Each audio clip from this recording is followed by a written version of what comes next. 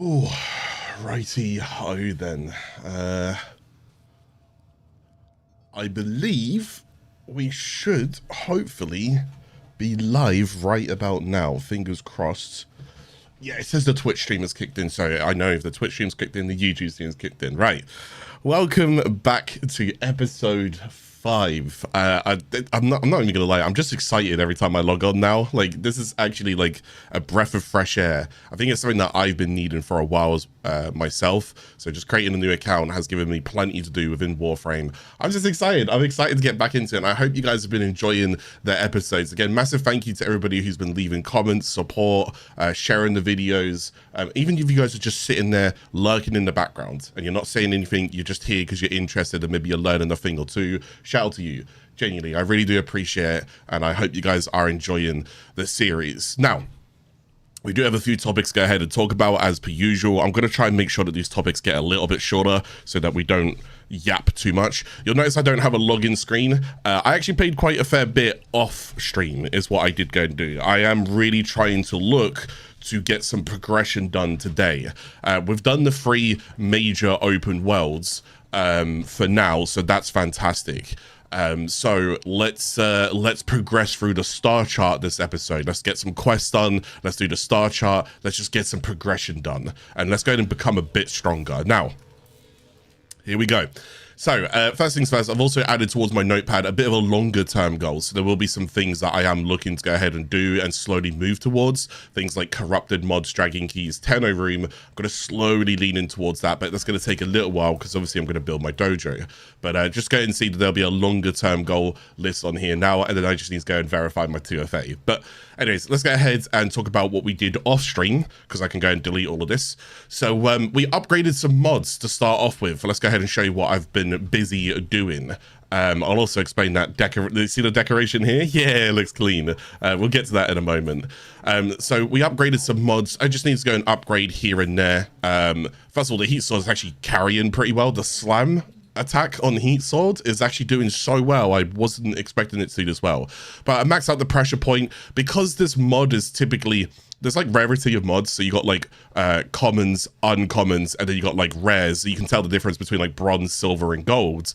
Because this is a common mod, it's actually quite easy to go ahead and max out, and it's just raw damage. Whereas something like this, that is a uncommon mod, takes a lot more endo and a lot more ranking to max out. So it just seems like melee actually in the early was pretty good to go ahead and start leading into. And since I'm running with Volt as well, it actually works out pretty well. I think Volt and Excalibur will do pretty well with the melees early. It's not to say that Mag won't, it's just that Volt's second ability helps melees, and Excalibur's passive also helps particular melees as well. So anyways, we maxed out some mods. We tried to go ahead and increase there, max this out a little bit as well, and then I haven't put anything on this actually. Well, there we go. Let's go ahead and chuck that on because I was trying to rank this up is what I was trying to go and do. So there we go. That's going to be a little bit stronger as well. We got the bolter on the go.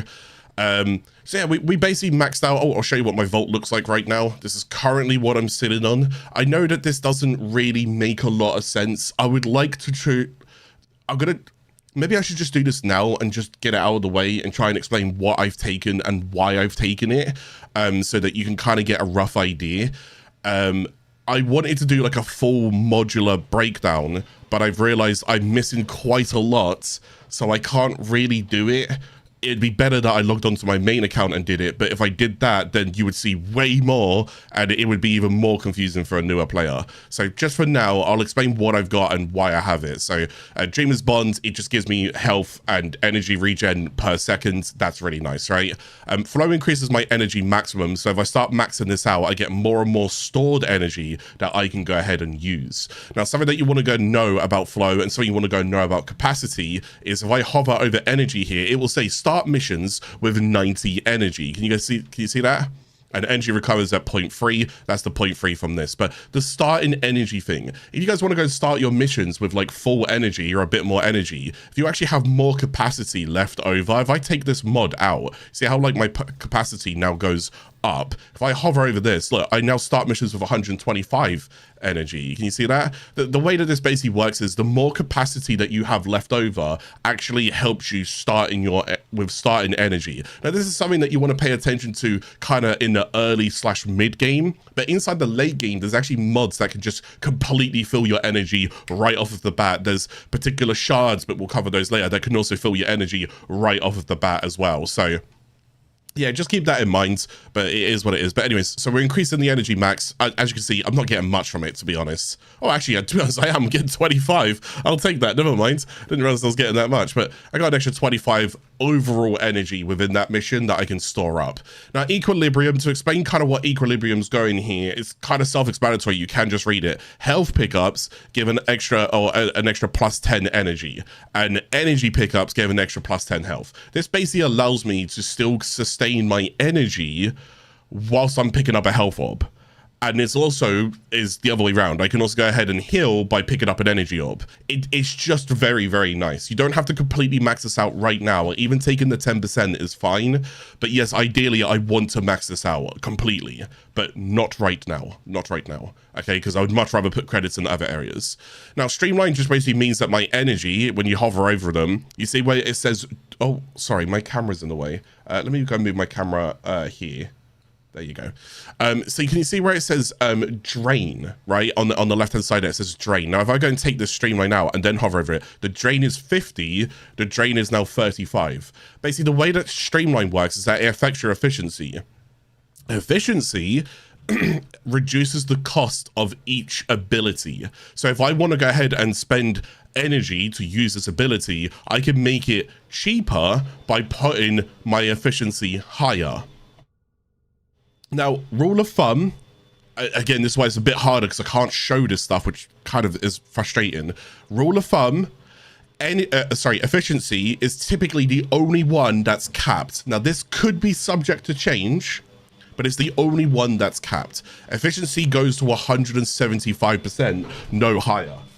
Sorry, there's a whole bunch of movement going on in the house today, so hopefully we're not picking up all of the noise on the mic. Yeah, so this goes up to 175%. It doesn't go any higher than that. So if you end up putting in more efficiency mods and you end up getting, like you add the mods together and it says like 190, you're not getting 190. It always caps at 175. Again, we will definitely come back to this as well because there's certain things go ahead and help you guys understand what's going on between drain and drain per second and how duration could affect drain per second. But again, I don't have it right now, so I apologize. There's nothing in here I have drain in either, so I just realized I physically can't teach it because I've got nothing that drains per second. Anyways, that's what efficiency is going on right now. Now, I've gone for some duration, and that's mostly because of my shields and my second ability. I actually like the duration here. I don't really need to ramp up the any kind of like extra damage going on. Now, I think if I throw this in, you see the extra damage at the bottom doesn't actually get increased by strength. So even if I put ability strength on this, I'm actually not making this any stronger. That's not how it works. In fact, if I want to go ahead and make it stronger, what I go ahead and do is I put down more shields and I shoot through them. So whenever you go and shoot through your shield, you're getting extra damage. But if you shoot through multiple shields, you get an extra damage. But you're also getting a 200% crit multiplier. But the crit multiplier don't stack. Okay, so I realize this is just here for Vault. I'm not going to spend too long on Vault because there are some people who started with Excalibur and there's some people who started with Mag. So obviously this information is irrelevant to you until later. But just going to let you know that isn't scaling there. But what is scaling there is the speed multiplier. And the reload speed should be scaling there. So you can see how those numbers have gone, I think it's green, so they've just like started increasing there. But anyways, it's only 5%. I don't want to rate this up. And again, remember, it's a gold mods. Gold mods are also going to cost more than what common mods are and so forth. So anyways, so I went with Streamline because again, we want to help our efficiency. And again here, so this way I shouldn't have that much, like I'm actually rarely having energy issues at the moment, which is kind of interesting. And then duration, so that the longer the ability lasts, the less often I have to cast a new ability of it. See what I'm saying? So I'm technically trying to help my overall energy by taking this kind of stuff. So from there onwards, Vitality. Vitality is just extra health. There's not much else to go and say there. This will go up to 100%, and then you'll basically double the amount of health that you go and get. So I'm 370, and so health is your last stands, okay? If your health reaches 0, you're basically out. Now, there are some Warframes that have certain passives, and there are some mechanics a little bit later that will change that, but for the most part, rule of thumb, you reach 0 health, you're dead. There is things like shield. I taught shield in episode 2 about shield gating, so shields would be nice to go ahead and bump up, but do go and keep in mind that sometimes there are some elements like toxin that bypasses shields and hits your health directly. So it's probably better that I go ahead and focus on health for now and then shields later. And then there's armor, and armor is just an overlay on top of your health. So in this case, certain Warframes come with different amount of armor, but it's basically damage reduction. So I've got 25.9% damage reduction to my health whenever an enemy hits me. So ultimately, though, I'll just go ahead and bump this up because it just saves me a little bit. Plus, there's also nightmare missions, and sometimes it removes my shields completely, and that's the reason why this got bumped up, because I tried to do a nightmare mission. And then finally, so this was ability duration down there, and I was also interested about this one, is that at the very bottom of it, some mods come with passives. So you see how that says 30 ability efficiency? That's fine. What you see is what you get. Monkey see, monkey do kind of thing, right? This one here, though, is 24% ability duration. At the bottom, 40% of the energy spent on abilities is converted to shields. This basically just means whenever I go ahead and use an ability, I'm essentially getting shields back. And like how I told you, if I have 1 shield and an enemy does 1 billion damage, I will still survive, so long as I've got that 1 shield, just 1. And then I get an immunity after that. So basically, if I go and see my shields go down, I'll probably just press the quickest animation that I have in here. So in this case, speed, because it doesn't, like, if you look at it, like when he casts it, there's no like typical animation. You just see him bolt and then off he goes. So as soon as my shields drop, I can just press 2 and I get a little bit of shield back, just in case they go ahead and try and like blitz me down again. So it's a way that I'm trying to protect myself without like, yeah. So although I could have leveled up continuity goes to 30% ability duration, but again, it's a gold mod. This is a bronze mod. And I was lucky to go ahead and get this from Plains of Eidolon. In case you're wondering where I got this from, it was from one of the bounties. Yes, there is someone who's saying that, but obviously bear with me because this is where it gets confusing for people, explaining about how it works in terms of how much energy you get back with the efficiency. But if you keep in mind, 40% of energy spent on abilities will basically just means the higher efficiency I go, the less shield I will get back because my ability costs less. So technically, where is it there? So 17.5 is how much that's costing. Whereas if I took that off, it would now cost 25. So 40% of 25 is higher than 40% of 17, because 17 is a lower number than 25, and 40% of that is going to be lower as well. So ideally, if you do get this and you want more shield back, yes, the idea is that you would actually be running with lower efficiency. But we're not min-maxing right now. This is just a new player's guide, so don't worry about that, okay? But just to let you understand how that works, we will get more into these way later because endgame builds can definitely utilize stuff like this. But anyways, just want to explain what I've got. And then finally, I've got Thiefswear. And again, I explained about this in the previous episode, I think it was. Thiefswear, I just want the loot radar. It allows me to go ahead and see where the loot is on the map. So between Thiefswear and my tax on the upgrade here for Vacuum, it's the only mod I've ranked up right now. It's just it's the only one I care about right now.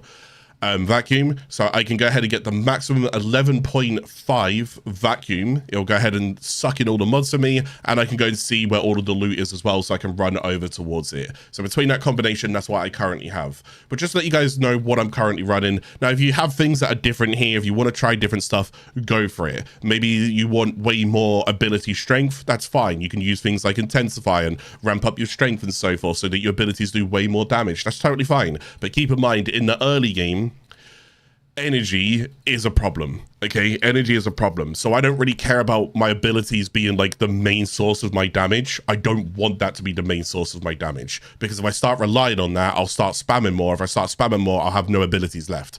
I am better off using speeds for like reload speed, attack speed, so forth, and I'm also better off using my shields for protection. So that's currently what I'm running, okay? That's currently what I'm running. Now, and then on the Bolter, I'm just leveling it up. I don't know if we actually, I'm trying to think, like, I don't know if we actually, no, I guess we claimed, oh no, we were claiming the Bolter last episode, but now I've claimed it. So I'm just slowly ranking it up. I ranked up the Bursting, so we're good to go. Now, what else did I do?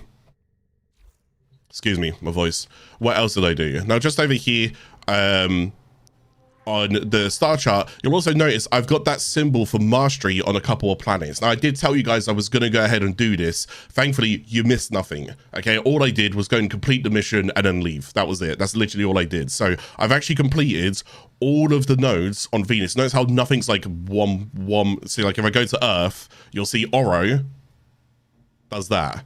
Now, I can't actually do this because I'm not MR5, which means I cannot finish Earth. But I did go ahead and finish Venus, and I did go and finish Mercury. And with that, when it came to completing a planet, not only, let's go move my webcam back over now. Not only can I now go ahead and put an extractor in here if I wanted to, and remember, we spoke about extractors last episode, I can go and put an extractor in here, but I also unlocked something called Nightmare. Okay, now Nightmare comes with completely different affixes and so forth. Sometimes you're not allowed shields. Sometimes you'll have draining health. In this case, death detonation. Anytime I kill an enemy, they're basically going to explode on death. So they're like different things that you can go and get from it. Now, you can go and do nightmare missions. Ideally, though, tier 3 nightmare missions, I think, are the better ones. I think also tier 2 isn't that bad as well. I think there's like a multi-shot mod you can get in there, and tier 3, you can get animal instincts.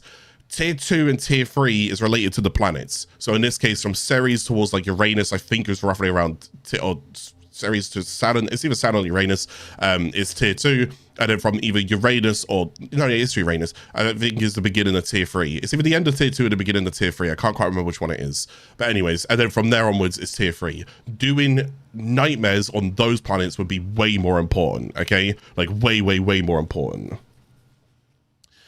Anyways, so from there, what we then went ahead and did, so we completed all the Venus nodes, we completed all the Mercury nodes, we then also leveled up into the Entrati stand-in, and I had this question the other episode where someone said, is it worth ranking up the factions? And I said yes, and I'm going to show you one thing that explains why I say yes, okay?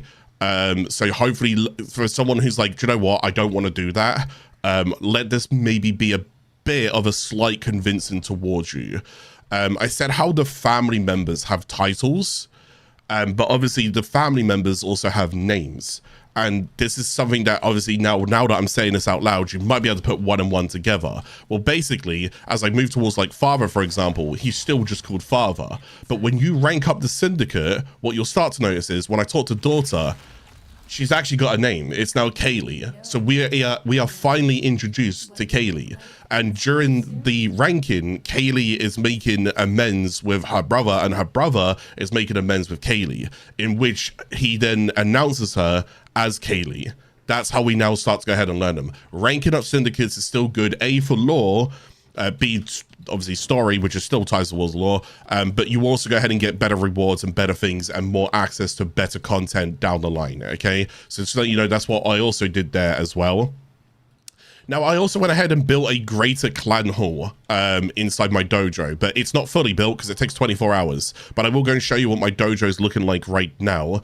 There's not much going on. So last episode, I quickly built a trading post. Well, I was trying to build a trading post. And then what I did is I decided to scrap it because I'm not looking to trade right now. So it didn't bother me, and I could trade at Marius Bazaar if I wanted to. I decided to go for this layout right now. So on this side, I now have the cross rooms. Now, I currently haven't put any materials in it, mostly because I don't have that former. I've got one, but I'm not spending it on this. That's just not happening, okay? But I've got the cross rooms there. Now, the cross rooms are going to be important because I am going to need reactors for energy. Again, we covered this last episode, so hopefully you remember the reactors. But over here, what I did do is, no, I've got this crafting, baby. I've got this crafting. 8 hours, 23 minutes, we will go and get the Greater Hall. Can you see like the platform on top? So if you're looking for it, it's called the Greater Hall. Why did I go with the Greater Hall? Because if I hold the map kind of like here so you guys can see it, it's got 5 extra doors. 5. Now, the doors on the sides, so there's 2 on the left, there's 2 on the right. There's like little bumps that kind of come out on the map. I don't know if you can just about see it on either sides.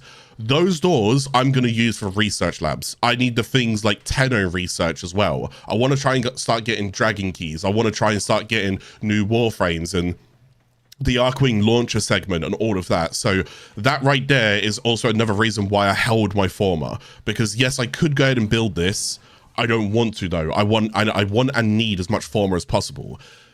So this also then leads into the next question. Well, where do you get former? How do you get former early? Now, we spoke about this, and yes, Warframe's not pay to win, but yes, if you had the money and you wanted to spend some, you could go ahead and just buy former. Don't get me wrong. I don't encourage you to do that. Okay. What you can go ahead and do for those people who are, you know, not purchasing anything right now is whenever you go ahead and do relics and whatnot, the idea is as you're queuing it up, you can just type up here and type former.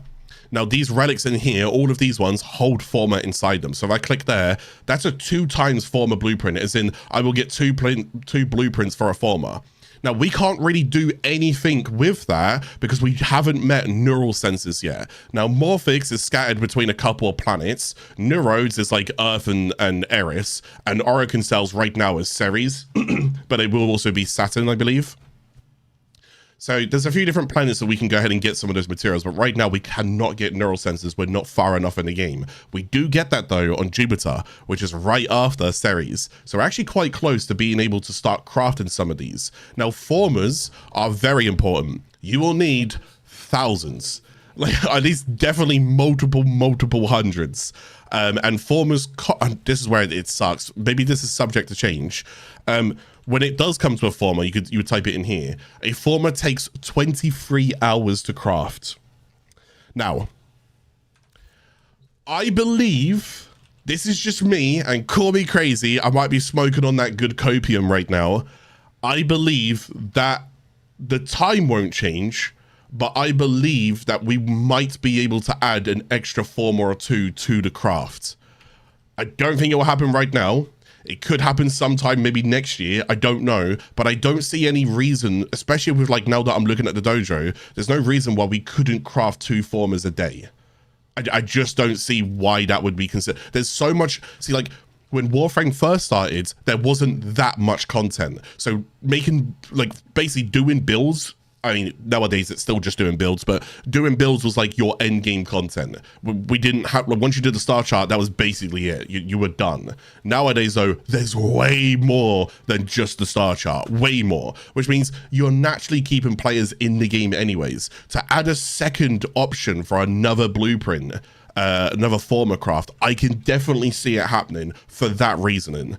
We've still got ages to play in the game. And if anything, by crafting 2 formers a day now, you're actually now definitely inspiring players to want to play more, because then they're going to be even more excited. Like, oh damn, I got 2 formers now, let's go, you know? I can put 1 former on my weapon, and I can put 1 former in the dojo, and then the next day I can put another former on my warframe, another former on my companion. You get the idea?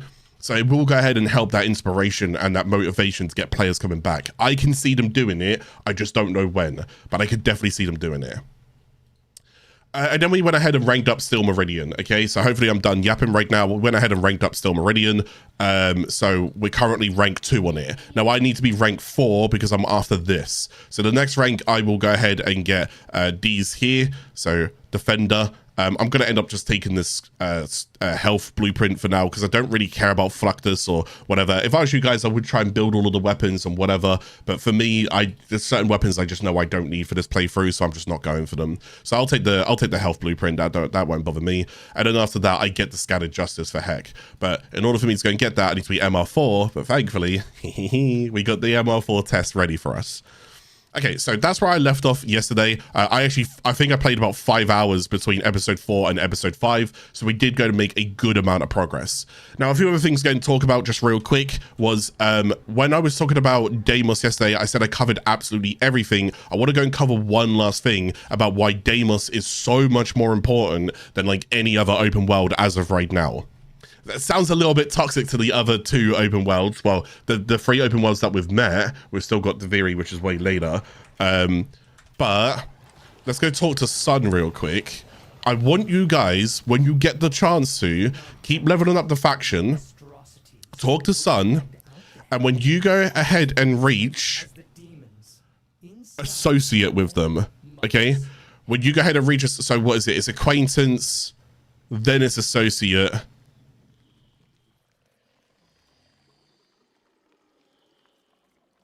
family, and I guess it's friend, and then maybe it's family, I think it is. But when you go and get associate, you get this thing here. This is called the Helminth segment. Now, I've spoken briefly about this before. Let me explain to you what this actually is. In Warframe, each Warframe has 4 abilities. Rule of thumb, each Warframe has 4 abilities, right? I'm going to show you. Each Warframe has 4 abilities. What if you enjoy your Warframe, but you was like, do you know what? I really don't like this ability. You might see where I'm going with this. I really don't like this ability, and I kind of wish I could have like a different ability instead of this one. Welcome to the Helminth. The Helminth will allow you to sacrifice a Warframe permanently. So you got to feed the Helminth. I have a guide on this if you want to look at it. And as you feed it to the Helminth, you can then get... It's a set amount of abilities. So in case you turn around and say, oh, can I get all of the abilities from a Warframe? No. Each Warframe has a certain ability that you can take from them. For example, if I was to go ahead and feed Volt to the Helminth, I would go ahead and get this ability. But that also means, so I could put this ability on Excalibur, right? Or I could put this ability on Mag. But also augments. I briefly touched about those as well. That includes augments as well. So there's quite a few augments that are also game changers on top of this. But this is really, really nice because I might not, like, I want to go fast and I might want to shield, but I don't want to use Discharge. I just don't need it right now. But what if I could go and get like extra damage that fits what I'm doing? What if I could go ahead and get Rhino? What if I could get Rhino's Roar ability? Now, we haven't quite covered that yet. But that is exactly what I'm doing. So what I want to go ahead and do is rank up and get the Helminth segment. Now listen to me when I say this. Listen to me absolutely crystal clear when I say this. The Helminth is costly. Costly. The earlier you get it and the earlier you kind of understand it, the better. But oh my god, it's costly. Even from someone who's got thousands of hours in the game, it's still costly. So I don't expect you to be able to just be like, right, I'm going to go ahead and get loads of new builds and loads of new things for free and loads of new abilities. That's not going to happen. All right. That is not going to happen. I've got a cyst growing on my neck. I can see it. I guess we'll cover that at some other point when that actually starts to like blossom. If you remember me talk about a cyst, it's like a little red dot on my neck right now. Space AIDS, as people call it. We will talk about that a little bit later, but we actually kind of need it to blossom. But until then, it's just slowly growing, okay? So anyways, go get the Helminth segment from Sun. Make sure that's a priority as well. Now, I was ranking up some weapons, and if you guys remember, you can always go to Warframe Wikipedia, and you guys can go ahead and type in up here, weapons. And when you go ahead and type this in, what you can go ahead and do is you go towards the foundry tree, and then down here you can see which weapons that you need to go and keep.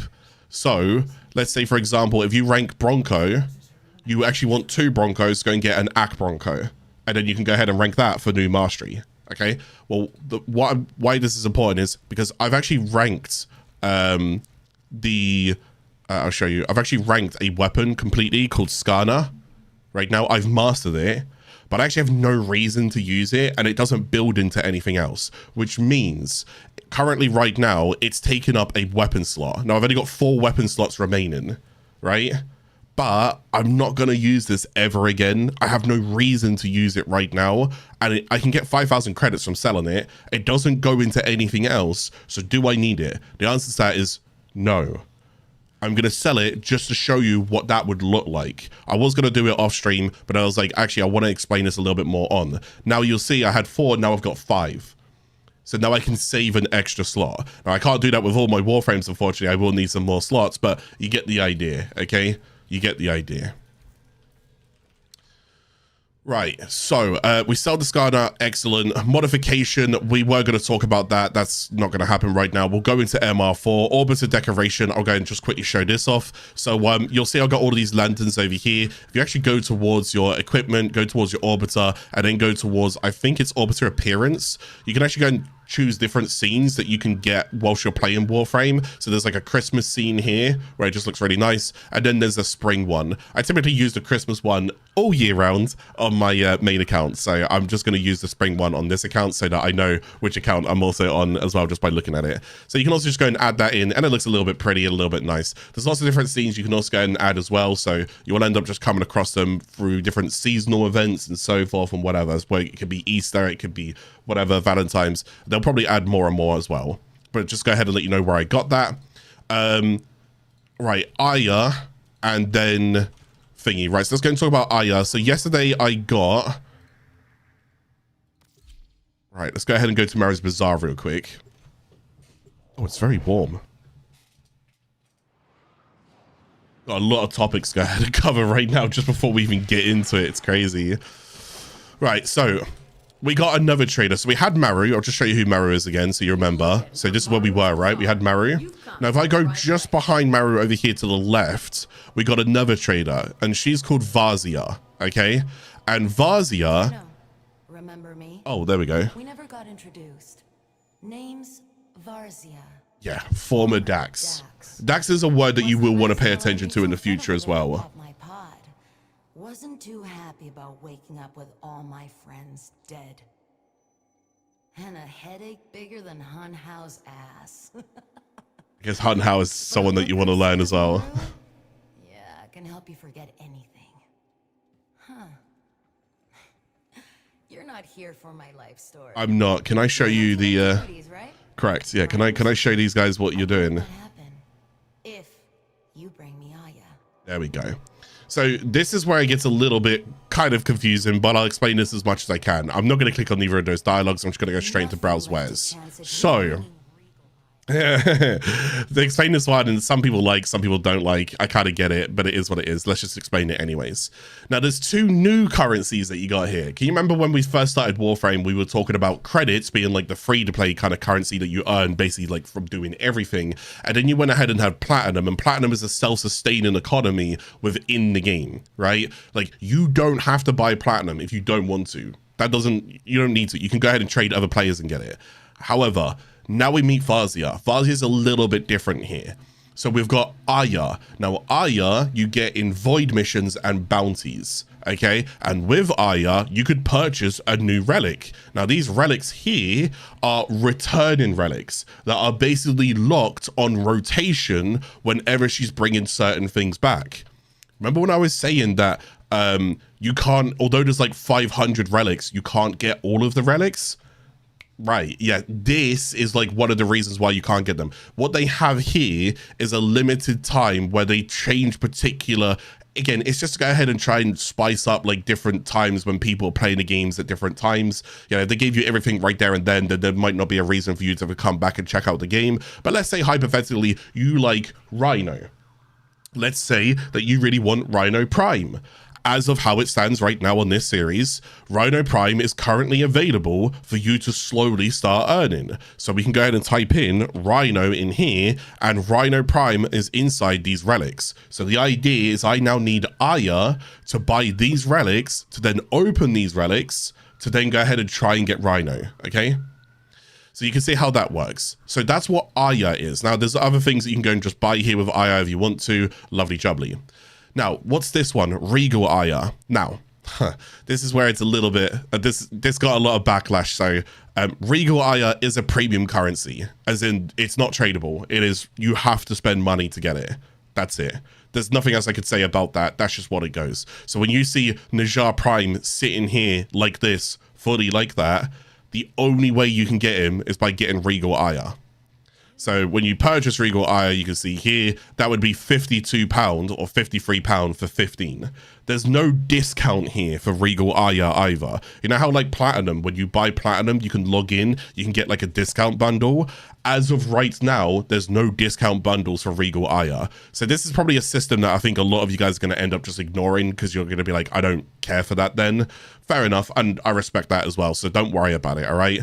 But this is going to be like prime packs that come back every so often. So the next offering begins in 8 days. It'll be Nova and Trinity Prime. Okay.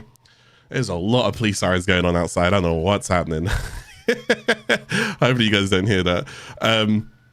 So this will be Nova and Trinity will be the next one. So if you like Nova, then Nova Prime will slowly rotate. Sometimes it could take a while for you to get a Warframe to rotate. I'm going to say this now because it's going to be sad news for anybody who likes Excalibur. Excalibur Prime does exist in Warframe. You cannot get Excalibur Prime. He is a founder's package, as in when Warframe was trying to actually establish itself and fundraise itself as a game, they promised the players who supported it at the time, depending on the package that you bought, supporter tier package, there were 3 things that you could get, and once you got them, they would lock it forever. As in, like, there was a contract kind of behind it as well. So the 3 things are Excalibur Prime. You cannot get Excalibur Prime. So if you are an Excalibur main, that makes you a little bit sad. I get that. I was an Excalibur main when I first started. I was really frustrated that I could never get Excalibur Prime. The second one is Leto Prime. You also cannot get that. It's just the pistol that you're going to start off with, this one here, but there is a Prime version. You can't get that. I got Affinity Blessing. I'll take it. Don't mind being in the relay whilst this is happening. And then the third Prime that you can't get is Skarner Prime. Okay, those are 3 primes that you will never be able to go and get because they're tied to the founders package. You got to respect it at the time. Actually, if anything, you've really got to respect it. DE have never gone back on themselves. It's been 11 years. So if you turn around and say, do you know what? Maybe it's been 11 years. It's been 11. The game would have to be absolutely rock bottom for them to maybe consider it, but the game's not anywhere near rock bottom, so it's been 11 years. They're not going back on it. You just will not get those primes, okay? This also means when like new Mastery ranks come out, some people can get it earlier than others, because in terms of like how much affinity you can generate, sometimes there'll be founders who will be 1 Mastery rank higher than everyone else. Again, a way to say thank you to those guys who supported the game when no one else was supporting the game. You kind of got to respect it, all right? It is what it is. Anyways, right, we're 30 minutes into it. Let's go ahead and start doing some stuff. So, Mastery rank. Now, there is something here that someone did go and ask me about, which is my movement. I will cover that in a moment, but for now, let's go ahead and do Mastery rank right now. I actually don't know what the test is, so again, I'm going to go and practice, all right? But I saw in last episode, somebody asked me, they said, I think it was when I was doing the spy section, they said that it's on one of my YouTube comments. They said, how's my movement so fluid? And I don't mind giving you some tips that I have. Oh, this is just a survive. Couldn't I just...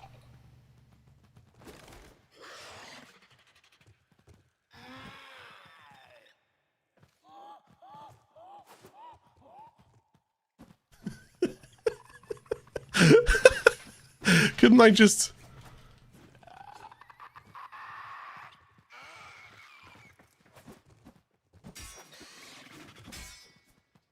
I mean, technically, if I just look this way and permanently block, I don't think they can actually kill me here, can they?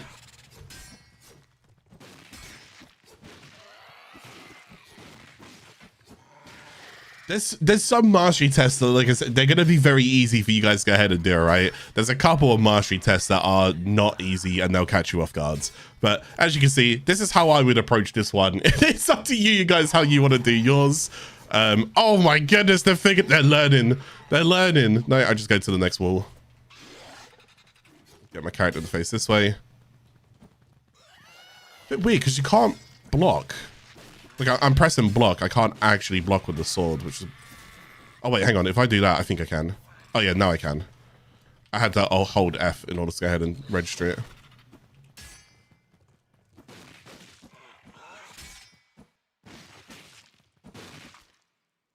I did it! Right, so that was the practice. So we're going to go ahead and do that. We're going to do that for real now, okay? But yeah, the fluidity, we'll definitely, I won't mind talking about this. I guess I can kind of talk about it during the next one, because I don't actually have to kill a single thing here. I can literally just kind of AFK it, so that's fine. But yeah, movement. First things first, your movement will get better the more that you play. Second thing, your movement will get better the more that you play the same tile set. So there's two, like naturally muscle memory will kick in. You'll learn how far you could jump. You'll learn how far you can go. The second thing that will kick in is you need to learn the tile sets. So when I know like I'll know where a wall ends and where I can jump when I'm like turning that corner, just because I've ran the same mission so many times on so many planets. So there will be things like that to go ahead and take on board, all right? But you will get better with movement, all right? I can show you like I don't know if I want to do it here or if I just do it somewhere else. I guess I could do it here because nothing's happening right now, right? So I'll try and give you some tips by all means. So a few things, like a few rule of thumbs to go ahead and remember is, so you can jump, you can double jump, you can bullet jump, double jump. Okay. From there, you can't do anything else. Now that's rule of thumb. Okay. Certain things might go ahead and change that, but right now nothing changes that. So just remember, like as soon as I double jump, I can no longer double jump. So I double jump, I can't bullet jump.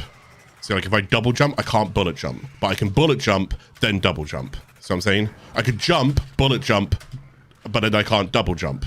So you get like you basically get like two lots of jumps that you could do between jump, bullet jump, and double jump. I know that sounds a bit weird, but anyways, so that's important to go ahead and know. From there, you can chain reactions. Now, what you will go and notice is I've got a very big habit for gliding right here. See how like sometimes I'm like blocking because it allows me to slow things down if I need to. So if I'm like, oh, I need to land on this wall, see that? So I can like jump up here and I'm like, or I'll jump over here and I'm like, oh, I need to land on that wall. Let me just tap. There you go. Now, the more that you hold glides, the more that you will run out. So if I hold it here, I'm gonna run out at some point. So this is why I tend to tap glides. And then like see what I'm kind of doing? So even if I go forwards, I can still bring myself backwards as well. So don't be afraid to do that kind of stuff. You can just test all your movement. Okay, well, we'll pass the mastery rank. We'll carry on with movement in a second. That was a really weird mastery rank test. Okay, excellent. Right, we're MR4. Yay. This is actually cool because it means I can get Heck, which is the shotgun that we're going for, okay? Yeah, very cool. Right, so let's go ahead and go down here.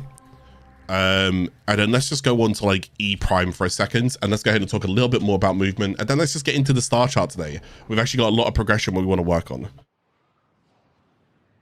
Yeah, I could imagine some places like mobile might be a bit harder to kind of get as fluid with, but it's okay.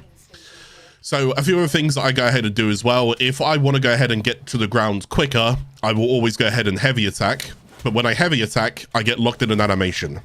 Well, if you roll, you can cancel that animation. So as I go down, I'll cancel that animation to keep myself nice and fluid. See that? Sometimes you will just go and get the slam, it's okay, but there you go. That is also going to help. Besides from that, like I said, it's mostly just learning where else to go ahead and go. You can reset your bullet jump if you go ahead and hit another surface. So if I do that, practice doing this a couple of times if you can. See how I can just infinitely bullet jump now because I'm resetting it by like pinging off a surface like that. So I'm pressing space there. So it's like control space. I'm just going to tell you the controls that I'm doing. Control space into the wall, space off of the wall, control space into the wall. So maybe I'll just do it against this because it's more of a flat surface. See that? Which means if I'm looking to go up elevators or whatever, if someone takes an elevator and they're like, haha, I'm trolling you, it's actually fine. I will find my way up there. I've got no problem with that as well, you know? So then it's just figuring out where you want to go ahead and go. But don't be afraid to like glide, slide, and all of this other stuff. And then sooner or later, I'll just move through this tile set as quick as I possibly can, or I'll just try and be as fluid as I can. Sooner or later, you'll figure out like what you're doing and where you're going. See how like I'm tapping right click there to like slow myself down and try and like line myself up. So just coming around the walls, just looking at my surroundings. I'm going back on myself. I need to go forwards, not back on myself. I'm not going to get a waypoint when I do this, but it's okay. Oh, I don't actually know the right way because I'm not going to get a waypoint. Oh, wait, it's this way. Yeah, I got it. Okay, cool. So we'll just go this way. And then, like I said, just you'll learn tile sets. Like I know there's like a big like gap here, you know? I know that it can go this way over here. Well, okay, sorry. Sometimes the tile set will open up. You can go that way. I know I can go down there. I know I can go down there. Like, I just know this tile set, basically. I know that sometimes there's particular things inside here, but I guess you'll know that a bit later, right? And then, like, this is a dead end, whatever. Actually, I just want to see. Yeah, no, it's a dead end, whatever. But anyways, my point is you'll get more familiar with movement the more that you go and practice and so forth. You'll just go ahead and get yourself around. But yeah, there's not much else I can really teach there. It's muscle memory, and it's just years upon years of playing. Oh, that's an accident. It's like even there where I could go ahead and... Oh, I was going to say, even there where I could go and fall to my death. Although I did fall to my death. Even there where I could go and fall to my death, I can try and save myself by, like, resetting. Oh, this is just weird, because I'm going to try and...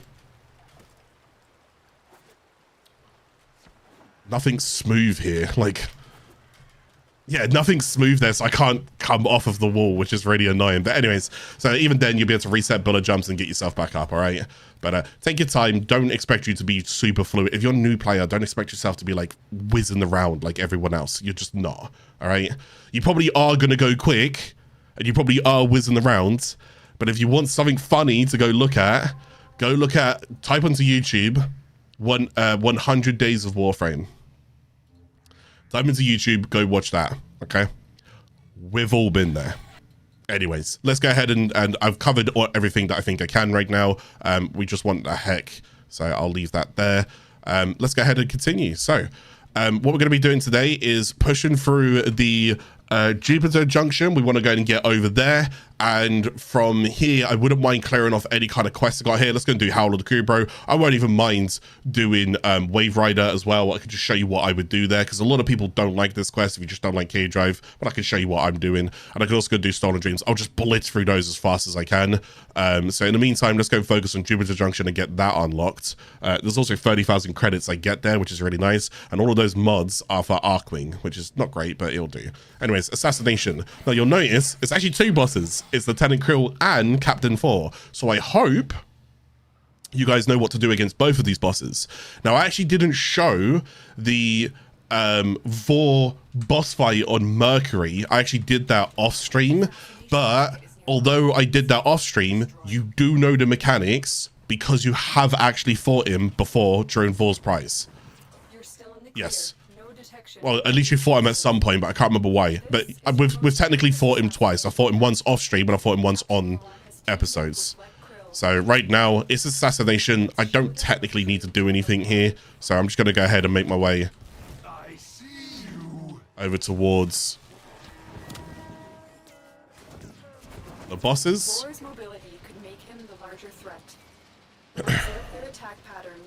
Yeah, so when it comes towards Vor, what you want to be doing is you're just going to go ahead and shoot him, nuke him down. I would recommend getting rid of Vor just kind of as often as you can, or as early as you can. Like, two guys just fell to the death there. But yeah, get rid of Vor. He has like two kind of gating phases. So you want to go ahead, so it'll basically like take 3 rotations to kill him because he's got 2 gating phases. And then Kril, you guys saw how to take on Kril. I showed you about the back. Let's go ahead and shoot. So we skip that, and then we use the shield to our advantage. Oh my god, I had my passive build to 1,000, and then he just TP'd. Always making sure I can keep moving with Volt. Right, so that's one. So whenever he goes down, he summons ads. So now what we're going to go and do is just clear some of these ads. And then we go ahead and shoot Vor again. And then as you have stronger weapons, you'll deal with them a lot quicker. You're going to always roll into that fire wave whenever you see it. Always roll into it. It's actually quicker me killing with the weapon here. Alright, so he's down again. And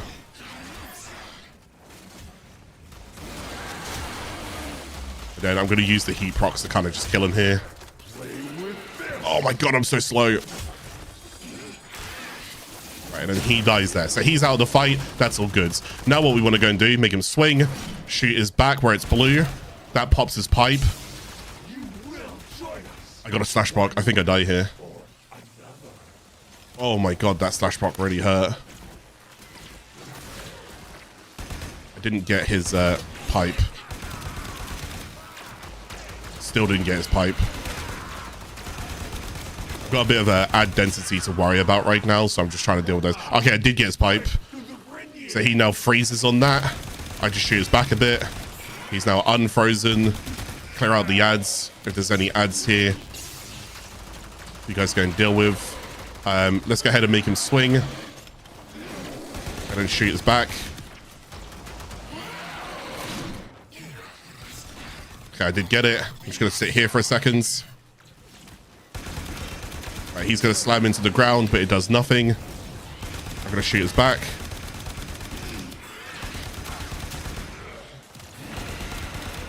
Getting rid of these ads right now. Okay, he's angry. I'm angry. Who could be angriest? Now I'm just going to go melee him to death because my melee is my strongest weapon right now. And then that's him done. And then that's basically the fight right there, okay? Now, if you are after a brand new Warframe, you can get one of the better Warframes right now. He is... In the past, he was okay. Where he stands right now is very, very good. Where he could be in the future, I don't know. But right now, his name is called Frost. And oh my god. Oh my god. That frame is disgusting right now. I'm looking for... There it is. I'm looking for a console because they just locked me out. Just gonna put that there so they can't shoot me. Whilst I hack.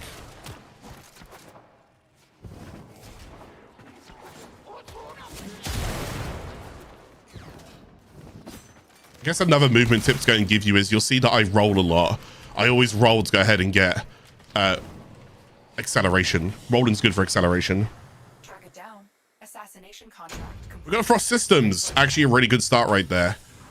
Normally it's the systems and the newer optics that are normally the rarer pieces. So whenever I go and see systems and newer optics, I'm pretty happy about that.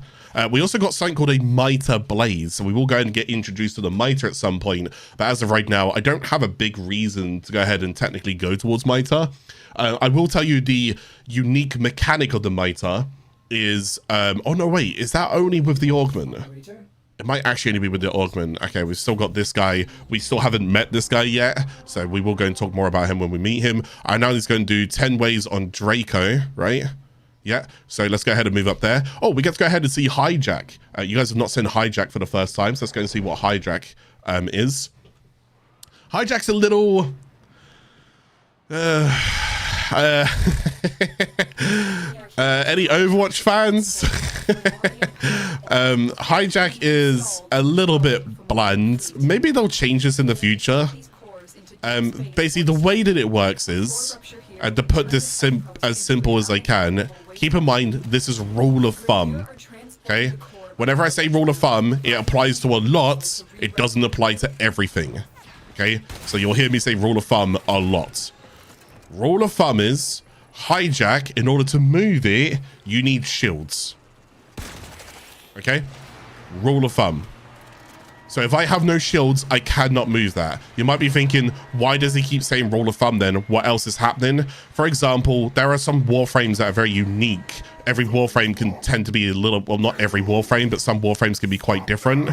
There are Warframes that don't have shields. So how does that work? Can they move it?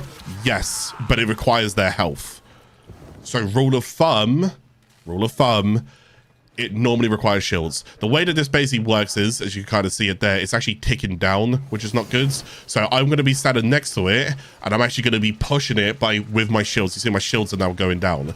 So normally, whenever it comes to these missions, any Warframe or any ability that can help recharge your shields and give you more shields is actually some of the better Warframes to kind of take. Okay? Rule of thumb. Rule of thumb. I'm trying to not spoil as much as I can.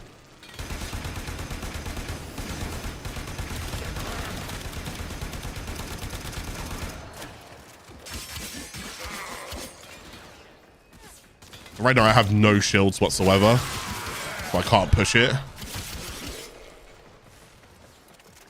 We gotta keep an eye on the health of the thing as well.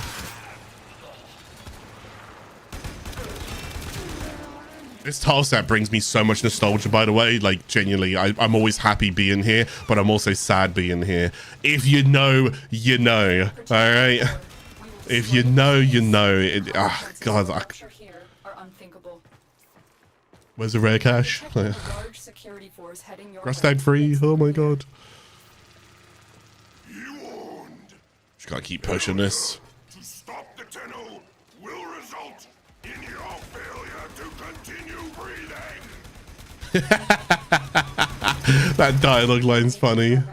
Stay sharp, Tenno. Gonna move away from it because I have no shields right now. So typically there's a shield mod that you can go ahead and get, which is called redirection.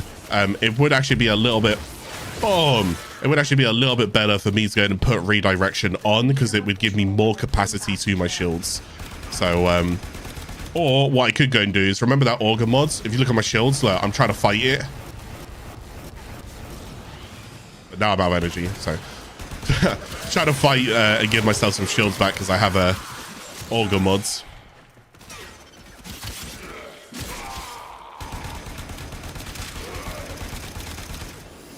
Bolter does so little damage in comparison to my melee. And I thought Dex Nakada was going to end up carrying. I'm not going to lie to you. The heat swords, look at these heat procs, man. Heat swords doing work. Right, we got through the second door. I'll be level careful because there is a chance that I could actually fail this. As I'm taking damage as well, it's just slowing the mission down because I have no shields. Oh yeah, also, it goes backwards. I forgot about that. So if you end up moving away from it, it will just go backwards. Which, as you could imagine, doesn't help. Tram is retreating. Oh my god, the regen of this is so bad. And these guys shooting me is not helping.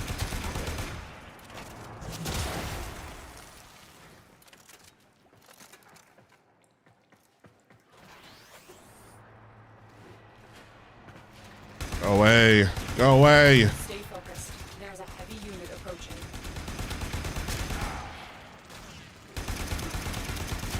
Protect the core from enemy. I only had a knocking Aegis right now. What mod is that? You are making solid progress. Sawtooth clip? I don't care.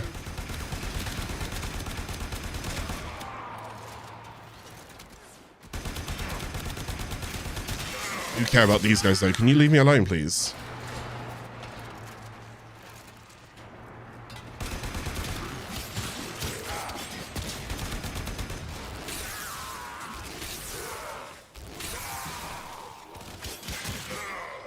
Oh my goodness. Grenier have regained control of the tram.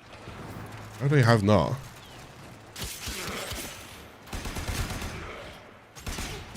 It's just making it harder because I can't get my shield to regen because I'm constantly being hit. There's actually a strong chance I fail this. I'm not even joking. My words. Definitely a strong chance I fail this.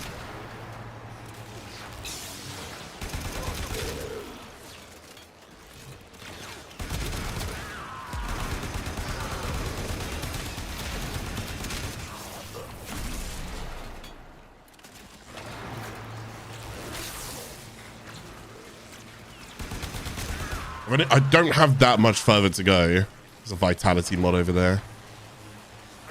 I'm gonna try and use Bolt shield to protect myself right now for my shields.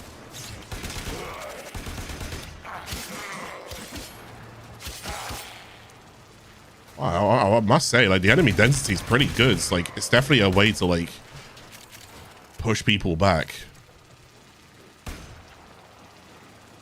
Okay, it's calmed down just a little bit. Stay focused. There's a heavy unit approaching. 2,000 left on this right now.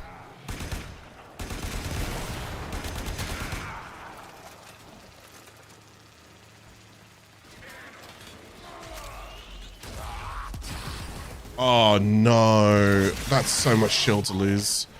The situation is desperate. If that Yeah, you're not wrong, you're not wrong. wipe out you and I'm gonna have to bring redirection.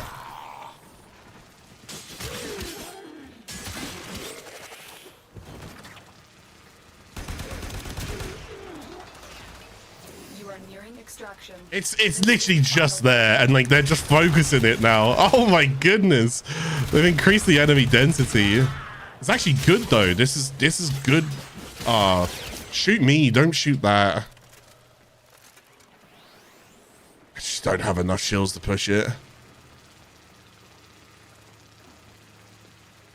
Watch yourself. Grineer are on the way.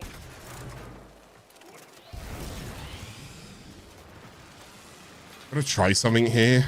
So when I hit no shields, I'm gonna try and just press this to get more shields. So Nox needs to get rid of him. And then press that again to get more shields.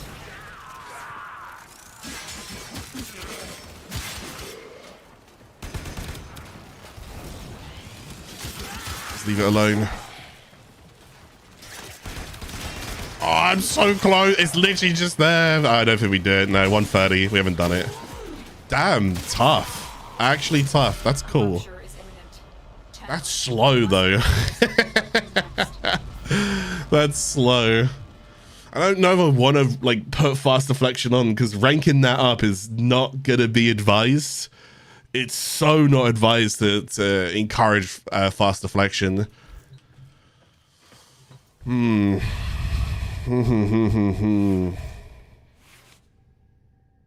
if we've got any other Argon mods that, because I won't mind ranking Argon mods to try and help conversion, but no, I do have a redirection though. I'm probably better off just putting a couple of ranks in redirection. Problem is, I'm going to be a little bit tight for credits and stuff right now.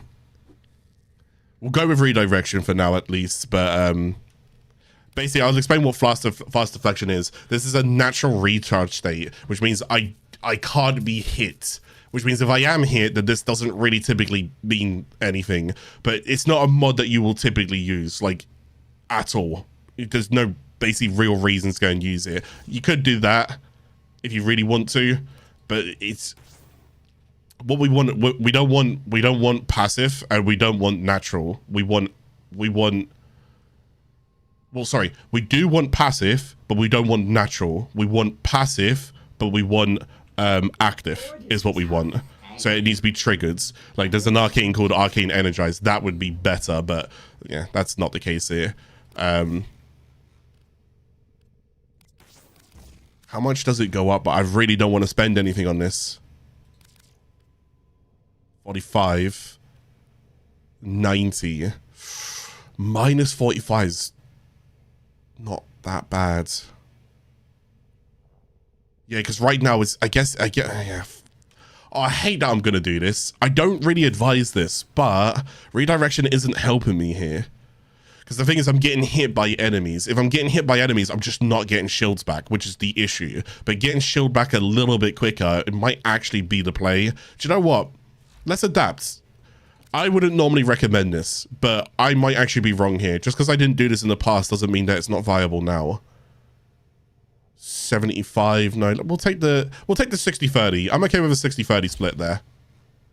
I'm good with that. So basically, whenever your shields break, there's a delay before it starts to like kick in. Now that delay is going to be 30% essentially quicker for us. So it's gonna end up kicking in a bit quicker. Then how much shield you get back over time is going to be increased by 60%. So that speed up is going to ramp up a bit faster. So it's like half and a bit, basically. It's like half and a bit. Would Rhino's iron skin be used for pushing the target? No. No, it would not. I guess the good thing about Rhino's iron skin is... Okay, sorry, let me explain this, because Rhino's iron skin itself doesn't push the target, right? And it won't help by pushing the target, but what Rhino's iron skin will do is protect your shields, because Rhino's iron skin Rhino's iron skin is a new layer of protection. So because your shields are now not being hit by enemies, because enemies are hitting the new ferrite armor on you, you're technically protecting your shields. So the iron skin itself is not pushing the hijack. You're not wrong by asking this question, because I actually think it's a good question. The iron skin is not pushing the railjack, but it is protecting your shield whenever an enemy's hitting you. It gives you a new layer of protection, basically. So it's not actually a bad idea. Yes, if you have Rhino here, you could actually go ahead and use Rhino, basically. But again, keep in mind, it's more for like, Then you can destroy it's more for like dealing with the ads, not for dealing with this. My problem is that I'm getting hit by ads as well, you know? Where's the core? Excellent. We now have control of the tram. Its drive systems have been overridden, and it will now drop power from your shields. Notice how I just went really quiet because I'm starting to focus. Like, no, you got me focusing, game. I can't remember the last time I did a hijack mission either. Like, no joke.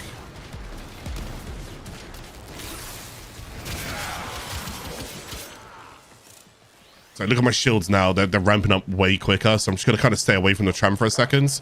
Now we're going to push to the tram. You don't want to continuously sit underneath the tram at all points, because that delay will then only proc a little bit. You're better off recharging just a little bit before you get under it. I can tell already we are going to pass this one, because where we are now in comparison to last mission is way better. So we are going to pass it. Just going to hold for a second. I'm going to try and get as much of that back as I can. Yeah, do you know what? Okay, I think my pride got the best of me earlier, so I will apologize. I generally think that my pride got the best of me in fast deflection. It's not something that I would encourage, because there's not many places that it will help. But you know what? I was wrong. I think on Railjack, yes. Railjack.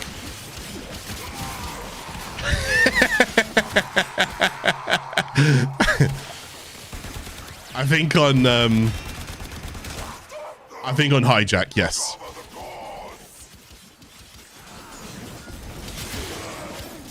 Yeah, I think my pride got the best of me there. I was like, nope, I failed, but this is how I did it in the past, so this must be how I do it now. Actually, no, that's not true.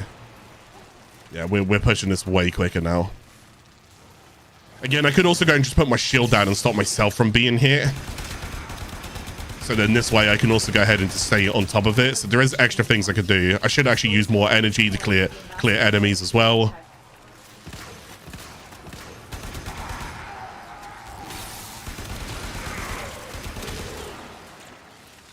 Stay focused. There's a heavy unit approaching.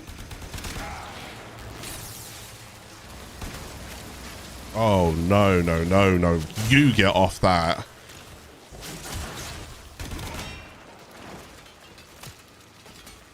You can just see how much better this one is.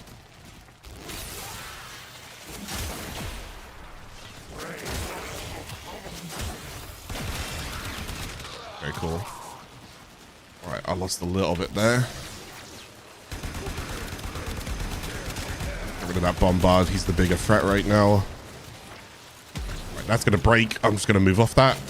Kill a couple more enemies.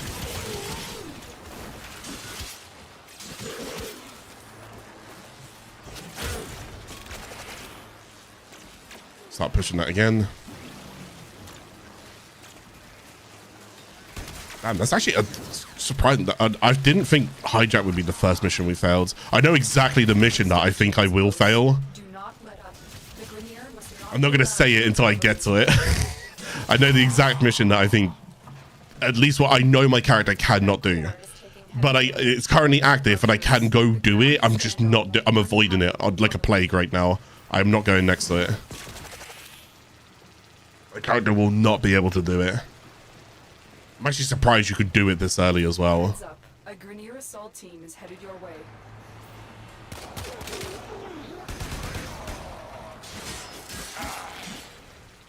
Okay, this is way better.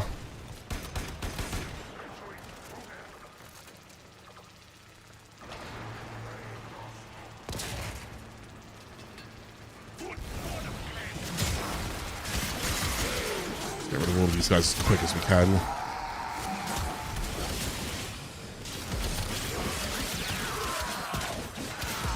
Kind of annoying that melee's my strongest thing right now, but because I have to keep leaving the tram to kill these quicker. If I just shoot them, I'm not killing them quick enough.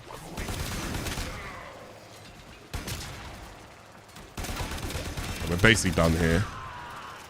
Okay, yeah, fast deflection, huh? Damn, we've only 2,000 left over as well, so even then that was still rather tough. Again, if you do this in the group, believe me, it'll be a lot easier. So if you do struggle doing this, just go into a squad until you can get your build sorted out.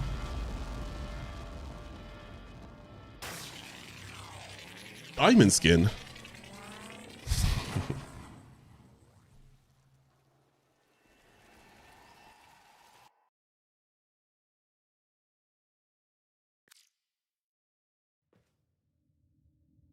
Rightio then. Okay, so we've done that. We need to go move towards Draco. Up next is a Sabotage.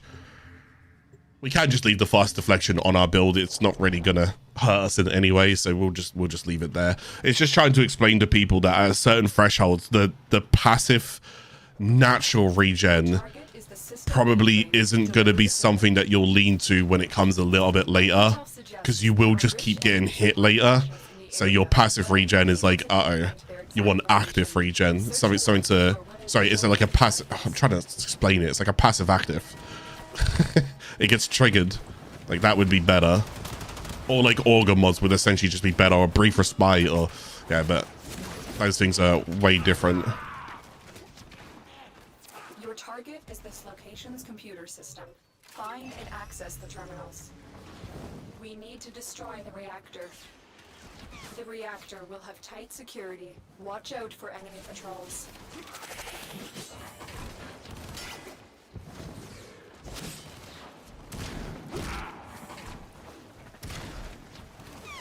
That's the reactor. Expose its core. You can just straight heavy slam here. Just do this. Oh, sorry. I guess do this. There we go. And then you should just be fine.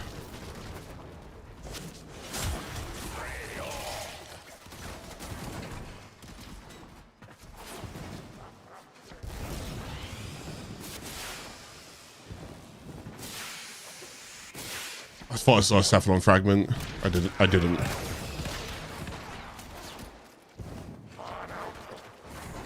You definitely feel the enemy's getting stronger now. At this point, it's advised to go ahead and try and get as much ender, as much credits as you can, and start ranking up your mods. Is it worth exploring maps in Warframe for extra stuff? Yeah, we've had this question a few times, and I don't think there's any right or wrong. I would say as a new player, explore. Yes, go for it. I think you'll slowly start to learn that exploring may not be worth the time for what you're currently doing. Also, particular tile sets. So like, let's just say you go do like a defense mission.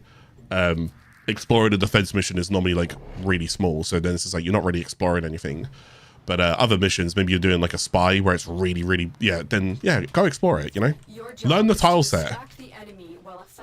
Whatever you're doing, you're essentially learning from, right? And if you continue playing the game, you're going to end up developing muscle memory for what you're looking at. It's like understanding everything, what's around me right now, you know? Trying to choke you out. Hold on. I'm sending auxiliary life support.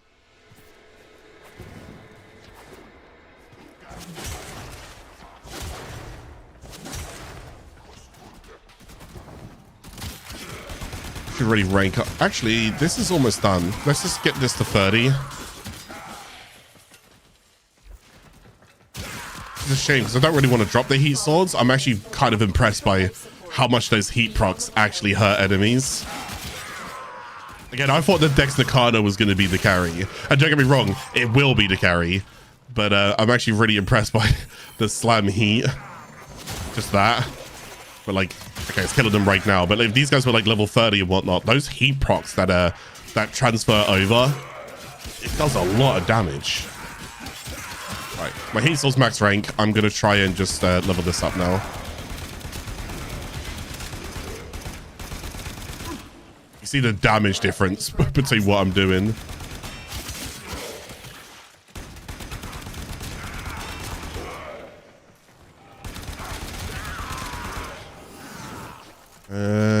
You know what? Let's just sit in this room.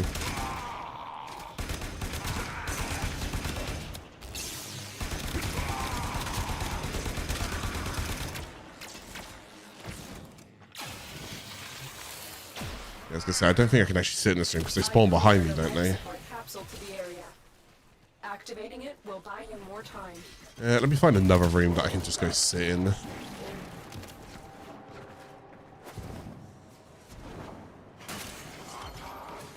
Oh, there's a frame fighter fragment over there. Not that I should really care for these. It's a waste of a scan, but I'm just getting them anyways. Like muscle memory. Oh no, wait, there's a here. Perfect. So I could just kind of like hole up in here now and just chill. I'd recommend if you're ever going to go ahead and find a place to go ahead and like relax and whatnot whenever you go and do survival, please make sure that you have a canister relatively nearby, just in case. Whenever you go and kill enemies, there's a chance that they drop life support like that. And whenever I go and collect it, it gives me a little bit of life support back. It gives me like 5%, give or take. Whoop. Put this here. So you see how I can just like funnel them into this door, and I've got a shield to protect me. But yeah, those life support canisters over there, I think they give like 30%. Is it 30? I think it's 30, right? I'm just going to funnel myself in here because it's just be pure protection. I do go ahead and zap that. If they walk through it, they'll just take more damage. Oh, he'll take no damage, apparently. Hello? It was like, sod your damage. Hello? Wait, isn't it you press 1 on shields and it does damage to the shields? And if they walk through it, they take damage, no? Am I thinking of something different? Did they change that?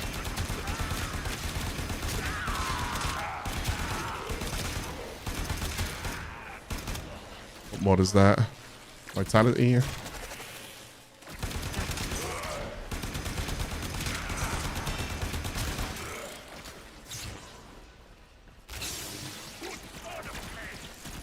If I could voice over any chosen Warframe, who would it be?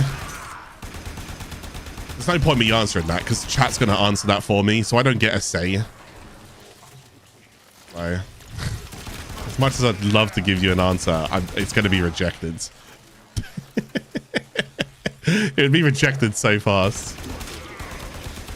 I don't have any freedom here to answer that question. Chat just bully me.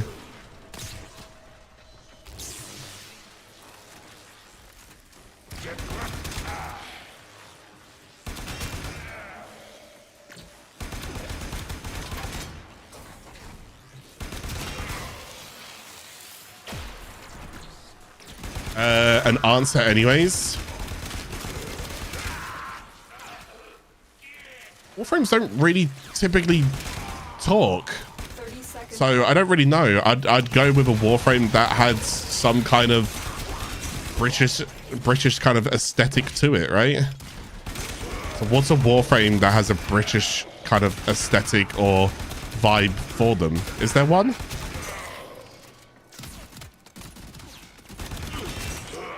Limbo, just because he has a top hat. Sure, Limbo then. There you go. I'd voice Limbo. Right, we can leave now. We did the 5 minutes. Oh no, I need to do 10 minutes here. Oh. No, I need to do 10 minutes here for the junction.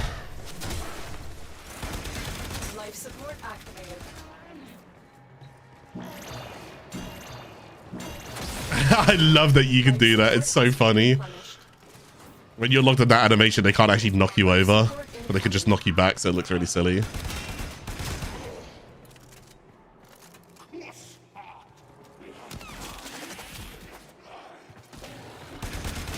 If you cast 1 on your shield and they get too close, they'll go and take damage from it, which is weird because they weren't taking damage earlier, but...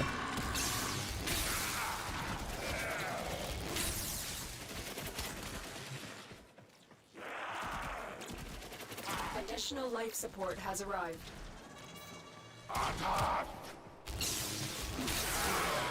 Damn it.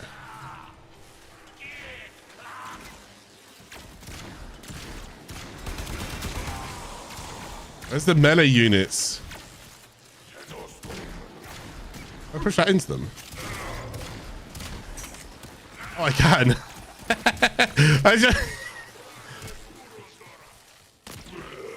This bullying.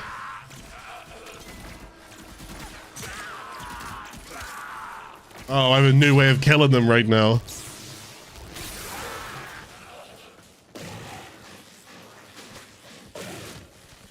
Doesn't seem to work on the dogs. Wait, did I not zap the shields?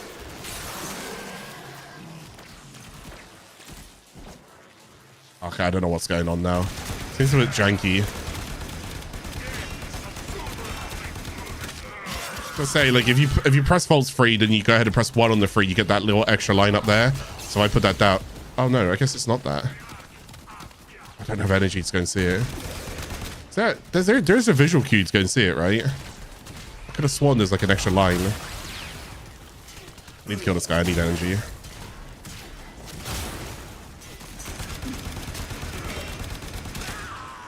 I've delivered another life support capsule. I need to stop killing my melee. I don't need XP on it. Critical life support levels. Extraction is your best option. Life support has been replenished.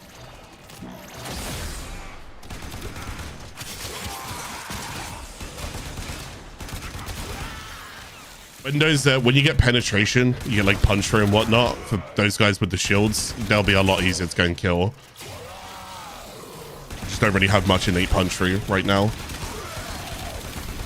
I can't really deal with them.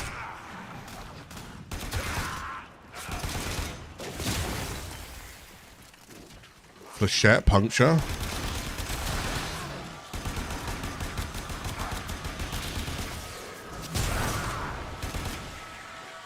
These guys are actually some of the newest Eximus units in the game. They're quite strong if you get caught in that beam.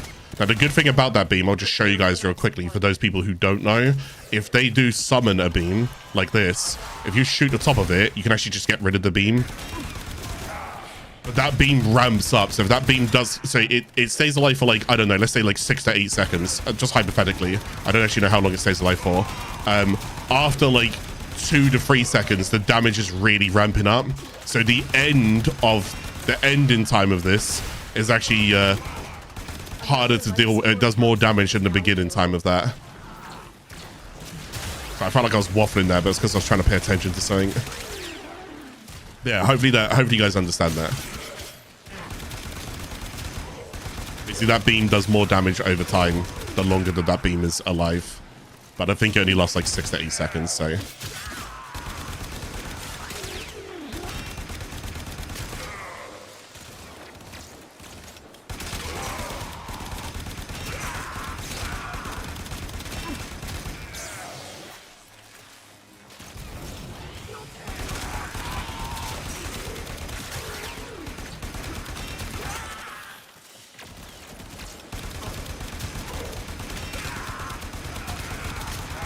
Right, 10 seconds and we can leave. And then we can go do the Jupiter Junction, which means we have Jupiter unlocked. And I love showcasing Jupiter. Jupiter's a really, really fun area to show off. The gas city. And we can also go and get neural sensors, which means if I do start, and when I do start cracking open relics, I can go ahead and actually start crafting formers, which is really, really good. So I definitely need to start getting neural sensors. Are we an hour in? Yes, we are an hour in. So if you guys don't mind me taking this opportunity to say, if you guys are watching here live on YouTube as well, please go ahead and like the video. If you guys are here on Twitch, do go check out the series. This is mostly a YouTube series that we're trying to help newer players get into the game. So if you think at any point I'm doing a good job, if you think I'm giving good advice, you like being here, you're enjoying all of this, please go like the videos. I'm not asking for much. It just helps me as well. And that will help other people join the videos, then have a little look and see that there is some gravitation towards them so they can learn here as well. But we are currently on episode 5, which is really good. And we're going to keep going. So Jupiter Junction, let's go ahead and get this done. It's going to be great. If you had 1 or 2 slots to spend on just passive defense mods, what mods would you use? What, now, early game or late game? Base steel path, nothing crazy, high end. If I had 1 or 2 defense mods, rolling guard and prime sure-footed. I wouldn't put anything else at that point. Adaptation always falls off. I mean, adaptation can be fine if it's base steel path. Adaptation is fine, base steel path. Adaptation, prime sure-footed if it's base steel path. If I'm looking to scale just a little bit, rolling guards, prime sure-footed. Neither of those are going to help any new players though, right now. So If you was a new player, I wouldn't take any of that into account. Right, let's go ahead and get some heat procs on her.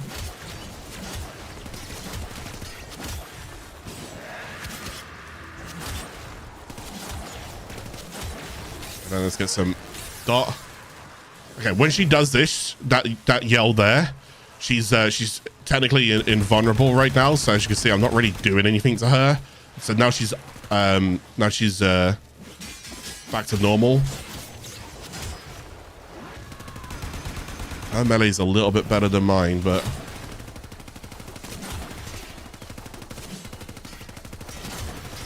I'm just using the heat procs right now to dot. If I can, I'll also try and get dot on that. So I've got 2 lots of dot going on right now. Just staying away from her. Like I said, if I take her on in a pure melee fight, I actually think she wins that. But if I take her on a dot fight, I win it. So I just know the difference there. So I'm like, okay, I'm just going to stay a little bit back. So that was Valkyr. Yes, that is another Warframe that you can go and get. Valkyr is all about... I should actually be saying this whenever we go and take on Junction bosses or Junction Warframes. I should really tell you guys more about the Warframe. I'm sorry. It's just dawned on me that I really should be doing that. So, yeah, Valkyr. Valkyr is all about melee. She's got invulnerability, attack speeds. She's all about just getting in the face. She's ruthless. If there's any word I could use for her, she's ruthless. That's the whole point about her. But if you like your melee, that's her. She's kind of like, to put it in like a reference that I think a few people understand, she's kind of like Wolverine, but the female version of basically what a Wolverine is. Okay, if you like that, then she's your gal. All right. Anyways, we have done the Jupiter Junction. So we're getting there. We are getting there. We got Jupiter, Europa. We still got Void to go and check out. Saturn, Uranus, Neptune, Pluto, Eris, Sedna. And again, it doesn't stop there by all means, but just going to let you guys know that you still want to keep progressing through all of this. So let's try and make a bit more of a dent of Remodded there. Oh my god, look at that invasion. What in the world? That is information overload. Oh, there's a Vandal blueprint. Snipetron Vandal blueprint. Yeah, so this is where you can start getting like different stuff here. I don't mind talking a little bit more about another invasion here, so I'm going to go and just show you what this invasion looks like. We spoke about invasions in one of the previous episodes, but I'm just going to do it again ever so slightly to show you that this is what a normal typical invasion will go ahead and look like right here. Again, I don't have any reasons to go do it. If you do want to go do it, but you have to side with one of them, and you need to do 3 missions for them. So this first mission is Exterminate. And then the next mission will be something different. The next mission is something different. But then if I do all 3 missions with these guys, I will get a Snipetron Vandal blueprint, as you can see there. Then I just need the barrel, receiver, and the stock. On the left-hand side, I get a Shiva heatsink. A Shiva is like a heat dagger, if you will. I think it's actually heat. I'm pretty certain it is. But yeah, Shiva, I believe, is a heat dagger. And then this is just a charge sniper, if you will. So you have to like charge it before you kind of shoot it. But yeah, I don't want either of those. So we're just kind of talking a little bit more about invasions there and so forth. So these enemies are level 15 to 17. Now we are getting to like level 20 enemies. This will be a little bit tougher, but let's go look. Oh, I'm excited. Let's go look at Jupiter Gas City. Now this was one of my favorite updates that they reworked. If you said to me, hey Clarke, what was one of your favorite updates? I would say Jovian Concord. 2019, early 2019 was it? Might have been early 2019 or it was 2018. It was either one or the other. There is a prisoner here. Yeah, fantastic update. Arguably one of the best updates at the time as well. It was like a monumental milestone for what was going on. So basically, they just reworked how all of this looks. And as you can see, it's already starting off phenomenal. Do you know what I mean? It's already looking amazing. But what's actually even more amazing for Jovian Concord, I mean, we got a really good Warframe. We got progression on the story.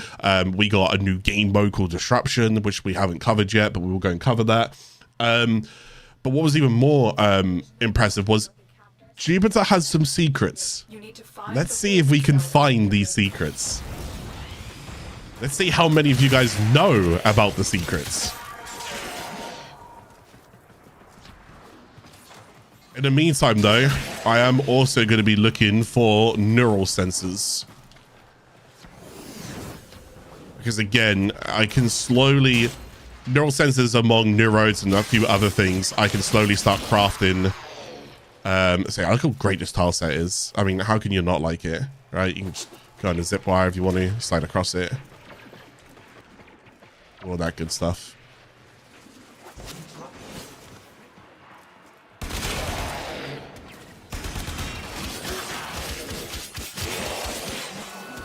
Not that there's a secret here, but there is something that you can do here with this. I just got to figure out where it actually is. But there's a fair bit more like interactables than your average map. There it is. Than your average map. Oh no, wait, was this disabled? That's not what I think it is. There's a heavy unit approaching. Oh, hang on. So I should. There you go. And then you can charge this like beam here, and any enemies that funnel through it will basically just get obliterated as well. So there's something like, oh, like that. Oh. Well, not so much obliterated, but there you go. But that's like a kind of cool little gimmick thing that you can go and do where you disable the security and head on in there. There is others. Oh, is it time? Hang on, let me get up here. Here we go. This is the guy that I can finally mention. His name is Stalker, okay? Please don't kill me. I'm more worried about the extra ads of this fight. I'm gonna just try and have to burn him down as quick as I can.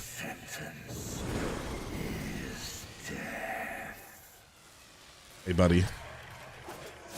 Okay. Get the heat procs on him.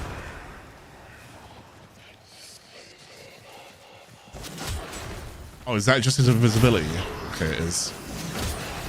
Oh my god, he used hate. Oh my god, that slash proc. No! Oh my god, hate does so much damage. I don't want to get hit by hate. He has very good weapons, especially his melee. There he is there.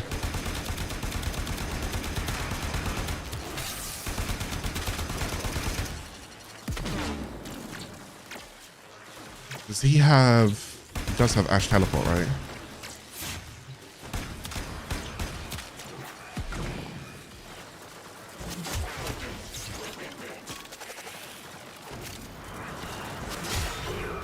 I just don't want to get hit by hate, because I genuinely think it will kill me. I'm not shooting that. Oh! Oh! Oh! I didn't know that.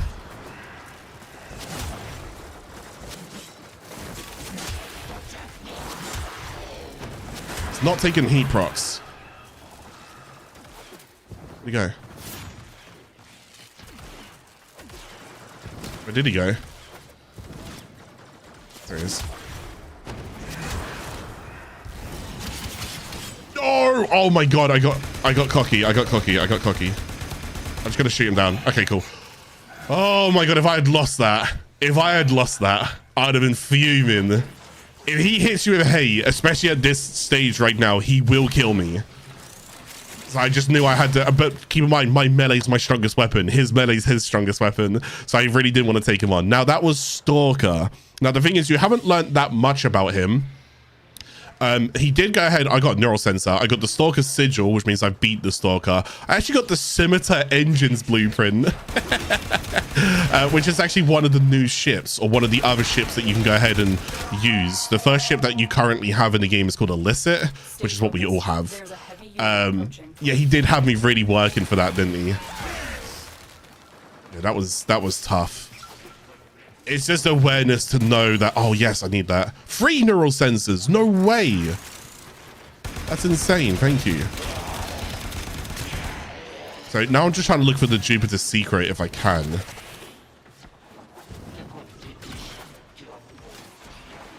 Oh, there is something here. So you go here, then you go out, and then you come round. Okay, so these things here. You remember how I was saying, like, in Ceres, there was, like...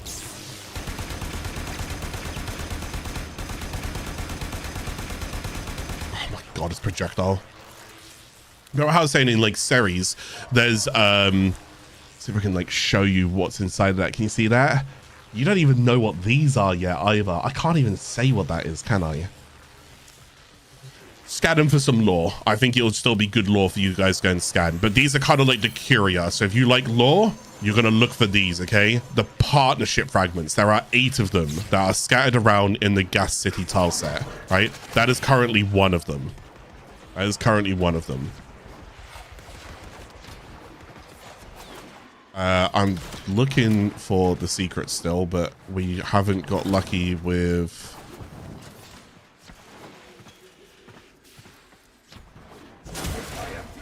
any RNG.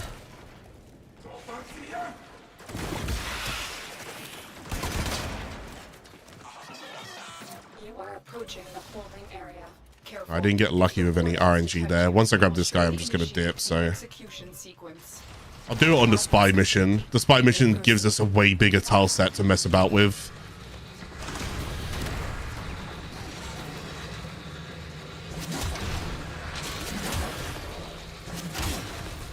Stay focused. There's a heavy unit approaching. I got 1 minute to go ahead and find where the hostage is.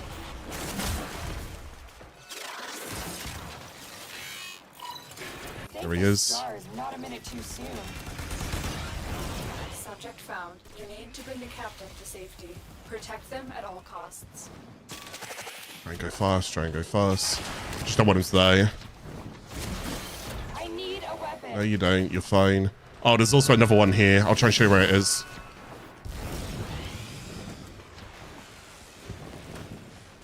However you want to go and get yourself up to this crane is entirely up to you.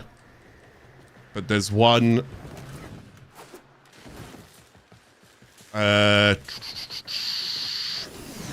there's one on the crane. Oh, it's there. It's literally right there. I was blind. There's another one here on the crane. Okay, so I'll just let you guys figure out where the rest of them are, okay? It hurts. Help. It hurts. Oh, they went down and it... didn't even care. Same as the off scanning, doing my own thing. I was like, hey, die in your own time, all right? Wow, we got 6 neural sensors from that one run. That is absolutely fantastic. I will take that. So again, neural sensors, like how we spoke about earlier inside this, today's episode, the neural sensors are also going to be part of a thing that I'm going to need for formers. So when I go over here and I click on that and there's formers, there you go, look. Morphics, neurodes, neural sensors, Orokin cells. I don't need 35,000. Here's the thing, I kind of need the pop relics at some point to see if I can go ahead and get myself a former so I can craft it. Because again, they take 23 hours and I do need formers. Every day, as much as you possibly can, craft them. Every single time if you can. The moment it's off craft, get another one on craft, okay? You'll need lots and lots and lots of formers. This is just the capture. Then I think this one here is the spy, right? What do I need for Europa? I need to go and complete the Exterminate mission. Test ship on voids. Oh, okay. Is that this side? Yeah, so it's from Phobos, right? Over here.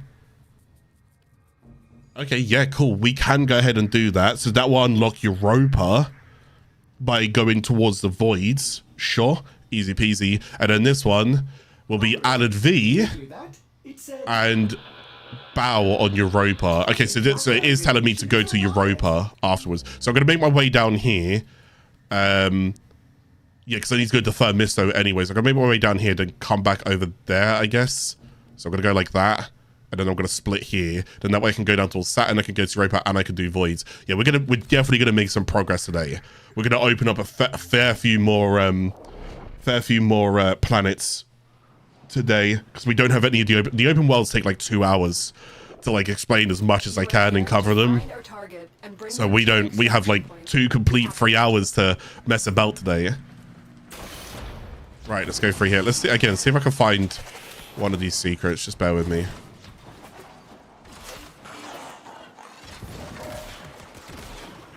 You found a target. Capture them quickly before they escape.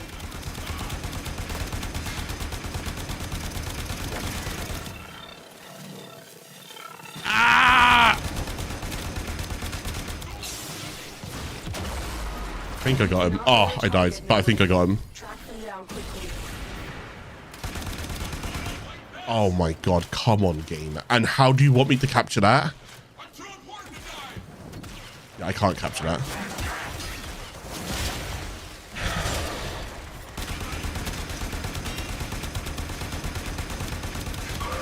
I can't actually get him right now. The good thing is he'll reset in a second. Target is dying. Hurry, complete the capture before they expire.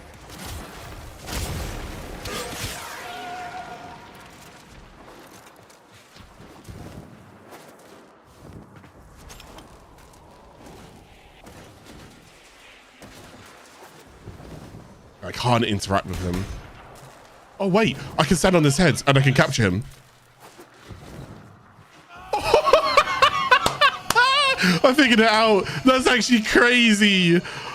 Okay, well, if you guys ever encounter that, you can just copy what I did. I saw the prompt as I bopped on his head, and I was like, wait, hang on a second. I'm pretty certain I can just... Can I not just do that? Stay focused. There's a heavy unit approaching. Ooh, we found one. Okay, so let me go ahead and show you what this is.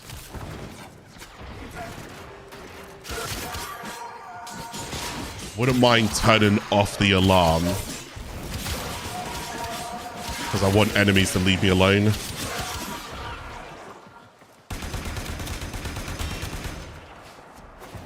I can't find an alarm right now.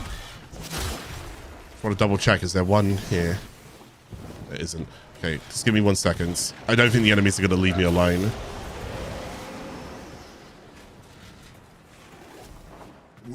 Oh, now I'm actually being invaded. Okay. Okay, so this is Perrin sending their unit after me. There they are there. This is actually good XP. I need to kind of... I just need to kill him. Oh, I need to kill him with this right now. It's going to take a little bit of time, but... Oh, I need to get rid of the Guardian first. There we go.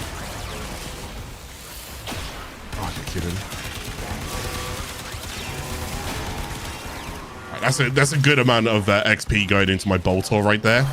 Okay, so you guys, I really wish there was an alarm here because otherwise I feel like this is just going to interrupt this. Right, we'll try and do this and I'll try and just ignore the enemies. Right, real quick. This door right here, when you look at it, you'll be like, that's a bit weird, isn't it? Yeah, it is weird. Okay. So, due to it being weird, what do you think we can do? Right, there's something to go ahead and do here. Let's go and pay attention. Oh, leave me alone. Let me teach in peace. So, what we want to go ahead and remember is we want to go ahead and look from top to bottom. We're going to try and remember this. Now, however you want to go and do this is entirely up to you. Write what you see. In this case, I'm going to say fields upside down.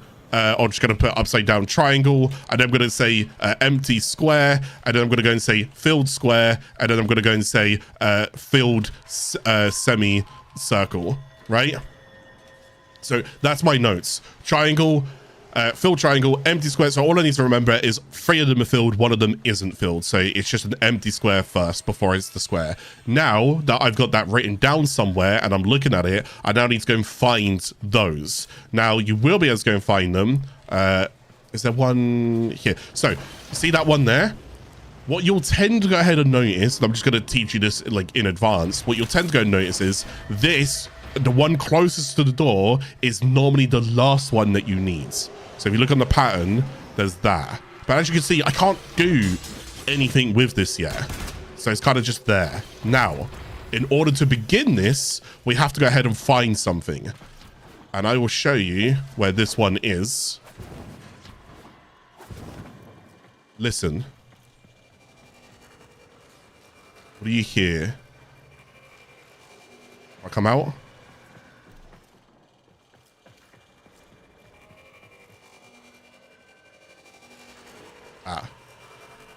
Audio cue will be what you need, okay? These are called access controllers. The idea is once you find the access controller, you break the access controller. Once you've broken the access controller, if you now go all the way back down to the bottom, you will now see that it opens the panels. So first things first, locate the door. Second thing second, find the access controller. Break the access controller. Now the third thing is we now need to go ahead and find all of these. Okay, so normally you would just go up to this and you'd press X, but as you can see, it's got 3 question marks. So, in order, let's go find them.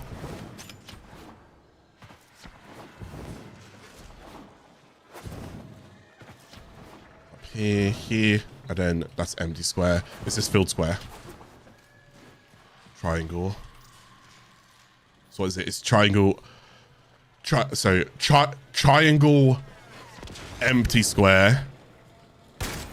Empty square.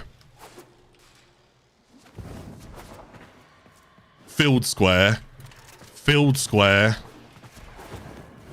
Semicircle. Correct? Correct. So I've got the order. Let's go do it. Right. Triangle's over here. So triangle first. When you go ahead and press this, you will go ahead and start a timer. Your goal is to go ahead and get all of these buttons pressed within a certain amount of time. What happens if you fail it? Nothing. Do it again. Be quicker. Ready? Go. Got 20 seconds.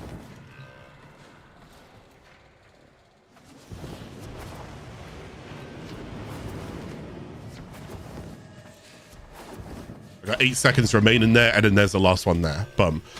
Now the door opens. This is where I have to unfortunately leave it in 2 parts. Once again, like Plains of Eidolon, like Fortuna, like Deimos, I unfortunately need to leave it in 2 parts. Okay? So when we come into here, there's a few things that we can go ahead and see. There's a few things we can go and do. We'll break the canisters.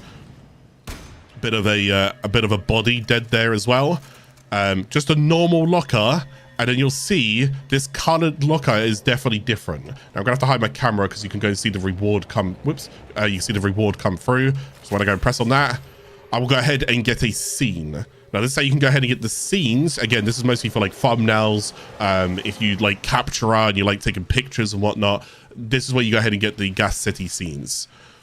And then that's just a normal locker. But what you will go ahead and notice is there is another door. And you can look inside that door and you can kind of see what in the world is going on. Now, there's actually something on the screen right now that we've not talked about. You have no idea what it is, but you will sooner or later learn, as is with everything with Warframe. What in the world are we looking at? Now, unfortunately, this is where I have to split it into 2 parts. I won't answer any of those questions. And unfortunately, right now, you could not open this door. You will be able to later. We will get to that when we get to that. Wait, I'm going to use... No, I'm not even going to use keywords. We will get to it, okay? We will, I promise you, we will come back to this in a future episodes. Until then, you can go ahead and do that as well, all right? Until then, just do that. It's a shame that I have to split it into 2, but they're still really cool to go ahead and show. There might be some people who are like more ahead than what my playthrough is. And if they are, they might, and I recommend that they try things. That's all I can go ahead and say. I recommend that they try things. Right now, though, we can't do that. Do you want to see another Easter egg? See this elevator here? If you go ahead and pull this elevator up, get off it, and then fall down here, it's 2 lovebirds. Thought I'd show you that. It doesn't serve any purpose, but they're chilling. I didn't try to kill them, chat. I didn't. That's complete slip of the finger. I didn't know you could kill him or not.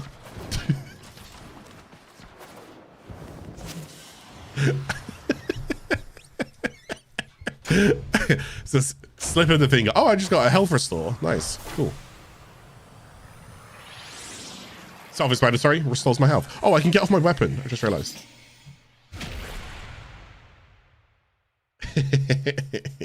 That is funny.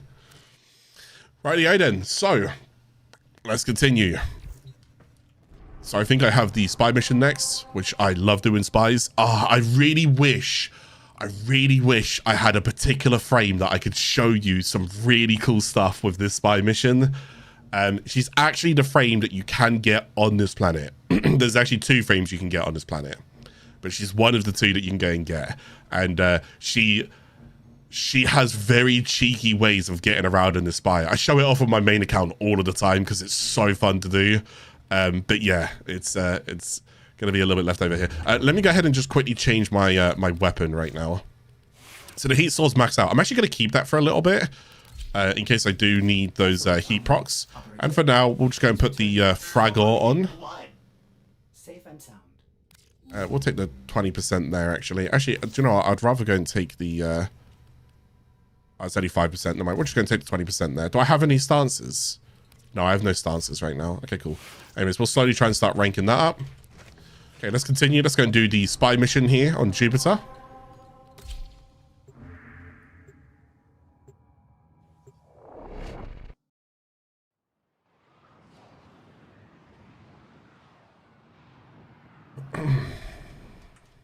Okay, cool. You are here to infiltrate data vaults and retrieve. We are. So we're going to go and just do this spy. Now, this spy as well is going to have different ways to go ahead and do it. So we'll just go ahead and get straight into it.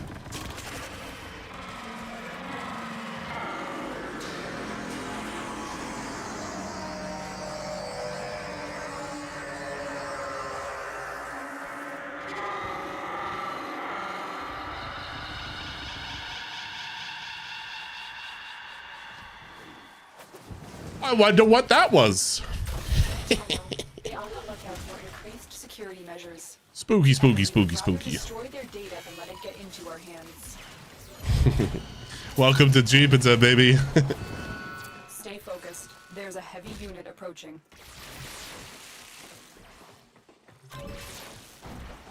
Oh my god, it was a pattern. Alarms have been triggered. You need to retrieve that data before the data destruction is complete.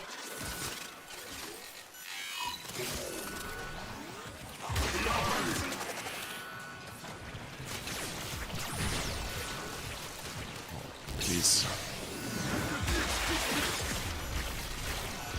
I was so close. Please. I've absolutely brute forced this one right now. I shouldn't have done that. I should have just showed how to do it normally, but... yeah, we lose this.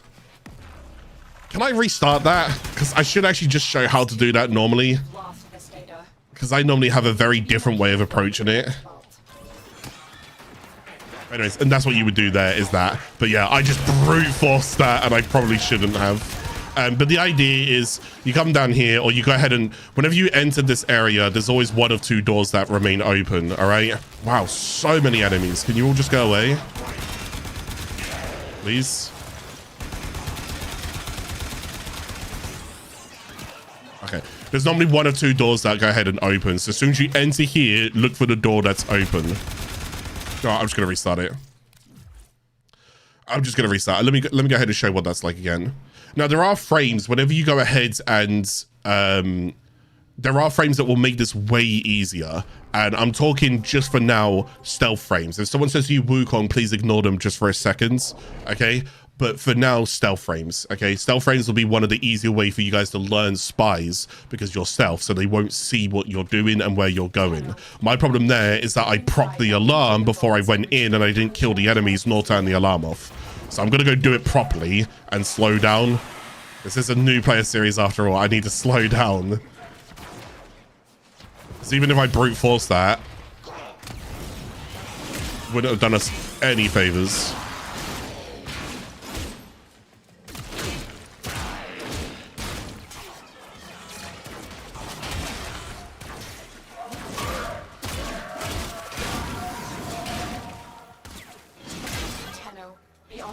For increased security measures.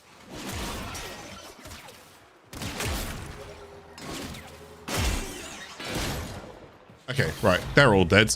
You can either go ahead and shoot these, or you can go ahead and just roll under them. Slide under them. Slide under them. Sorry. Sorry. Right. Let's go ahead and just do this normally if we can.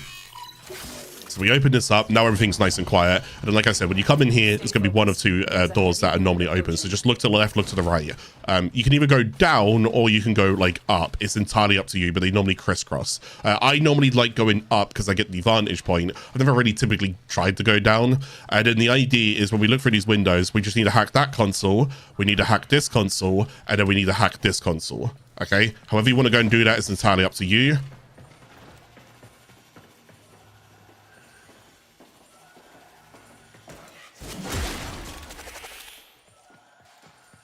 Okay, didn't let me ground finish her. I tried to slam him down and then ground finish her. So then we go ahead and try and disable the alarm, but they will be like in patterns as well. So you want to just try and just read them and try and take your time with the pattern. See what it's doing. So top goes down and that bottom one goes down. That bottom one's down for like 2 ticks there. Now there is a guy underneath me. I'm going to try and get rid of him. Okay, cool. So remember, at one point where this one will go down, there'll be like a block of 2. So I'm just going to go and wait for that, which should be here in a second. Down. Now I can just go through.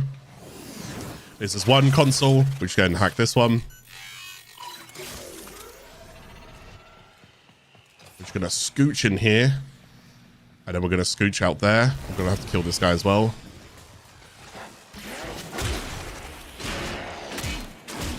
He's dead as well. We go ahead and hack this.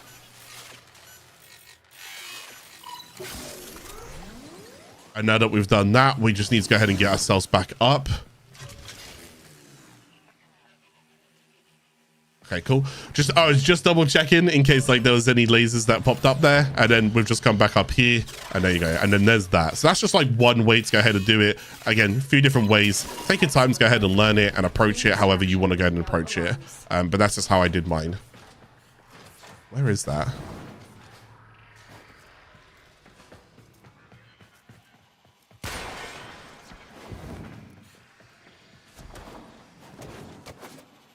I don't actually understand what just happened there. Sorry, one sec. I'm just going to quickly check for something. Oh, okay. So that just brings you out a vent here. Oh, that's actually a pretty good vent. I don't normally do that vent. You'll see why, like, I don't do it like this when you actually see how I properly approach this. Because I approach this from a way that shouldn't actually be allowed to do. It involves skipping panels. You shouldn't be allowed to do it. But for some unknown reason, you can, so I do it. But you skip panels.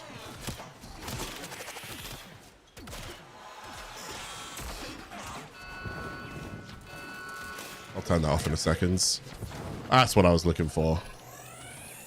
I'm only down to 4 scans now. I really don't have many scans left.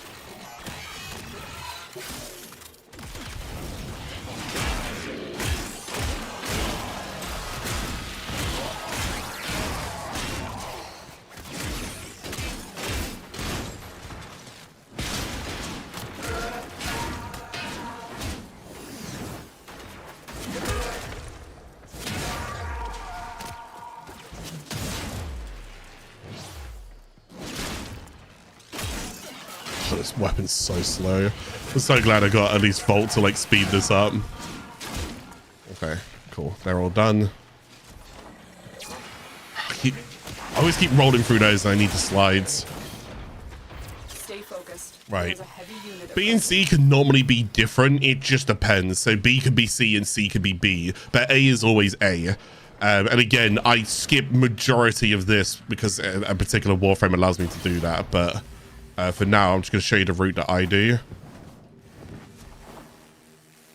I just basically follow this beam rounds. And then I just roll over the top of those. And then you come to this section here.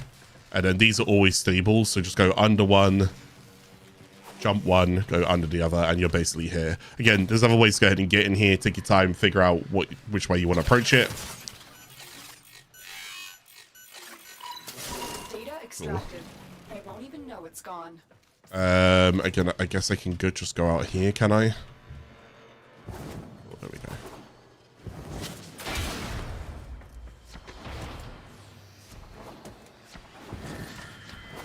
Alright, we've got one more hack to go ahead and do. Yeah, sorry that I tried to like brute force the first one. I think this might actually help people if they see what I'm doing and how I do it.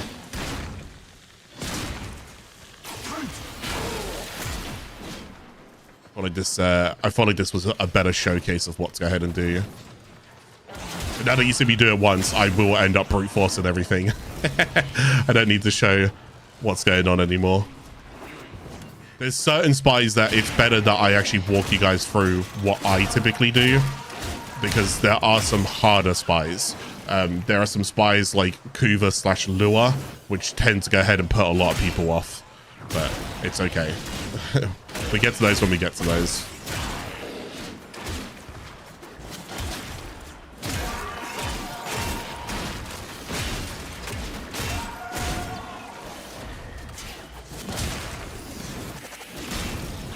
Oh. Okay.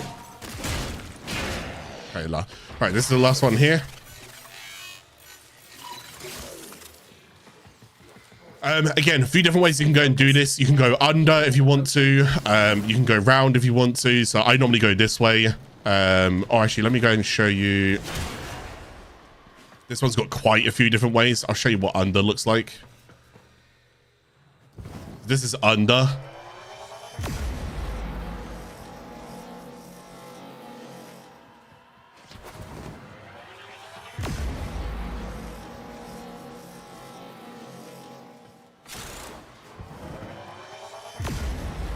You can go under. Yeah, I knew like this is why I was going to show you under first, because I knew there'd be some people who didn't know that you could go under.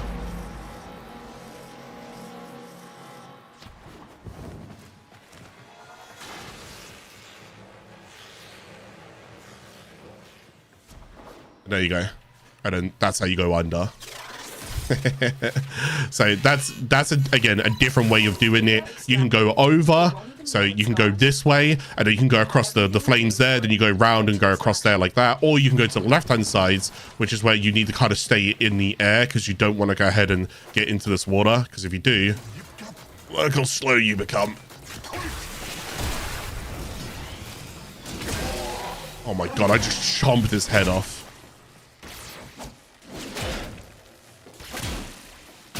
Okay, there we go.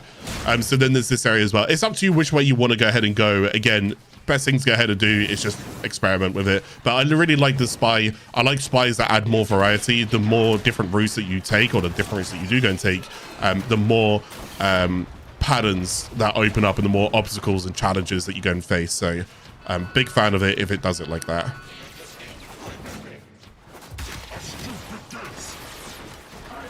There's a Curia up there.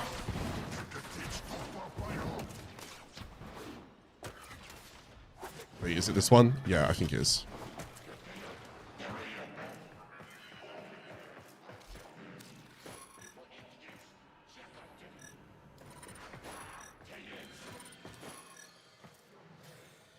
Is this not the one I was thinking of? No, never mind. I don't think it's the one I'm thinking of.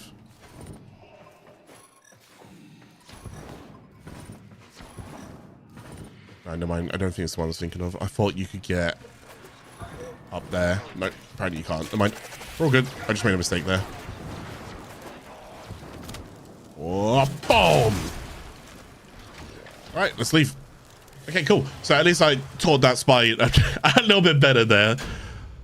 Oh, then we got a nice relic out of that as well. N17. What's an N17? Nautilus. Seltra. Not bad. Not bad. Really need to get this Leto ranked up, and I need to go and get onto Lex. I just don't want to shoot the Leto anymore. Can't be bothered to train it. Right, let's keep going through the junction. So what are we on now? This is a Sabotage. Off we go. Now I can go a little bit quicker again. I'm only going to be doing what I need to do here. And again, like I said, off the episodes or in between episodes, you'll see me kind of progress through the star chart a little bit more. But I won't do it during the episodes because there's just no real point. Like, you don't need to see me do like every exterminate mission in the game. Wait, I just saw something. The elevator procs Volt's passive. Even though I'm not moving. See the passive there? So if I stop, it's fine. But like if I do... I never knew the elevator procs Volt's passive. Because technically I'm standing still. That's funny.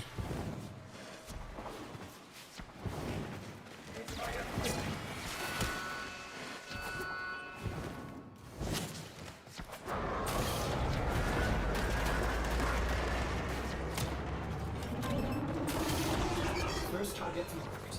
Render them non-functional. Right. Helium-3 processors. Okay, these ones you just need to go and shoot.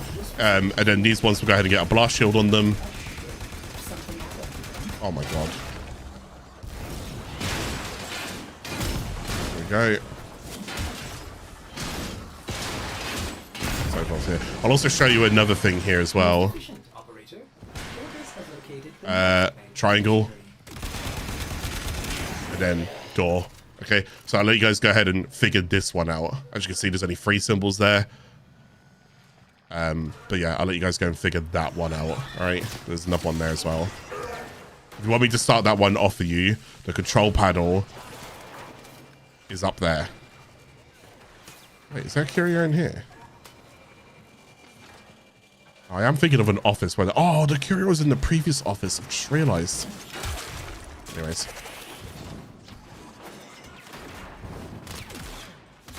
How do you cancel your slam attack? What, this one? Oh wait, hang on, sorry, this one. Whoops, sorry, this one. There you go. You just roll at the same time. Or you can do an ability. So if I'm about to... See that? I can completely cancel it if I press Volt's second ability.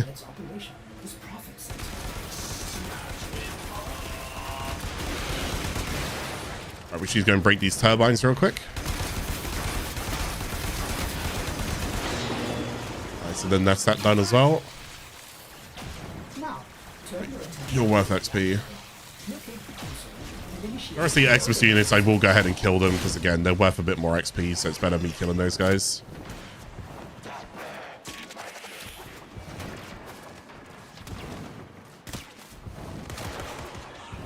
Oh, I haven't got Defenders, have I? Oh, I think I do. Oh, this could go really bad.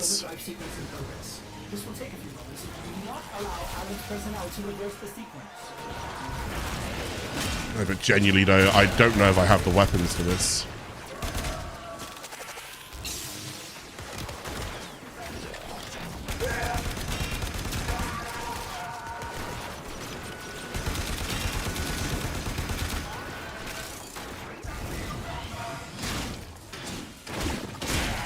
I think we're fine.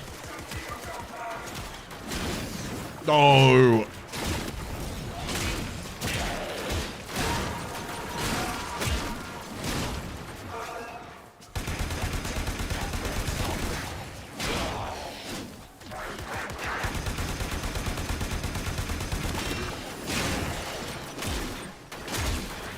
Stop attacking!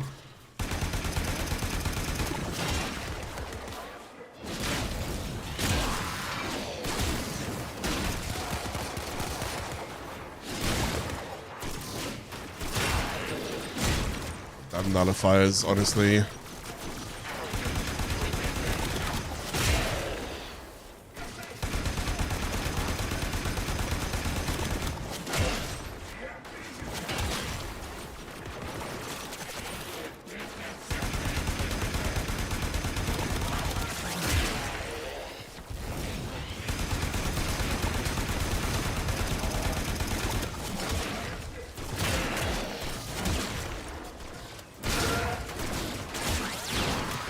Oh, so many nullifiers. Don't touch me!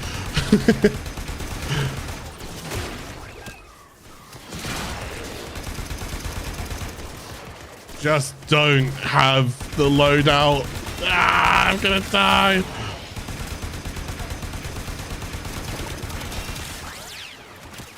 Oh, I can do it. It's barely. No way did I get that done. No, 1 second left. Get off it. Oh no, the other guy's gonna get on it. Are you kidding me? It's 0 seconds. Let me out. Let me out of this misery. Thank you. He caught it on 0 seconds. I'm so glad I had some integrity left over there. That was crazy. This facility will cease to exist. May orders suggest Unbelievable. Those guys, they just held me hostage. They're like, "Oh, you've done it, but we're just gonna make you wait like an extra 5 more seconds," you know. Hopefully you don't mind that. I like this comment that I see there, which was, I did start watching this guy to support, but then I realized I apparently know nothing about Warframe. Well, my goal is to try and make sure that not only am I covering new players, but I'm trying to cover people who have still got thousands of hours in the game, and try and pass something on to basically everybody. So I still want the series to be as enjoyable for someone who's been playing for a long time. So I'll try and see whatever I can teach, I'll try and pass on.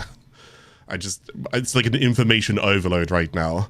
I think if I wrote down some notes, it might go a bit smoother, but that's just an Exterminate. That is an Assassination. Let's go do the Assassination right now. We go and get to do Zanuka. So there's a very interesting thing about this as well. Speaking about like teaching things that people didn't know. Did you know you can actually own no Warframes? It's a really weird thing. I don't know if this is different nowadays. I don't know if it still works nowadays. But this boss fight in particular has a Zanuka. Now, I don't know if it's actually the Zanuka Hunter who does it, or if it's actually just straight up this one who does it. Is it the Zanuka Hunter? Might actually be the Zanuka Hunter that actually does it. So basically, as I go ahead and do this one, my Zanuka product will fix that for you. Zanuka. Oh, if it's your friends you're looking for. Oh, a neural sensor. Let's go. For my newest Zanuka prototype. Ooh, this is kind of cool. He will dissect your Warframe. Oh no, that's not what I was thinking it was. More of his pets. You must not Still cool. It's just not what I thought it was. Never mind. Oh, I've been looking all over for you, Dojo. Come. Right, so this is Alad V. I think you'd be a perfect fit. I don't know what's happening here because it's cancelled this dialogue. But there's this Zanuka right now. Now, I can't quite remember the full lore about this or like how it works. So you kind of got like 2 bosses in a way. So you got like Alad over here. The thing is, you can't really typically kill Alad until you go ahead and finish off the Zanuka. So Zanuka is kind of the first thing we want to focus on. Okay, if it stops jumping everywhere, this would be great. I do negative damage right now.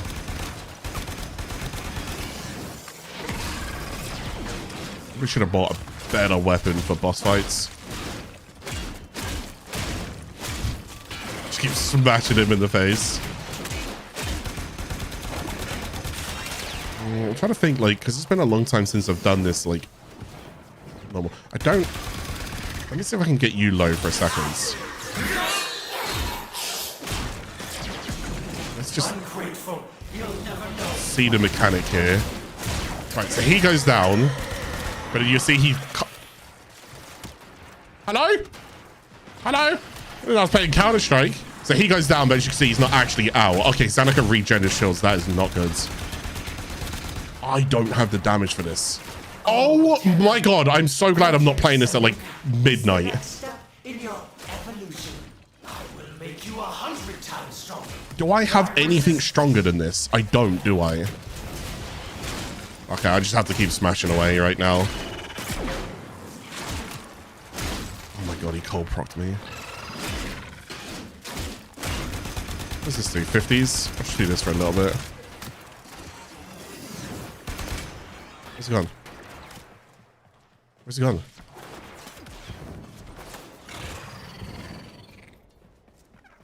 Okay. Rob. What is happening? What is actually going on? Brother in Christ. Will you leave me alone? Oh my god, this actually might be... I've never lasted this long in this fight. I didn't even know these were mechanics. This is insane.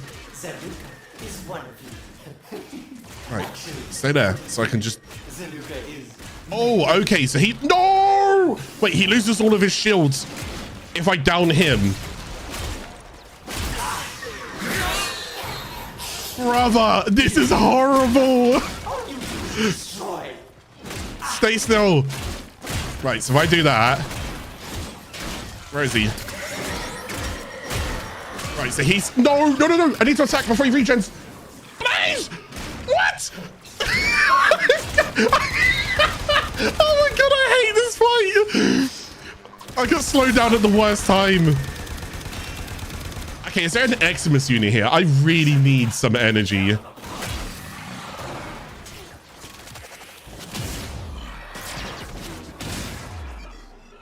Oh my god, I'm so slowed.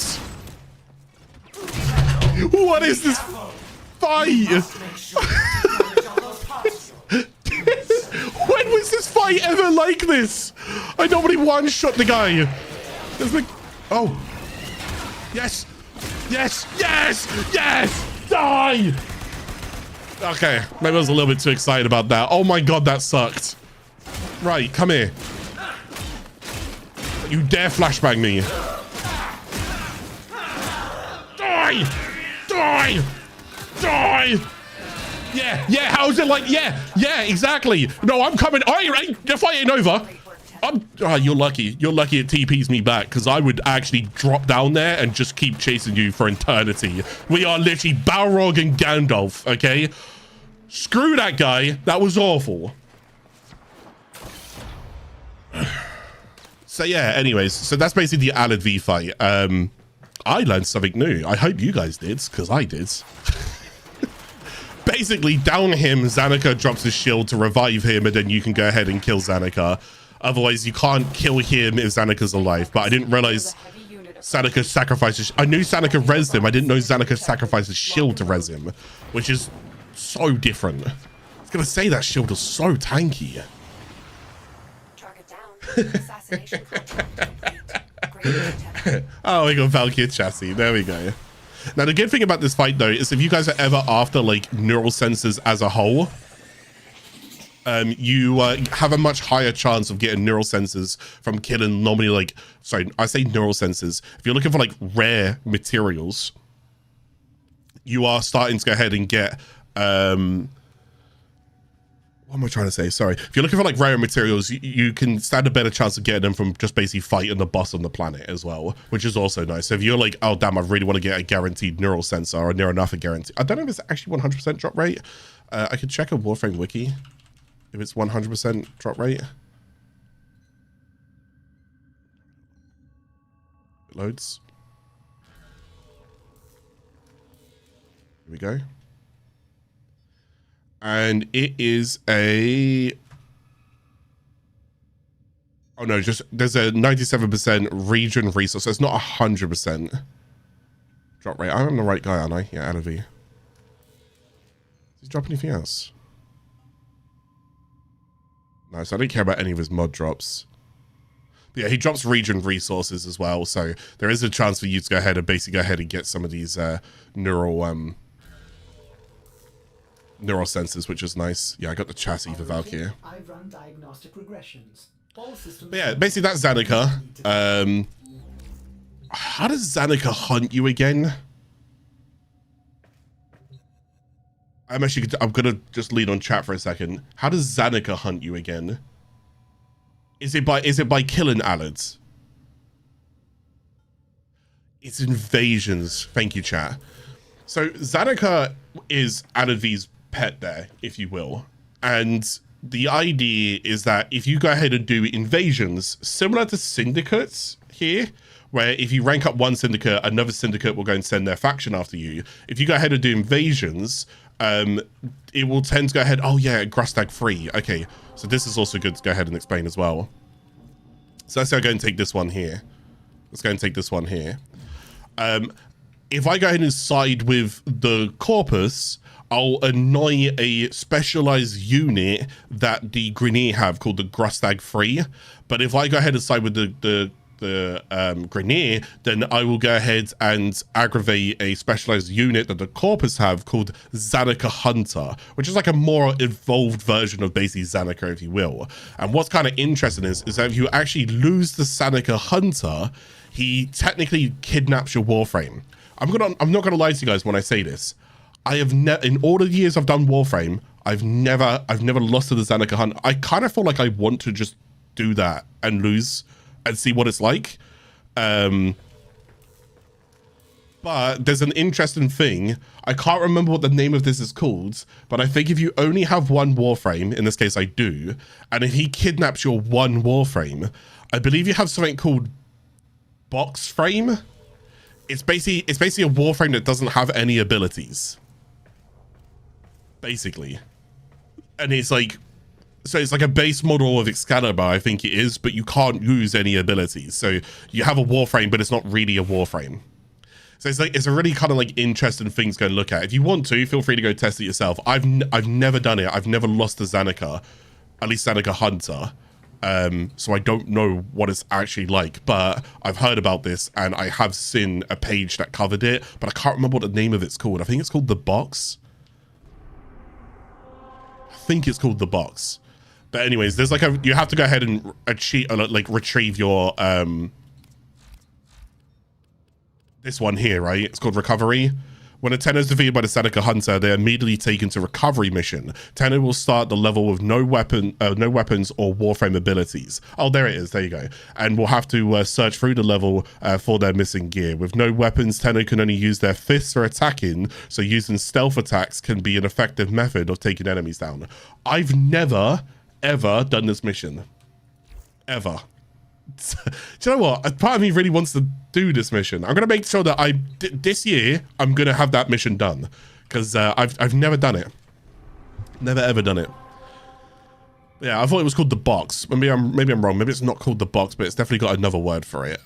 Right. I need to do. So we've got towards Saturn here. We need to get towards Europa. We can't actually do Europa yet. Let's go and do this Exterminate. Once I've done this Exterminate, I'm going to go do this Survival, and then I need to go do that Exterminate. Actually, let's do the Survival first, and then we'll just do 2 back-to-back Exterminates. That just makes more sense. So I need to, in order to go and progress towards Europa, I need to go ahead and do the Void. So I'm going to show you guys what the Void looks like. So we're going to be jumping planets.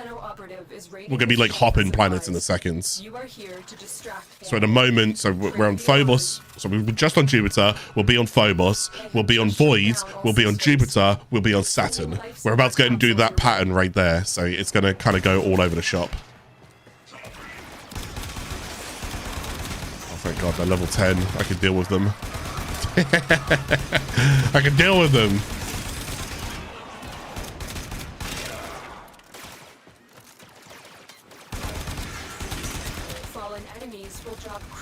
Support. Be on the lookout.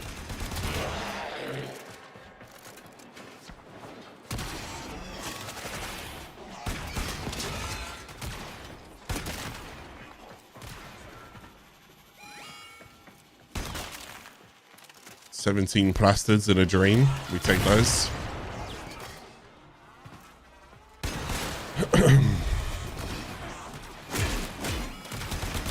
Really should keep ranking up bolts. I need to stop using melees. It's just with Bolt, it's too easy to use them. I just need to stop doing it.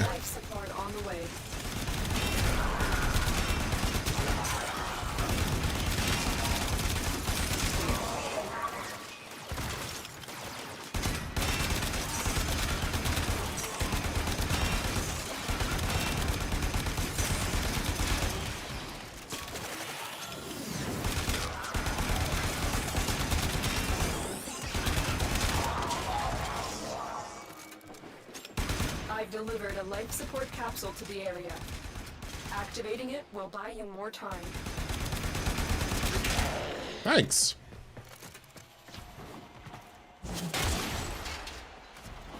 I can probably just hold up here for a bit.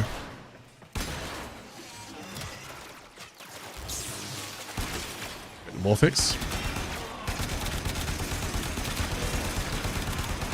How far away am I from the life spot? 142 meters. Okay.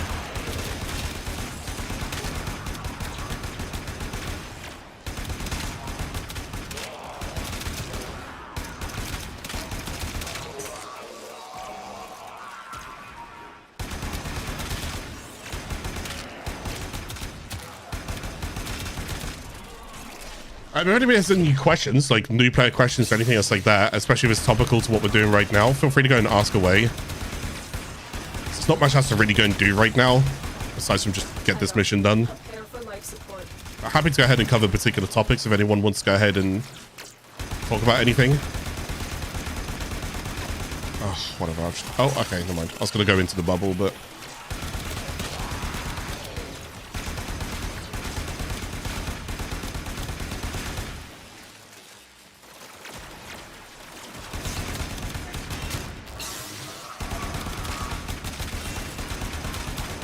Additional life support has arrived. Check your life support? Yeah, it's 30%. I'm fine.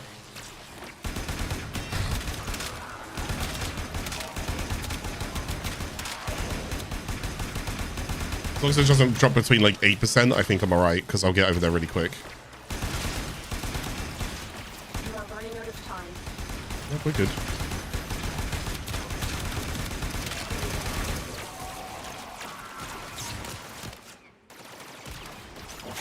What's the best Warframe for a defense mission?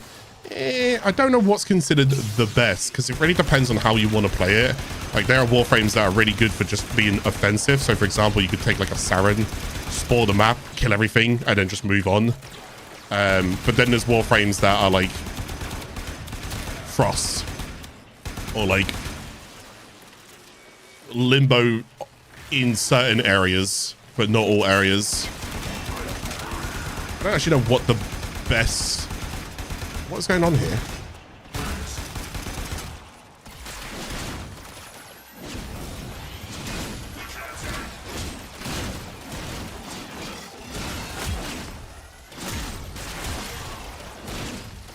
This enemy doesn't exist. Oh my god, life support. No, you baited me! Son of a gun. He baited me. I was like, why is he not taking any damage? And I just focusing on hitting him like, oh, I wonder if I can kill him. Oh, he baited me. I was fine.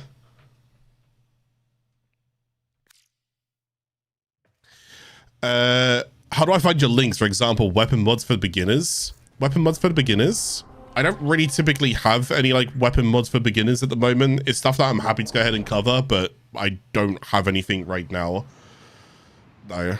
I mean, you can check my YouTube for particular things that you're after, and you can go ahead and check. You can check my Discords, but that's probably like the only two other informational areas that you'll have. They have just shut down all systems. I'm sending life support capsules your way.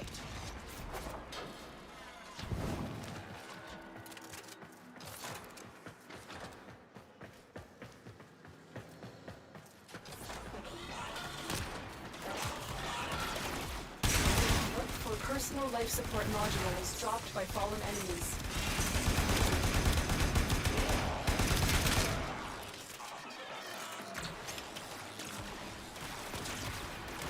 Let me go over the Void Trader considering he shows up this week. Does Barrow show up this week? Yeah, I'd be happy to go over him.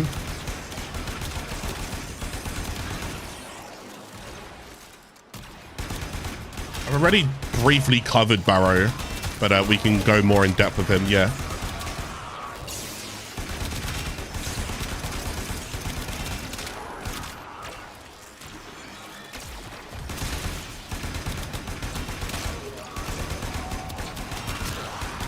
Life support on the way. Just do that for my night wave real quick.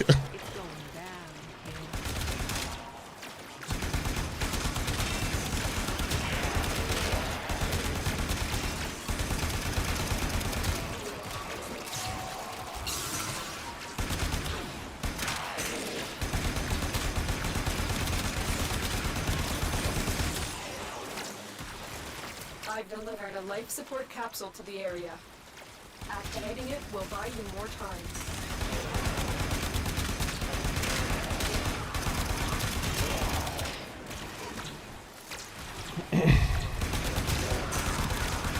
Well, the problem with Barrow is that I can't cover all of it due to whatever it is that he brings.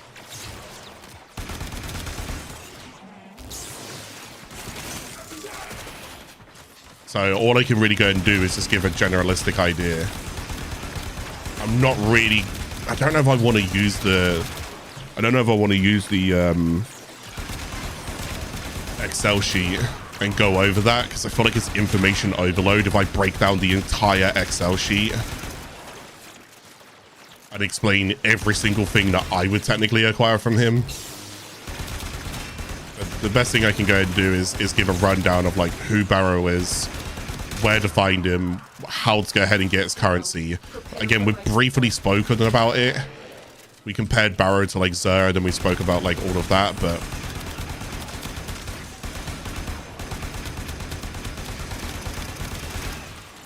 yeah.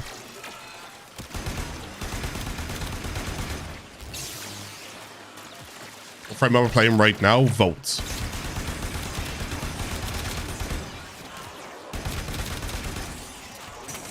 I've delivered another life support capsule.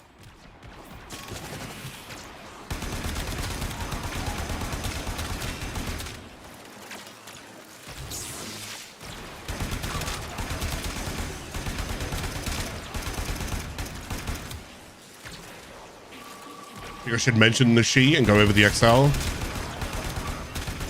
Yeah, I just don't want to spend too long going over something like that, especially when things can be subject to change. But yeah, I guess I don't mind at least. Give people a rough idea. I mean, that's not till Friday anyway, so we got a little bit of time we can wait for that.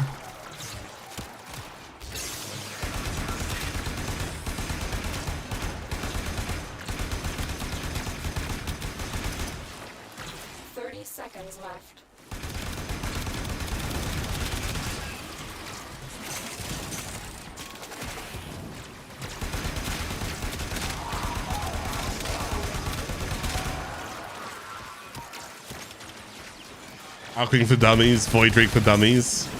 You guys want me to cover that? Yeah, I mean, I should really go ahead and show an Arcwing mission today. I did a couple of them, off stream. It's just Arcwings are really like Necromax, all of that stuff. Yeah, sure, I don't mind covering. Arcwing to me still feels like it's going to be a system that will either get revamped or will be deleted. I don't know. Something's going to end up happening with Arcwing. And people have asked for updates for it for a long time, so I feel like I don't know how much I want to cover Arcwing. I guess I should still just cover it for what it is now, but it just feels like, my god, it's a lot of energy spent on something that could end up ultimately changing. I guess if it doesn't change, then we're still good, right? Keep up the good work. I wouldn't mind trying to, so I'm debating this might be anywhere between 10 to 15 episodes, and I'm going to try to do all of the main quests, and I'm gonna try and get the character to Still Path. That's the goal. It really just depends on how long this takes me. I'm not pressed for time or anything, so we do have time, but I know some of the later episodes, maybe like if we get to like episode 12 hypothetically, the episodes will slow down a little bit in terms of like the amount of progress I have, because at that point I probably would have completed majority of the star chart. I would have completed majority of this, majority of that. So then at that point it's just farming and grinding. It's making ourselves stronger. It's prepping is what it is.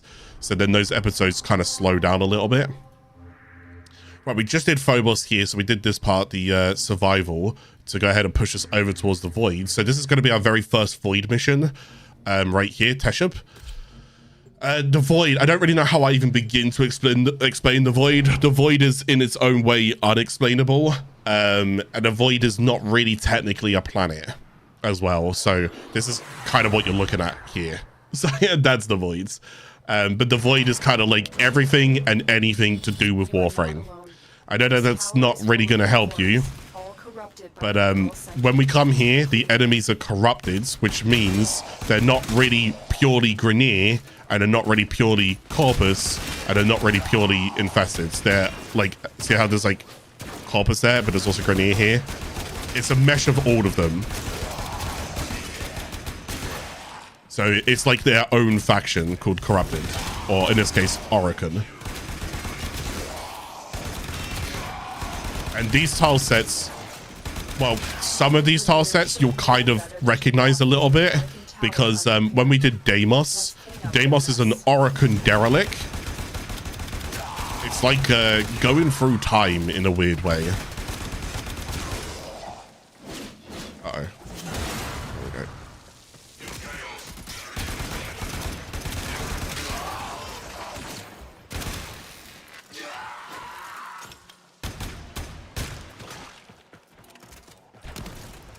The main quest is the side quest keep cluttering and interlocking when moving through the star chart. Do they? I don't think they do.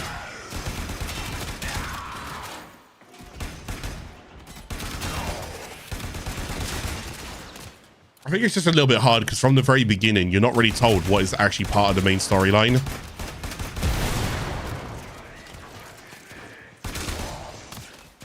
So every quest just seems like a quest. But there is a particular quest line that is the main quest line.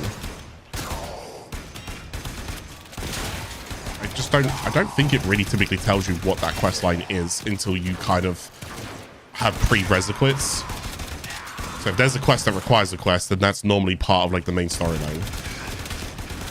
If you hear the quest in the tar, you kind of know you're on like the right direction. Again, we'll get to all of that. To be honest, we're not too far off getting from all of that.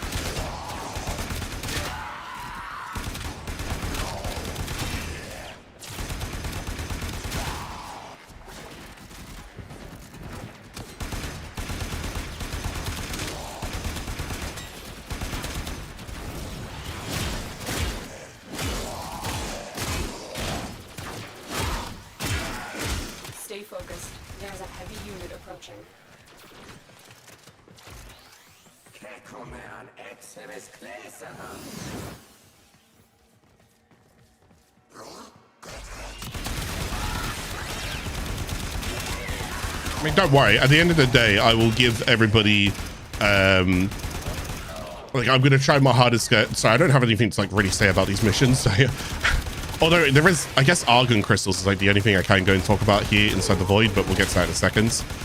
But don't worry, like the whole point of this series is that by the end of it, I will give you guys a huge amount of direction to go and get you into the game. So I'm not just going to play and then dip and then leave you guys. I'll make sure that I go ahead and explain like wherever I leave off is where you guys begin. I don't want to do every single thing for you guys.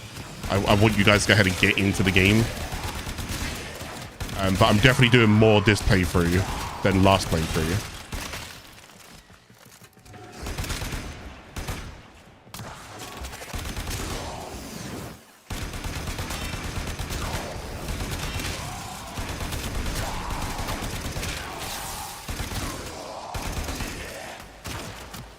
But yeah, sorry, there is a resource. God, it's whether or not I'll end up fighting it because I'm just trying to push and do objectives right now. But there is a resource in this in the void called Argon crystals, and Argon crystals are a rare, more like unique resource.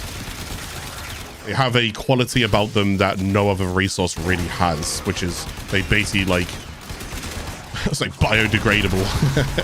They kind of like if you don't use them, they're slowly like cutting themselves in half in terms of the batch that you have. Actually, no, I don't think that's true nowadays, is it? I think it's like how many you obtain. I can't remember. It's either they cut themselves in half or it's how many you obtain per day. Like they're on a timer. It's halves. How have you got shields? I don't know why he has the shields. I'm not really liking using this bolter right now. I don't want to go back to my swords because I can do this way quicker.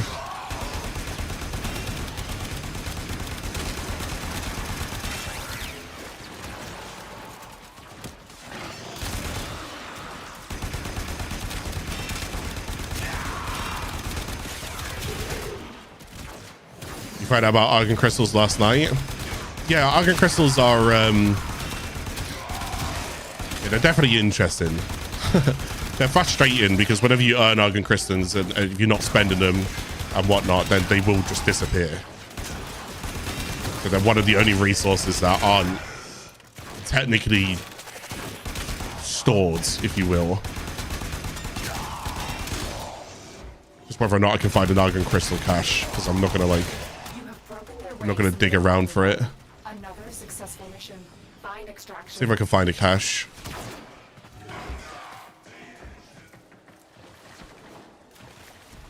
Let me look over here. Oh, this is not a cache, but I'll take this.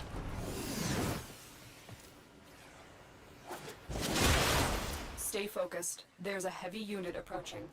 I don't know what mods I can actually get from this, so I'm just going to go and have a little look.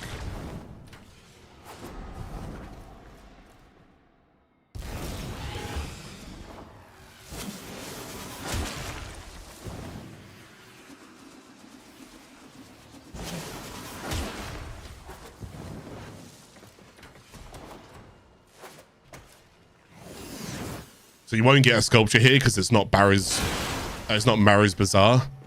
So you're not guaranteed a sculpture here. Oh, I just got an Argon crystal.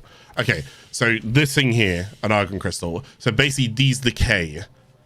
Decays in 6 hours, 19 minutes, 8 seconds.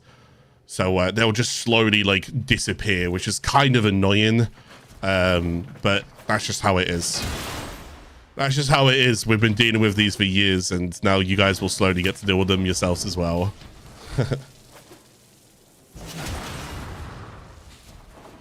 Wait, this is confusing. It says there's loot there. Loot where? Wait. I kid you not. I don't think I've ever been up there.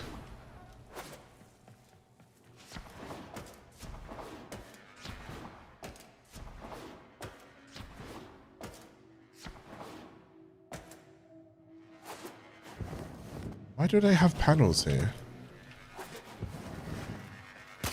Oh no, that's when you're coming down. You go up and then you come down. Wait, so then where's the loot? There's loot there?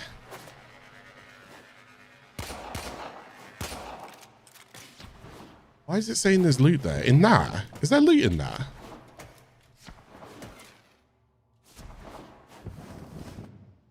There is. There's loot in that.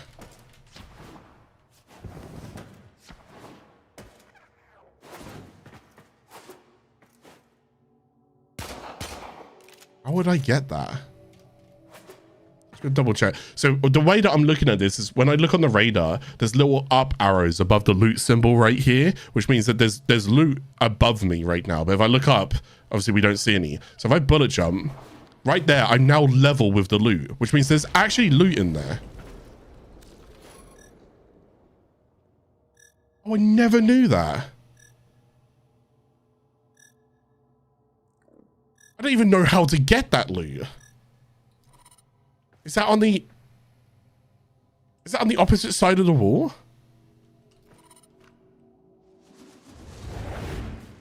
It might be something that it might be something that I discovered later. I genuinely just never knew that. I don't have any PT, unfortunately, so I can't punch through. My problem is that I can't go against this wall. Look, if I go against this wall, it pushes me off it. I'm going to try one thing. I don't know if this is going to work. And then we'll just move on.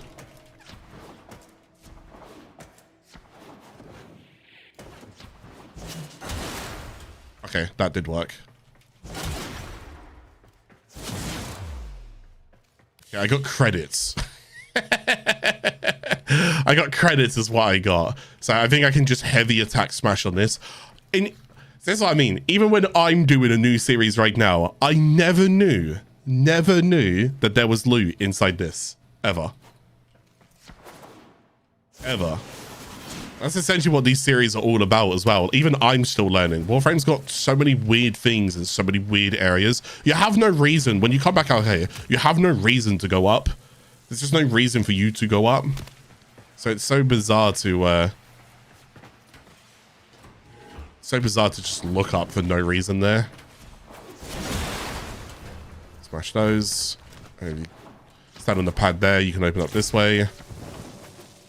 Smash those. I didn't get anything good.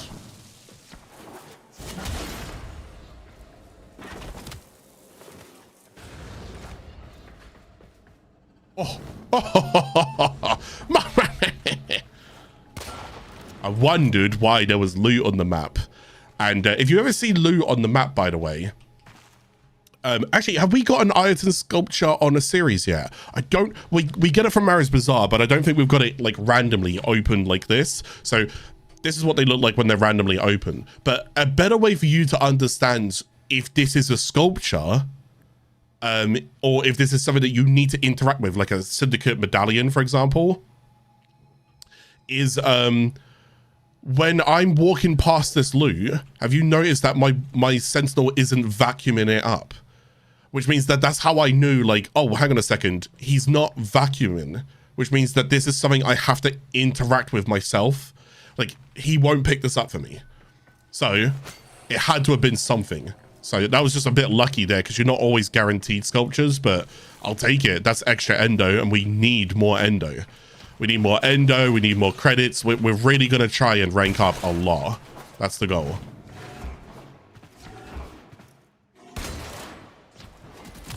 Right, okay, anyways, we spent a little bit longer in that mission than I would have liked, so let's just continue.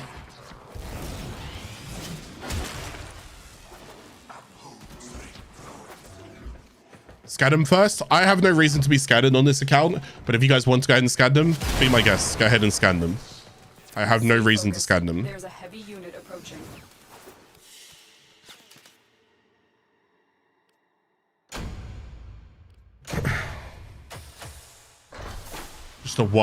Just the one Argon crystal we get out of that. Oh, it's sorry, I didn't have my light on. Oh god, sorry, I need to remember next series to go and have that on early, because otherwise it gets all dark here. Sorry guys. Yeah, I did find them off series, but I need to go make sure I found them on series, which we just did. Okay, so we did do the Exterminate, which means if I go back towards Jupiter, Europa is now available for us to go ahead and get through. We get a new quest, the Limbo Theorem. We get a new quest, the New Strange, which is great. So Limbo is going to be a brand new Warframe. Here's the thing, I don't actually have to do the Limbo Theorem at all, me personally. So it could be one of those quests that you guys can go do yourselves if you want to. But yeah, there is that. And then the other thing is the New Strange. That I believe I do have to go and do, so I will end up doing that. What do I get from this one? Deadlock Protocol. Oh my god, I get Deadlock Protocol. Oh yeah, I guess so. Oh my god, awesome. Don't click on that. I didn't mean to click on that. Right, we need to go and do this Exterminate mission. One sec. I know I should be like training and whatnot, but I can't stand using this right now, so I'm just gonna go back to this. I'll do some training maybe like off stream, and I'll do some like leveling up. But right now I kind of just want to push through things, and my weapons are getting a little bit tough. Worst part is, even if I rank up mods, I don't have capacity to fit particular builds that I want in. So whenever you can go ahead and rank stuff up, go ahead and do so. But yeah, it's tough because capacity. My intel suggests there are rich enemy supply caches. I can kill these guys way quicker like this. Their exact location. Search them out if you are willing to shoulder the added risk.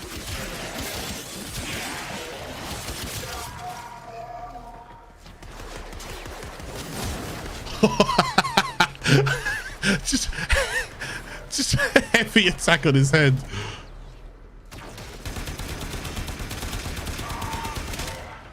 Actual Goomba stomp.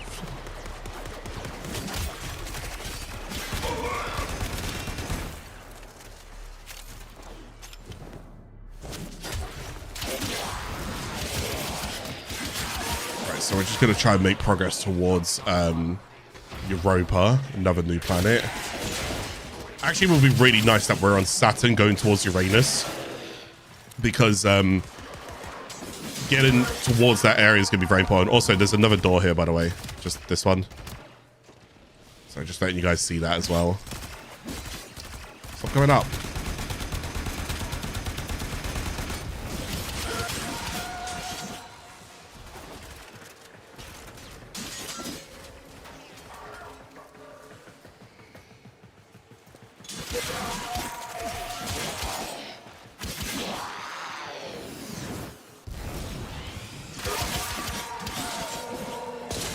Can you sell the hammer, the Fragor hammer? Yes. again, if you don't know, Warframe Wikipedia, type in weapons, go to the foundry tree. Do not know, use the Wikipedia to go ahead and see which recipes you need to carry over. I don't know if you need Fragile to carry over.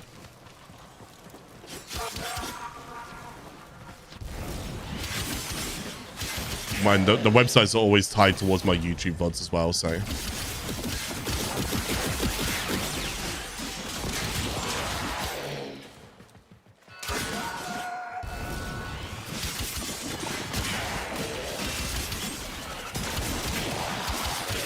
I mean, this feels so much better right now, just actually blitzing through this.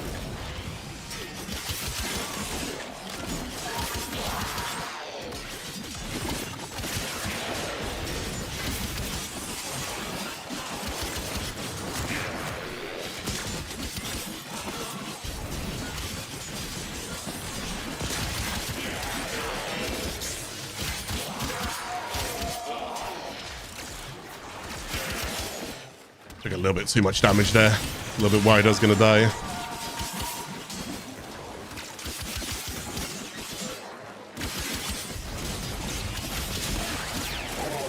Ah!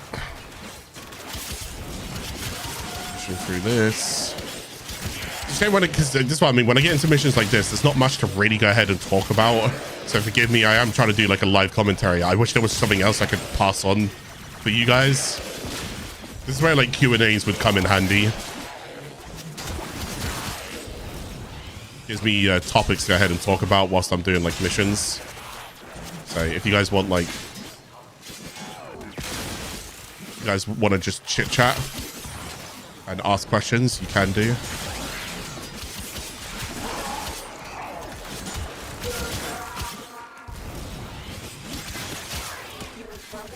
And they are on the run. Another successful mission. Find extraction. So let's get out.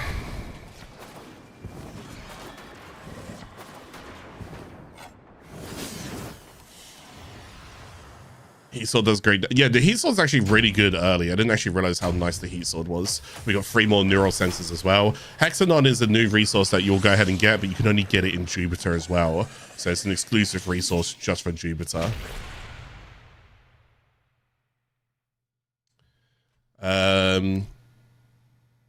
Right, where are we now? So I did that.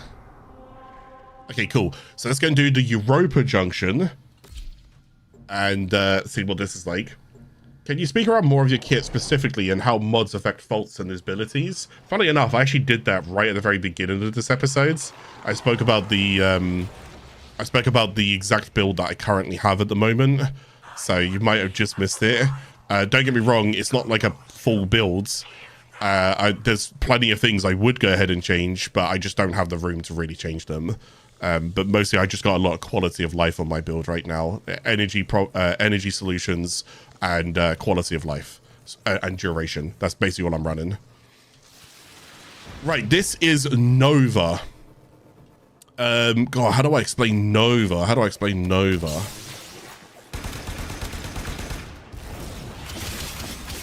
So Nova is particle matter. Is that a better way to kind of explain her? She moves really quick. She can speed enemies up. She can slow enemies down. Yeah, she can do quite a fair bit. She's a very unique frame. I can see some people liking her. I can see some people not liking her. It really just depends on what your style is. But she's very good. Don't get it twisted. She's very good.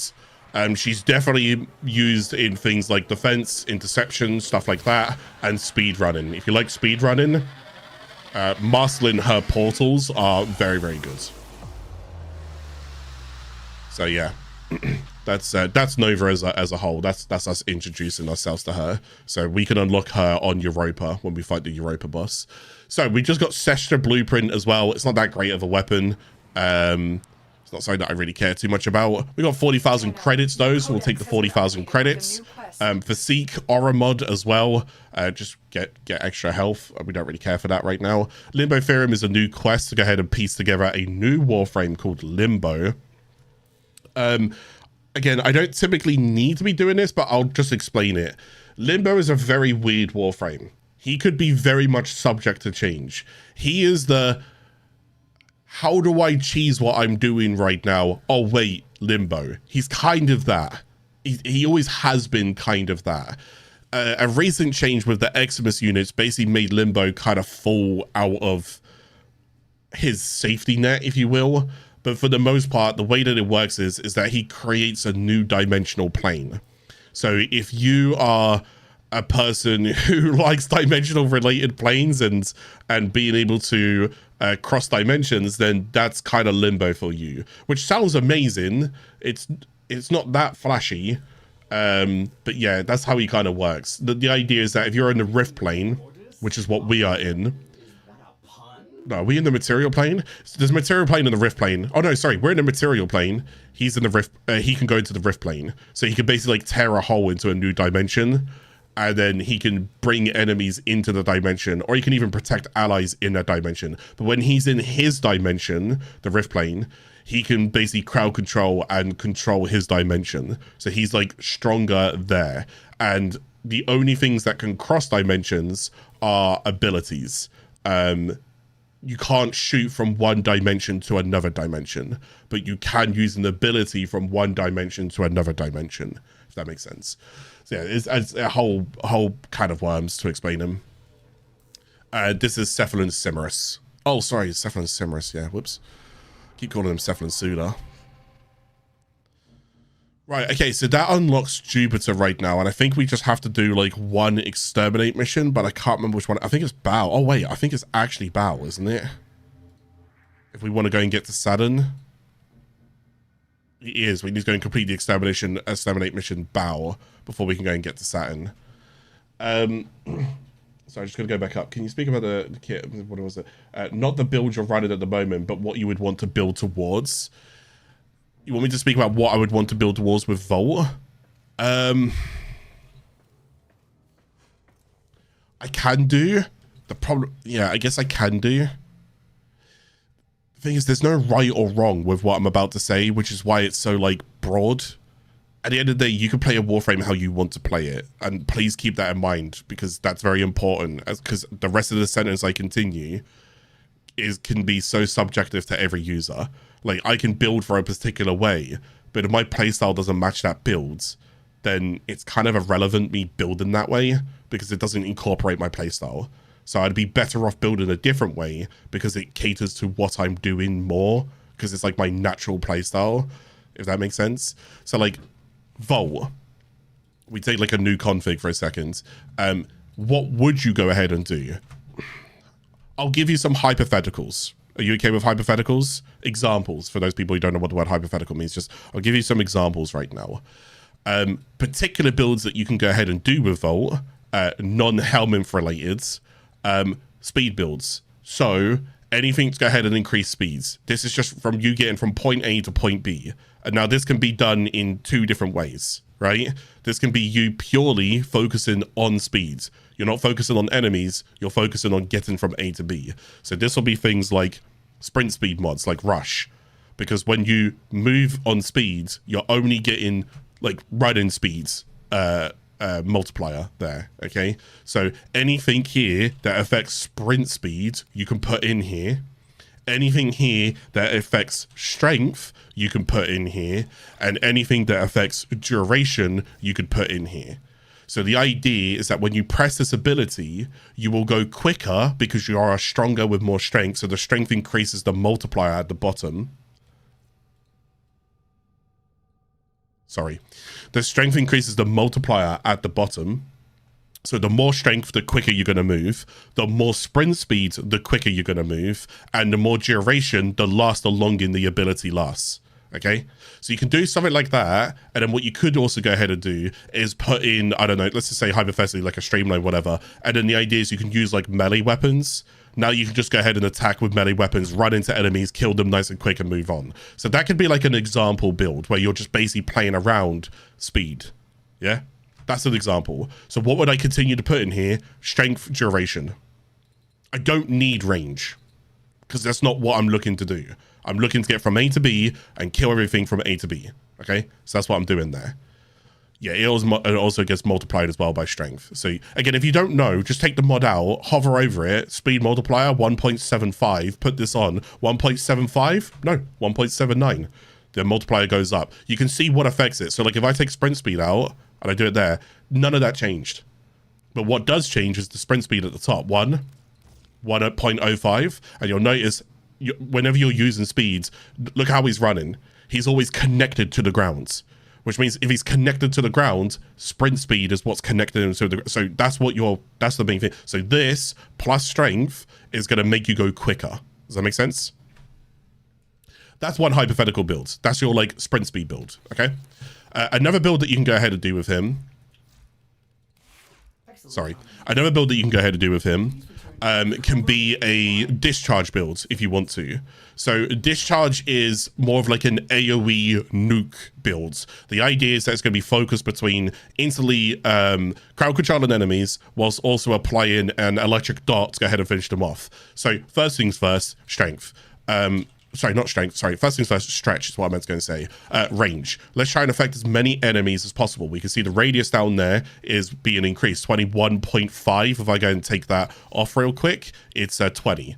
So range. So let's go ahead. So you just type in here range. What range mods do you have? You're going to slowly look for ability range. You'll start put those in. Okay. So stretch. Overextended to a point, overextended, auger reach, stuff like that. Okay, you can go put those kind of mods in. Whoops, sorry. So now that we got range on there, what we also want to go and do is make sure it does damage, but we want to do damage in 2 different ways right now. Okay, this way it gets a little bit weird, and you want to find how to balance this. So the idea is there's the initial hit of the ability, and then there's the remaining dot of the ability. Okay, now the initial hit essentially, and the effectiveness of that hit, and how, and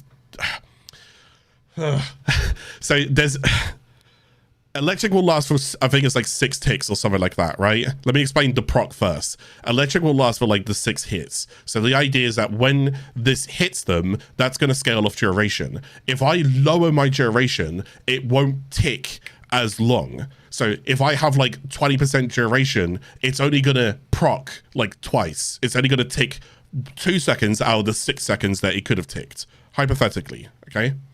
So the idea is we don't want to hurt duration. We don't really need to increase it either, but we can lower it a little bit. There's a mod called Transient Fortitude. It's a corrupted mod, Transient Fortitude. If you do have that, it's spelled like this.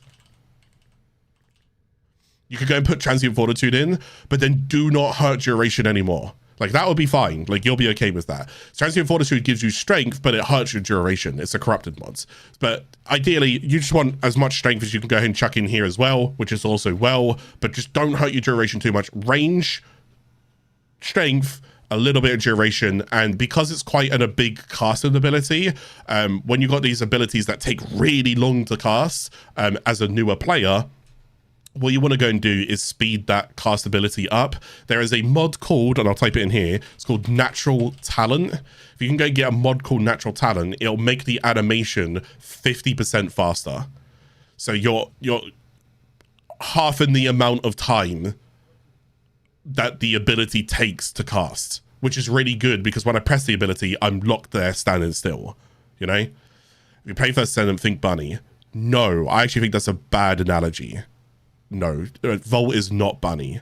If anyone's more like bunny, it's actually Jaya with rotor swell. Yeah, Volt is not bunny. Natural Talent is a very rare mod. You get it from tier 3 planets, Nightmare, Rotation C, which is tier 3. Okay. But yeah, so basically what I would put in here is range, strength, a little bit of duration, so forth, and then quality of life, like cast speeds. Okay, and that's what I would do, and that would be called a discharge build. So there's like 2 builds that you can go ahead and do with Volt. You got a speed build, you got a discharge build. All right. There's nothing against shock. Like, you can still mod for shock if you want to. It's just that you would get more, like, if your goal was shock as for single target, you'd be better off just shooting through the electric shields.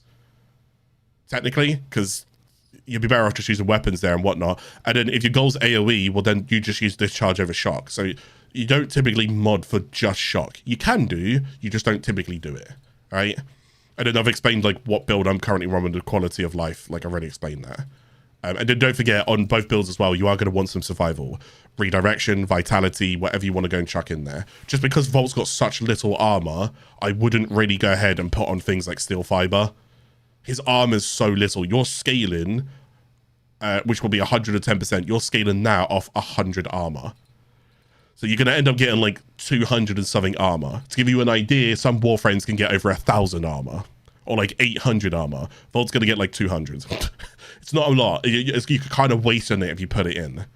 I wouldn't say you're wasting it, just, you know what I mean? So hopefully that explains some of that. I think it's a good question. I'm hoping I helped out there. But back to what we were doing over here. So we're going to try and push through this. Mobile defense. It is getting to the stage where my weapons and weaponry is starting to slowly fall off. This is why I should really try and give you guys some mods and stuff. I think I am just going to have to do that. I might have to use a different website to try and show you what I would use. Do you know what? I think I'm going to do that. I'm going to show you guys, if you guys are struggling to do damage, I'm going to open up a website and show you what I would do to give you guys an increase in damage. Okay? So, just going to let you guys know that. Yeah, the mod that I was thinking of was Animal Instincts. I'll have to use Overframe, but it's going to be annoying because I'm going to have to tell them to not use Overframe.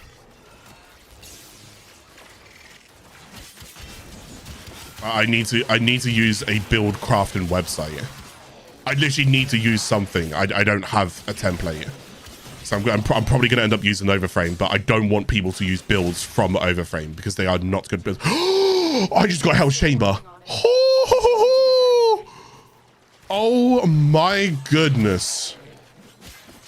No, I don't think you realize I need to go build Heck. Like now. Oh my goodness. No way did I get Hell's Chamber from that drop. I need to Warframe drop table that. That's very, very rare to get. Very, very, very rare. Multi-shot, rule of thumb, and the reason why I'm excited, multi-shot is just a really... Let's just pause. Okay, multi-shot is just a really, really reliable damage increase. On all your primaries and your secondary weapons, the odds are you're going to run multi-shot. It's literally just free damage. I just want to go and check. It's called Hell's Chamber, right? Is it Hell's Chamber or Hell? Yeah, it's Hell's Chamber. Right, so I didn't get it from any of those. Oh my god. Who did I get it from? Okay, attack. No way. Wait. There is no way that I just got this. So you can get it from missions, which is up here. As you can see, like, I could get it from these guys here, which are like two kind of bosses, if you will, 10% chance.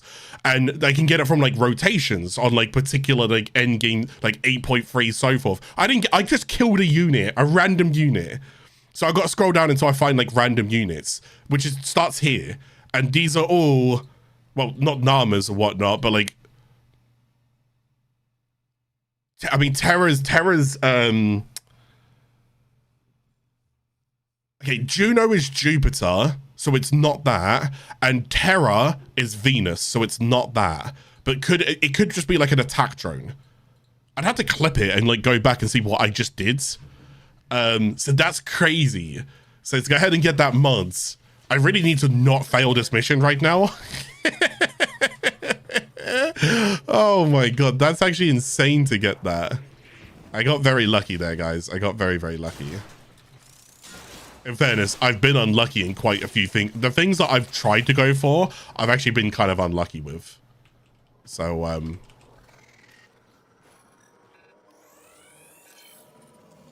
I'll take a little bit of luck. The amount of runs I had to go ahead and do for Rhino, I shouldn't have needed to have done that many. I got really unlucky with stuff like that. Heavy robotic signature detected. Lock and load. Oh, this is so cool. Okay. Well, yeah, you know, I was talking about, like, I'm going to go ahead and make myself stronger. Well, I'm going to go ahead and get the heck, and we're going to make ourselves stronger. So next episode, we will be way, way stronger. The only thing is I won't have the Syndicate scattered justice, but that's okay. This will take a moment.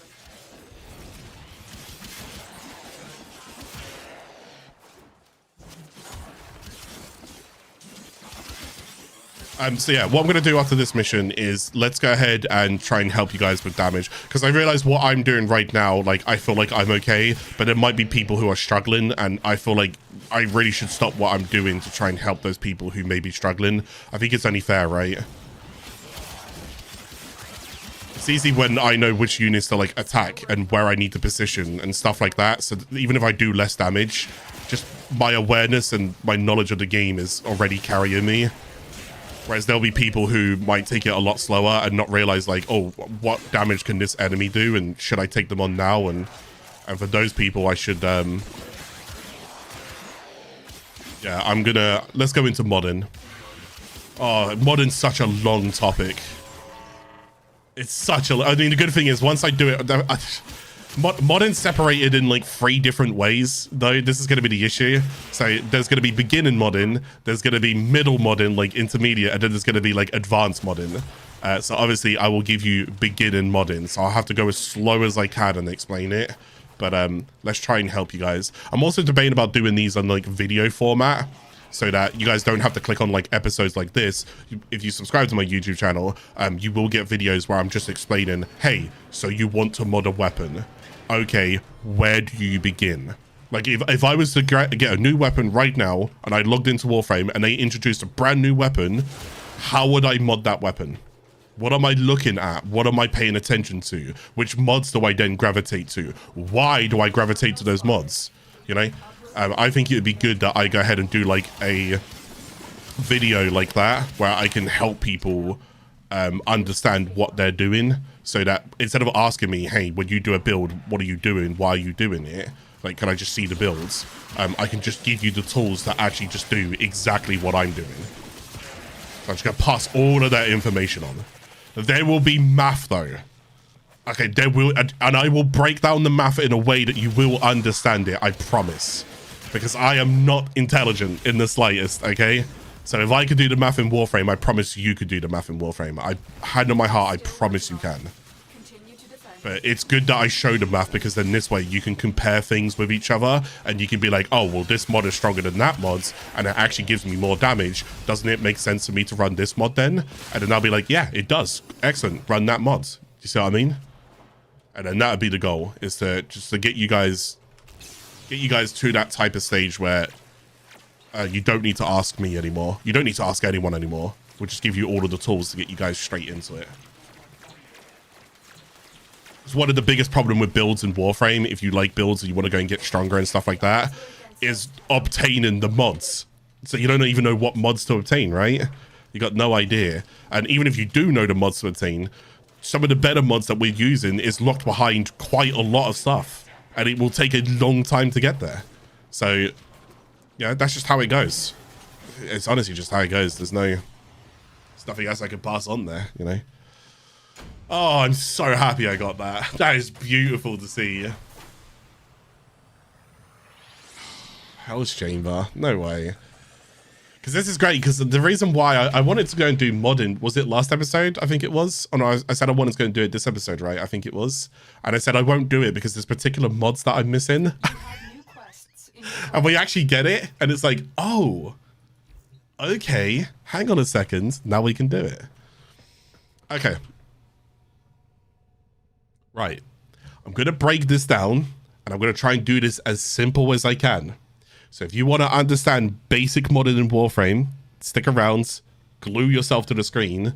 I'm sorry that it takes up until episode 5 for us to go ahead and get there, but again, it's a bit harder for me to do if I don't have all of the mods and everything available, okay? So, right. Let's take an empty config, okay? And we're going to take a weapon. So for now, I'm just going to start with weapons, okay? This isn't Warframes. This is primaries, secondaries, and melees. This is what this is going to cover. I'm also going to need assistance right now, so just bear with me.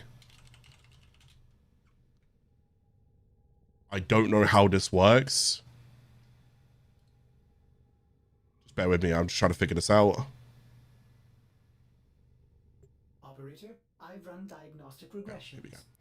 Also going to need assistance right now. Now, I'm going to say this just real quickly, like real quickly. This website that I'm using will have tier lists and builds on it. I'm going to be honest, and this isn't shots fired to the website, okay? If you're a person who enjoys using this, continue using it. Can I be honest with you? Please, please do not use this. Don't. Okay? Don't. Now, don't get me wrong. Builds are subjective. And tier lists are subjective. They're just there for controversy at the end of the day, all right? Whatever you like, someone else may dislike. You're never going to agree on it. It doesn't matter, all right? So just move on. But the problem is some of the stuff that they recommend is very, very, very questionable, especially if they're recommending it from like an end game perspective. I wouldn't copy what these guys are doing, okay? But what I can go and do is I can click new build here. I can click on primary weapons, and I'm going to go and click on bolter. This now allows me to go ahead and filter for mods and put them in on here. Now, I don't use this website that often, so if I get any of this wrong or I don't juggle it very well, please bear with me, but I'm going to try and go ahead and sort this out.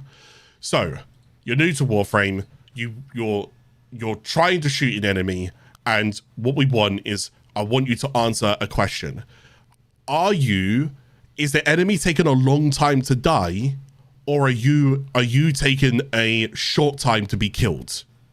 Okay, that's the question I ask you. Are they taking a long time to die? Or is it a short amount of time for you to be killed? Because that is going to identify where you need to focus. If they're taking a long time to kill, we need to focus on your weapons.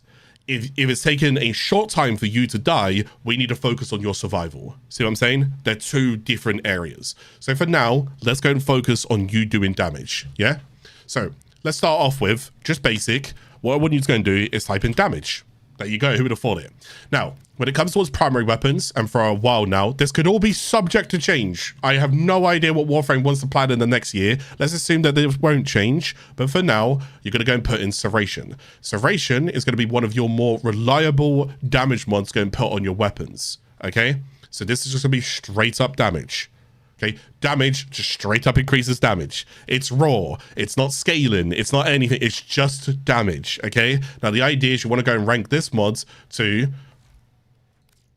level 14 and get 165%. So that is going to increase when you put this on a weapon and you look at the total damage down in the bottom left down here. Right there, 25 is like your overall total. When you go and pop this on, it's going to be bumping that up, all right? So 105, you saw from the 25 is 51.3. Simple maths. You can understand that, okay? Damage. You could do that on every single weapon. Damage. Damage. Okay? That's where you start. We all with me so far? Nice and easy. Good stuff. Right. Primaries. Okay, this is where it gets a little bit more kind of confusing, so I will need assistance here. How do I search here? Sorry, just give me 2 seconds. Is there oh, can I just type Serration? Okay, excellent. So there's my Serration. For now, give me... Okay, I'm actually going to need this stuff. I'm going to have to explain all of this as well. So I will explain this part in a minute, but I'm going to go and give you a build, okay? Okay, so now that I've done damage, the next thing I want to go and do is follow it with multi-shot. So in this case, for primary weapons, you're going to go and get a mod called Split Chamber. Now, if you have it, just type in here, Split Chamber. If you don't have it, that is a mod that you definitely do want to be trying to work towards. If you don't know where to go and get it, remember, I've gave you Warframe Wikipedia. I gave you Warframe drop table. All of this stuff is tied towards my link at the bottom of this YouTube video as well. Open up the video description. You can see all of that tied within it. Use those websites. They will help you, okay? So you're going to look for Split Chamber. For now, could be subject to change. Multi-shot. What is multi-shot? Again, I explained this in one of the previous videos, but I'm going to explain it again now. If I shoot 1 bullet, it will cost me 1 ammo. Multi-shot gives me a 90% chance that when I shoot 1 bullet, I have a 90% chance that I will now shoot 2 bullets, but at the cost of 1 ammo. Basically, you can almost be doubling the amount of damage that you're doing at the expense of the same amount that you was doing previously. If 1 bullet, 1 ammo, 2 bullet, 1 ammo. Get the idea? See what I'm saying? But it's a 90% chance, so it's not guaranteed. So could you go ahead and try and make that guaranteed? You could. You could use something like Vigilante Armaments. You can go and get this mod, I believe, from Plains of Eidolon. This is what you can go do now. If we look over the stats on here, multi-shot is now 2.5. In this case, it's 250% because innately it's 100%. And then plus these together, that's 90 and 60. It's 150% plus the 100% is 250%. In this case, I shoot once. It costs me 1 ammo, but I shoot 2 bullets guaranteed because it's 2, and I have a 50% chance of shooting 3 bullets. Do you see how I'm just getting more free damage? When it comes to multi-shot, you can't really go wrong. Okay, you can't really go wrong. The only time where I feel like you're going wrong, but again, this is for like newer players, forgive me, keep doing what you're doing, all right? But the only time where it's going really wrong, or it's kind of going wrong, is if you're barely bumping a tier. So if I bump this down right now, you see where it's like 2.1? Or like, actually 2.1 is fine. Let's say I bump that down. There you go, and I bump this up. You see, like, with 2 mods in my builds, I've got 1.8. And it's like, it didn't really add that much. I'm using an entire mod slot for something that is a probability. You see what I'm saying? If I can increase it where I guarantee 2 over 1, so if I go bam, bam, or like bam here, so I've got 2, it was worth using both of them because I've entered a new tier threshold where I'm guaranteed bonus. Does that make sense? You'll understand this more when I get to critical, okay? So hopefully hopefully you guys understand what I would do there. So yes, you can go and do that. For now, I'm not going to do that. Let's continue. I'm also going to go and do these polarities, but I'll explain the polarities in a moment. Okay, we'll get the former in. From here, now what you're going to ask yourself is, where do you now go with the weapon? Is it a critical weapon? Is it a status weapon? Like, how do I now know what to lead into? This is a whole different can of worms, but let me just try and explain this as simple as I can. You see, the critical chance of this is currently 10%. Now, 10% is not an awful lot to work with. Now, let's go ahead and look for a critical chance mods. In this case, we're looking for a mod called Point Strike for primaries. If I go and put 150% multiplicative, which will be multiplicative on top of what's going on there, it is added to the 10, well, sorry, it's not added. It's going to multiply to the 10%. It's only taking me to 25%. Right? It's not an awful lot because you see, if this was 25% base and I put 150% on 25% base, I'm getting way more critical chance. I think I'm actually getting 125, aren't I? I think it's something like that. So I'm getting way more. So basically, if you're very low, I'll put it this way. This is going to be like a rule of thumb. You can disagree with this. I'm happy if you disagree with this. Please challenge my mindset. You're fine with this. If you can barely crack like 30 to 40% critical chance, don't bother with crit. Just don't. You're not really getting that much, especially if you're using a low fire rate or a low attack speed weapon. Because at the end of the day, you got to keep in mind that if you're sustaining yourself through DPS increase, so let's say that I use a sniper. Snipers inherently are naturally quite slow to shoot. But if I use a sniper, but it's got really high crit chance, that's fine. I go and steer into it. But if I use a sniper, it's got really low crit chance, then yeah, I'm better off just building like raw damage. You know, I just want like raw damage at that point.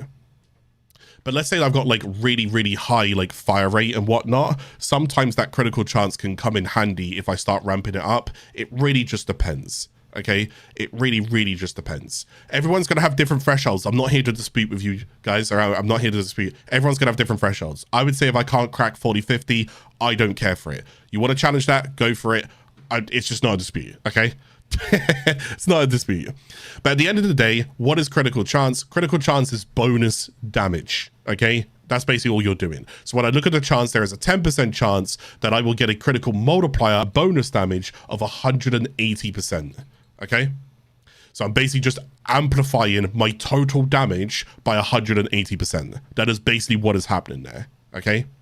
Now, again, the Warframe Wikipedia holds stuff like this, which is absolutely fantastic. I'm going to go put this on screen very briefly because it's going to be an information overload. I'm going to type in critical hit on Warframe Wikipedia. I'm going to bring this over here, and can you see the formulas? This is where it starts to get, if you're good with math, you'll understand the stuff. If you're not good with math, don't worry about it. But there is additive and multiplicative, relative and absolute within Warframe, okay? So you'll start to kind of get a general idea of like where you're going with it. If you can, if you're a big old bookworm, dive into this, read it, okay? Because it will go ahead and teach you at least something, all right? But critical hit, Warframe Wikipedia, have a little look. We'll get into critical tiers in a moment. So critical chance. So in this case, my critical's kind of low. I might be better off getting more raw damage, but also keep in mind, I do have a high magazine. Where's my magazine? 60. And I do have a pretty decent fire rate of 8.75, which means I'm pumping out quite a lot of shots. So technically, taking bonus damage isn't the worst idea. You know, taking criticals isn't horrendous. If you want to take criticals here, you could take something like Point Strike, Madurai here, and you could take critical damage. So you can take something like Vital Sense, and as you can see, my critical multiplier now goes, so it's like a 1 in 4, so I'm like rolling the dice, 1 in 4 chance of me getting a 400% critical multiplier, amplifying of what I'm doing for the total damage up there as well. That's not too bad, but again, it's a 25% chance. So, and it's not 25 as in like I shoot 4 shots and then, hey, that means I've guaranteed it like next shot. No, it's just like every single shot that you're doing is 25%, okay? So I could proc it on if I did 4 shots, the probability of me doing it is 25, I think, multiplied by 4, right? Or something like that. So there's just like, there is, oh no, 25 multiplied by, what is it? By something. I think it's like that. Anyways.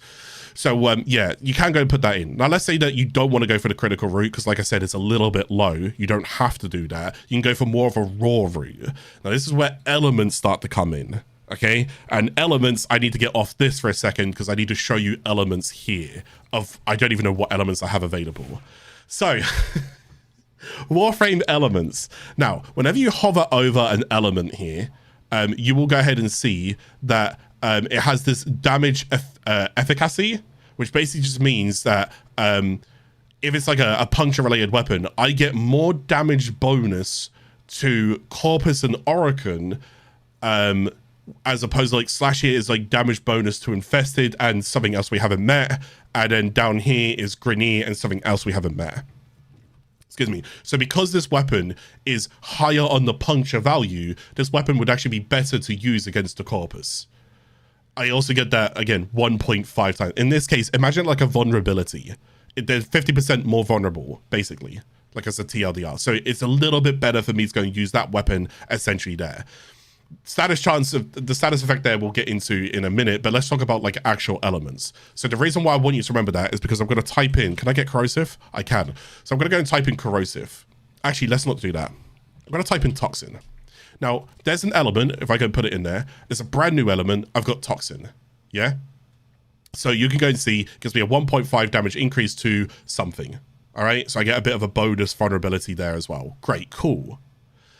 Now, what you can go ahead and do is there are 4 elements, okay? There is going to be, there's 4 elements. There is toxin, there is heat, there is electric, and there is cold. Okay, these are what we call your 4 base elements. This could be subject to change by all means, but these are your 4 base elements, right? Now, what you can go and do with these elements is that you can combine them. So let's say that I want toxin, but let's say I also want cold. But when I put that in, I don't have toxin and I don't have cold. Instead, I've actually got a new element. I've got a fusion element, which is a combination of toxin and cold, which is called viral, okay? Now, I can put this anywhere for now, and I will still go ahead and get viral, okay? Now, what if I wanted toxin, and I wanted cold, and I wanted heat, right? I don't have heat, and I wanted electric, yeah? So this is where it gets interesting. So let's go and put electric in there. Now, you can combine a combination of 2 elements, but when the 3rd element then joins, it doesn't combine, it's now a base element, right? So, this is where it gets really confusing there, because I'm about to start switching it and you'll see what will happen. So we got viral and we got electric. Now, I spoke about this briefly last episode with companions. Companions and elements are like the only 2 things that this really kind of matters with, but I'll show you what I'm talking about. Now imagine what you see on screen here, this. Now imagine these are numbers. You ready? 1, 2, 3, 4, 5, 6, 7, 8. Top left to top right to bottom left to bottom right. Remember that. 1, 2, 3, 4, 5, 6, 7, 8. Watch what will now happen when I move this. Nothing. Nothing happens. You might be like, oh, did he mean that? Yes, absolutely. Because I'm about to show you what will then happen if I move this. Nothing happens. So you might be like, well, then what was the point of teaching that? Because now watch what happens when I move this. There we go. We got two completely different elements going on. Remember, 1, 2, 3, 4. The first two elements that connect will form a new element. Whatever element is left over will form its own element. So in this case, 2 meets 3. So if I put this down here and I move 3 to 4, 2 meets 4. 2 meets 6. 2 meets 7. Or I move this over here, 2 meets 5. So therefore I get viral. Does that make sense? So I can move this anywhere now.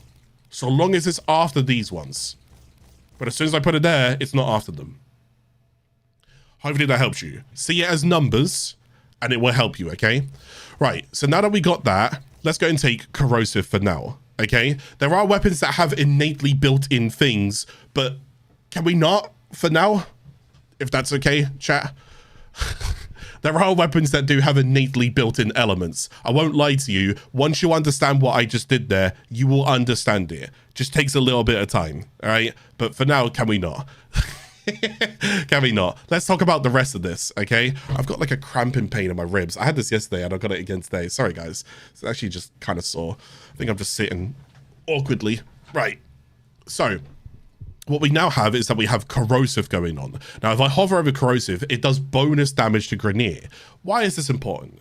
So when we go towards the star chart and when we were modding our builds, let's go and have a little look over here. Let's say that you're taking on the faction Grenier, and let's say that you're taking them on Ceres. Let's say that you're around here and you're like, damn man, they are actually really strong. If you look down there where it says suggested damage, you'll see that it says a hammer and then like a water drop with like a thing underneath it. That's actually impact and that's corrosive. So if your weapons have impact and corrosive on them, you will actually end up doing more bonus damage and you will find it easier fighting this faction with those elements on your weapon. Does that make sense? So that's basically what's going on there.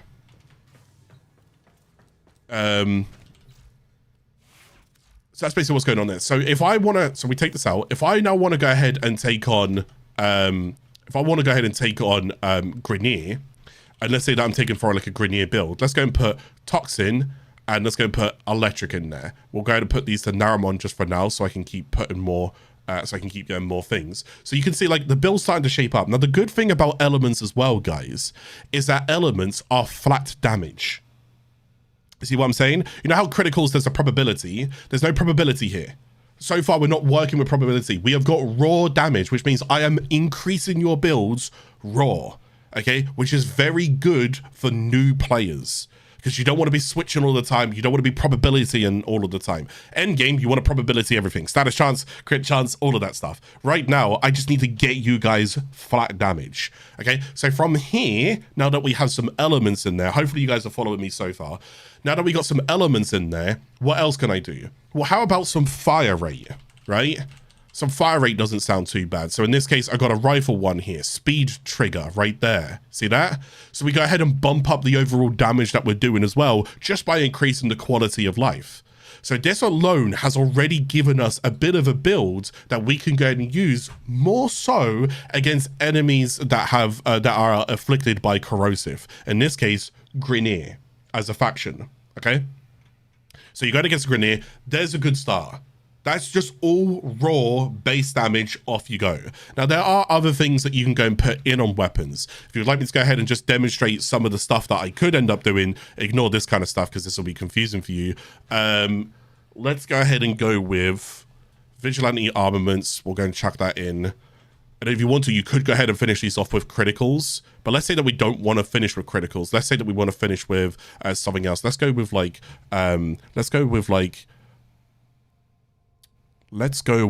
wait, what's the status chance of this weapon?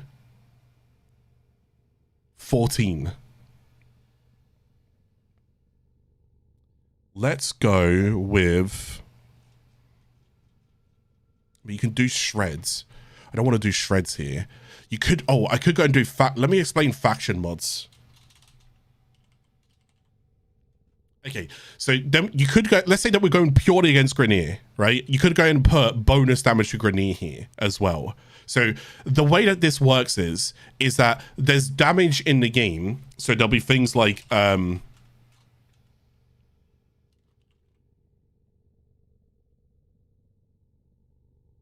excuse me, there's damage in the game, so there's just damage, and then there's also something here called like heavy caliber.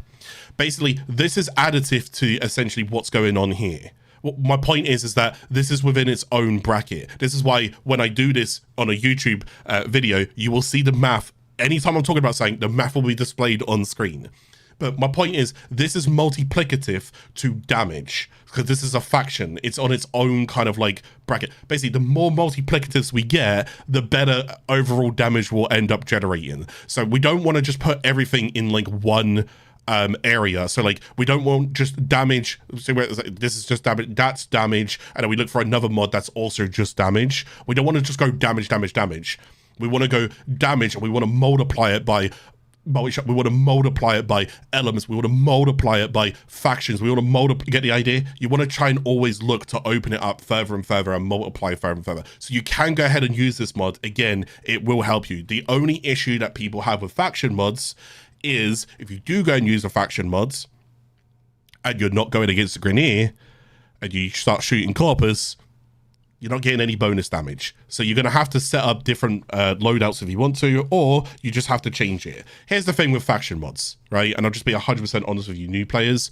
You really don't have to use this until you start doing proper end game stuff. And I'm not joking. Like, you're doing endurance runs to level cap. If you don't understand what any of that meant, that's fine. You're not ready. That's when you'll start doing like Bane mods, okay? And like faction mods. Until then, you don't have to run it, but if you do find an enemy a little bit hard, or even a boss, let's say you take it on the boss, you're like, damn, I wish I'd do more damage, just faction towards it if you want to, okay? So like I said, this last part here is optional. Put in whatever you want. If you want reload speeds, because you're enjoying just shooting quicker, put in fast hands. Who am I to tell you otherwise? You want fast hands, you want to reload quicker, go for it, you know?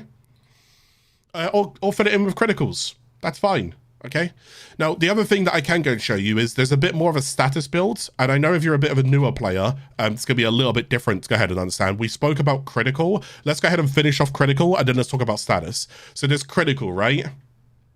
Critical works differently, as you can see here. Critical's got different tiers, and I want you guys to go ahead and just look on the screen. Hang on one sec. Let me go and not hurt your eyes real quick. There you go. That should be a bit better. Look on the screen, and what you'll notice is, if you ever shoot an enemy, what you'll notice is that, let's just say there's no crit on a weapon. You'll do a white damage number, right? This means you've not crit. If you shoot an enemy, and there's a yellow damage number, you actually hit a tier 1 critical. This basically means that whether you was anywhere between 1% and 1% and 100%, you have essentially hit a crit tier 1, which means it's a yellow critical tier. Well, critical in Warframe can go over 100%. So in this case, what you can go and see here is that if I have 101% critical chance, or if I have 200% critical chance, anywhere between 101 to 200% critical chance, I will now start, there is a chance that I could go and hit orange numbers. So instead of me seeing white, instead of me seeing yellow, I'm now seeing orange. You might be thinking, okay, so what? You're hitting like different colors. What does that mean? What actually happens here is that when it comes towards the, can I get it here? You get the crit tier multi, and it's basically enhancing your modded critical multi. So basically, critical chance can actually give you a little bit more to your critical damage. So if you can enter a new critical tier, let's say that I have a weapon, right? And the weapon's, I don't know, whatever percent base, and I go ahead and put a mod on it, and I've now got 130% critical chance. That's what I've ended up on, right?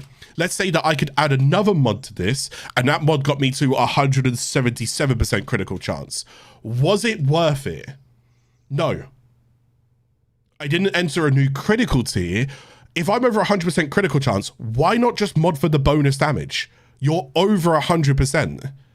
Like, you're better off just bumping critical damage up because you're guaranteed critical chance. You're guaranteed bonus damage on every single thing that you're doing, like every shot, with a 30% chance of an extra bonus damage for a new critical tier, right? But let's say that I had 130% critical chance, yeah? And then I ended up adding a new mod and it took me to 202% critical chance. Was it worth it? Yeah, it can be actually, because it put me into a brand new critical tier. The only thing is that I've got a 2% chance here, right? That I'm going to enter a new critical tier, which is 300%. Is this too much? If this is too much, please tell me. Can I get some feedback right now? Because if I need to stop right now, please tell me. I'll use this for another thing. I don't want to confuse you guys. Can I get some feedback? Is this too much? I can move off critical chance. I can just talk about status chance. You guys okay? Okay, hopefully you guys are understanding me so far. I know it's a lot to take it in. Forgive me. I know it's a lot to take in.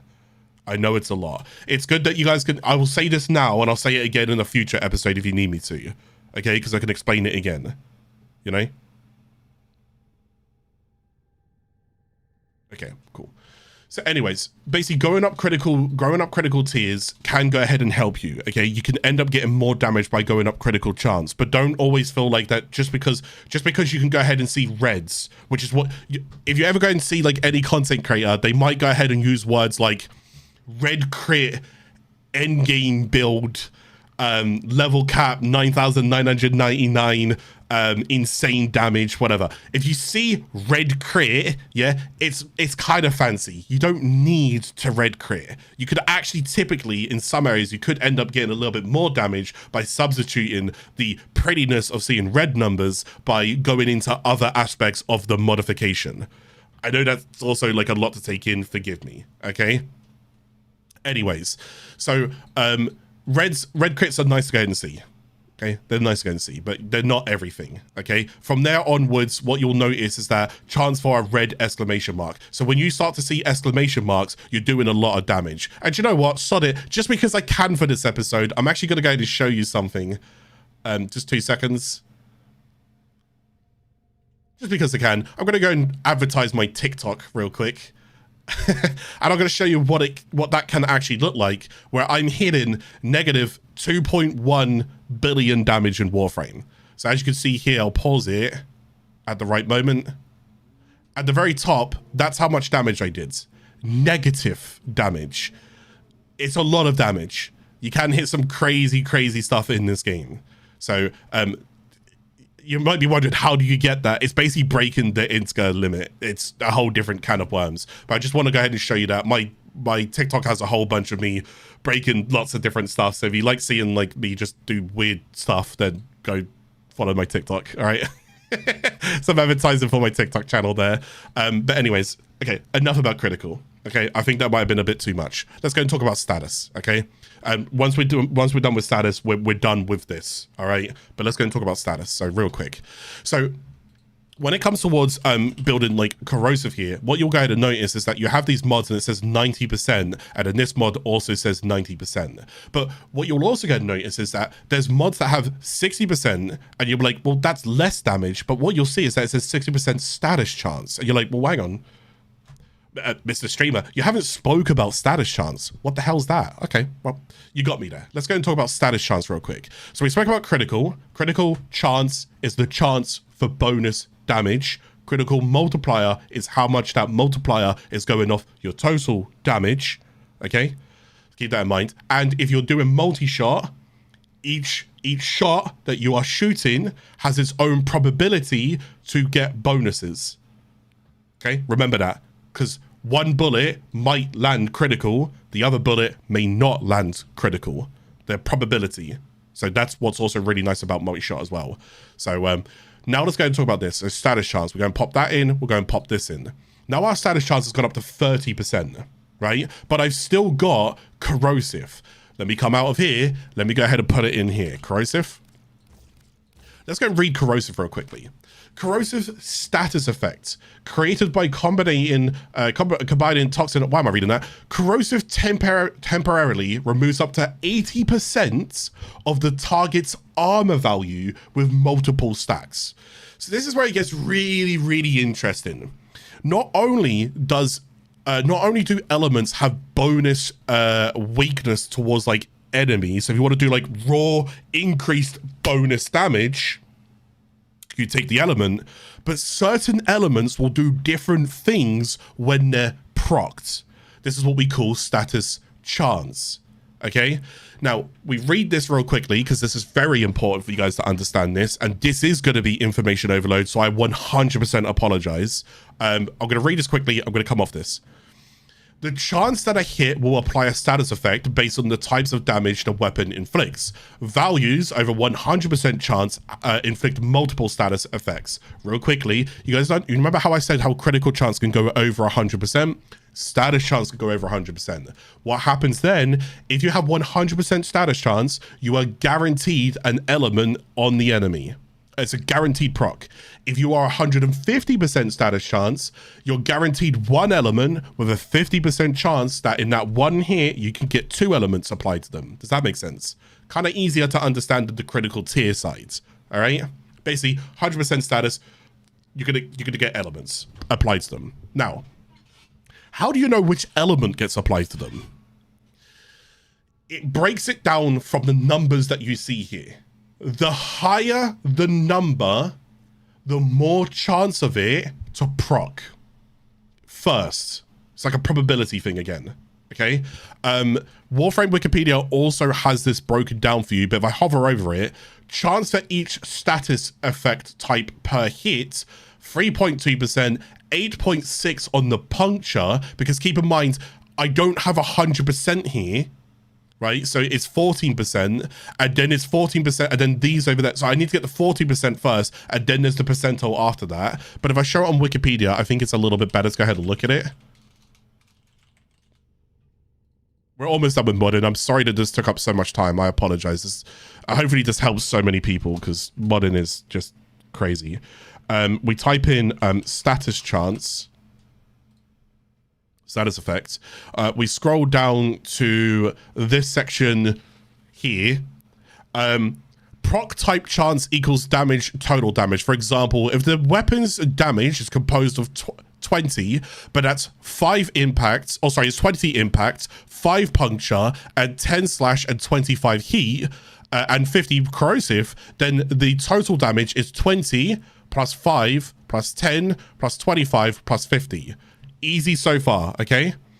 This will go ahead and total the total weapon damage to 110, right? This is where criticals will start affecting that overall thing. But for now, it's 110 flat. Therefore, the chance for the individual damage types to proc will be proc type chance. Let's look for the highest number, 50, with the highest number. Let's look for the lowest number with the lowest number. Does that make sense? Basically, when I shoot and I have 100% status chance, and I shoot the enemy, it's going to look for the highest number to give it the highest chance of proccing. Then it's going to trickle down each number and look. So that doesn't mean that just because my number's the highest means that I'm automatically guaranteed it. So if this was 50 and that was 49 and that was 48 and that was 47 and that was 46, brother, it's the same thing, okay? Like it's like multiple coin flips, okay? Like it's the same thing, all right? But in this scenario here, imagine it was just corrosive and it was just puncture. I mean, it's a bit one-sided, isn't it? It's a 50 to a 5. So like the percentage is way higher. So sometimes if you're looking to go to bump particular percentages up and particular probabilities up, you actually want to go ahead and rank the mod up. But sometimes you don't want to rank the mod up because certain, oh my God, I'm so sorry. Certain elements have caps. Certain elements don't have caps. I do this once for you guys. This is not for new players. I apologize. I'm getting carried away. This helps you now absorb it. You ready? certain elements have caps. This basically means that they reach a particular threshold. So for example, corrosive has 10 caps, as in corrosive cannot exceed over 10 caps. Don't. If there's a veteran in chat, don't. I know what you're going to say. Don't. Stop. Right. Corrosive cannot exceed over 10 caps. Okay. So what will happen is that corrosive will then go ahead and cap out at that point. Corrosive will then go ahead and generate an 80% thresholds, okay, to reduce the enemy armor. Okay. There's a veteran. They know what I'm thinking of and I know what they're thinking of. So just don't, please. So that's corrosive, right? But so what happens if I try and what happens if I'm shooting and I'm shooting corrosive and I'm still applying status effects? What's actually happening is I'm basically refreshing. I'm just kind of like refreshing what's already on it. So I build up to 10 stacks and I'm basically just refreshing the 10 stacks over and over and over again, which means I'm just sustaining the reduction to the enemy armor. Okay, cool. Now, Viral also has 10 stacks, and Viral is a very interesting one that I don't think I can put on. Oh, I can. There you go, cool. And then Viral, if you see over here, Viral increases damage to health up to 325% with multiple stacks for a short duration. Basically, if they're a very, very healthy boy and you're looking to go ahead and chunk them and bring them down, Viral's not too bad. So we don't care about the fact that Viral was giving us the bonus damage. No, no, no. In fact, actually, the status effect of Viral outweighs the bonus damage that he can do. Because keep in mind, the bonus damage is only against Orokin, and in this case, Infested Deimos. But we don't, well, sorry, Infested Deimos actually has a reduction to this. So if you take Viral for bonus damage against the Infested Deimos, like all of the Infested in Deimos, the planet, you're actually getting less damage on your weapon. So it's not good to mod for Viral against Deimos related enemies, but it is good to mod for Viral against Orokin. But we ignore that. What we do want here though is the status effect increases the damage up to 325%. Now it stacks at 10, right? Stacks at 10. Now you can build this up pretty quick in some areas. I want to use the word primer, but that is crazy that I would even say primer during this beginner series. But I'm going to say the word primer. I'm sorry that that means nothing to you. No, I'm not going to explain a primer. You will not even be able to mod for a primer right now. It's just not going to happen. But my point is, I just want you to understand that there are ways to build up elements so fast that you will cap on an element in like 1 to 2 hits. Which means, what are you doing with your 3rd and 4th here? They're kind of being wasted. So this is where it gets a little bit weird. You know when I was talking about how the highest damage number is normally the one that the probability is leading towards, and that's a good thing? In some areas, it's actually a bad thing, because we can only cap at 10, whereas other elements, for example, things like heat, doesn't really have the cap. Well, don't get me wrong, it does, because the enemy's dead. But otherwise, it doesn't have a cap, which means I could probably get like 15,000 heat procs, which is a lot of heat procs. Now imagine 15,000 heat procs on top of 10 stacks of Viral, which increases that to 325%. With 15,000 heat procs. You see where I'm going with this? If you don't, let me go ahead and show you a little bit better here. So this is an example. So you see where like this is really nice. If we look on the build here, where's Viral? Oh, sorry, for just 2 seconds. I apologize. Let me go and show you here. I'm going to take Viral. So there's Toxin, there's Cold, right? So you guys see Viral there. It's a 79. Viral outweighs Puncture, it outweighs Impact, it outweighs Slash. Actually, that's not good. Watch what I'm going to do now. I'm now going to combine Viral with Heat, because funny enough, Cold and Toxin is there. So Heat is actually available for me, which is great. If we hover over Heat, let me go and show you what Heat does. If we hover over Heat, If we hover over Heat, Heat sets enemies on fire, causing them to panic, and temporarily reduces their armor. Talk about corrosive, up to 50% with multiple stacks. So I can also reduce their armor as well with just heat. So you see how I've just randomly managed to go ahead and get like corrosive and Viral in like one little setting right there. Kind of crazy, no? This could be subject to change, by the way. This could be subject to change. Please keep this in mind. But let's go ahead and go further with this one. So heat is going to scale that damage, because keep in mind it's 325%. It's going to scale the damage of whatever I'm doing to their health. But look at heat. It's 39.8. This is where it gets weird.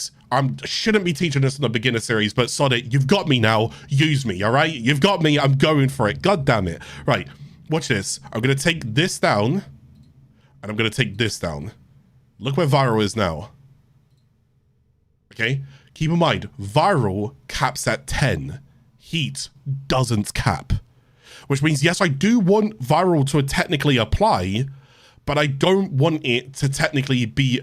I don't want every single hit that I'm doing, I don't need it to be viral right there and then. If anything, I want to keep this on them as much as I can, because the more heat procs is great. Even if I get like 2 or 3 viral procs, this is automatically ramping up even more. Do you see what I'm saying?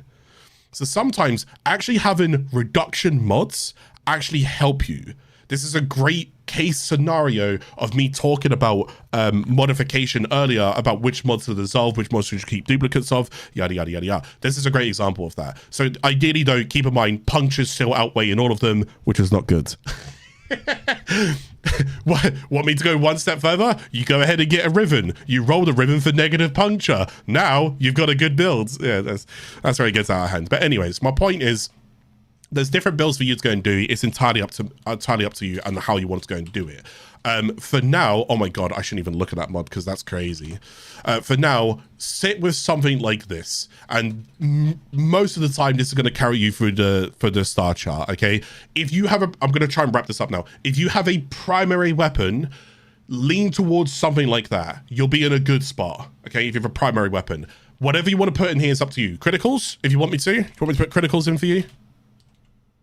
Let's go and do this, and let me go ahead and do this for you. Okay, so let's say that you're new to the game and you're like, damn, I don't know what's going to do. I'm looking for a build right now, so I just want to progress. There. Okay, print screen it if you want it. Now, where do I get these mods? That's not on me. That's for you to go look at. All right, I've done most of the work here. All right, you go do some work. Warframe Wikipedia, Warframe drop table, all of those websites, go find out where the mods are, go farm for them, get them ranking up, off you go. Now you will go and notice though that I clicked on this and I was changing these. Keep in mind, you won't be able to go and do this naturally, okay? Because naturally, this mod is, like if I take these off now, this mod is worth 14. This mod is worth 15. This mod is 9, and this mod is also 9. Look how much capacity. I've only got 13 capacity left. So if I put this in, yeah, I can't put anything else in now. This is where you need a former. Okay? Do you want a rule of thumb? Can I just teach you guys a rule of thumb? If you do not know what to put on a weapon, and you're like, damn, well, what formers do I put on? Like, where should I former it? Mad Array. Okay? This one here, Mad Array. Mad Array covers a lot. If you don't believe me, that was a point case scenario where I had criticals, damage, fire rate, and even status chance as well. All Mad Array. Okay? Naramon is also fine as well. Okay, this one here. This one is a little bit later. It's better later into the game. You'll hear something called Galvanize, but let's not go over that for new players, okay? But for now, your Mad Array, start off there, okay? You don't know what's going to put on a weapon, Mad Array it, right? Because the odds are at least you can go and increase duration, and the odds are at least you can go and increase multi-shot, okay? Now, apply everything I said there to a secondary, okay? So let me go ahead and do this real fast for you.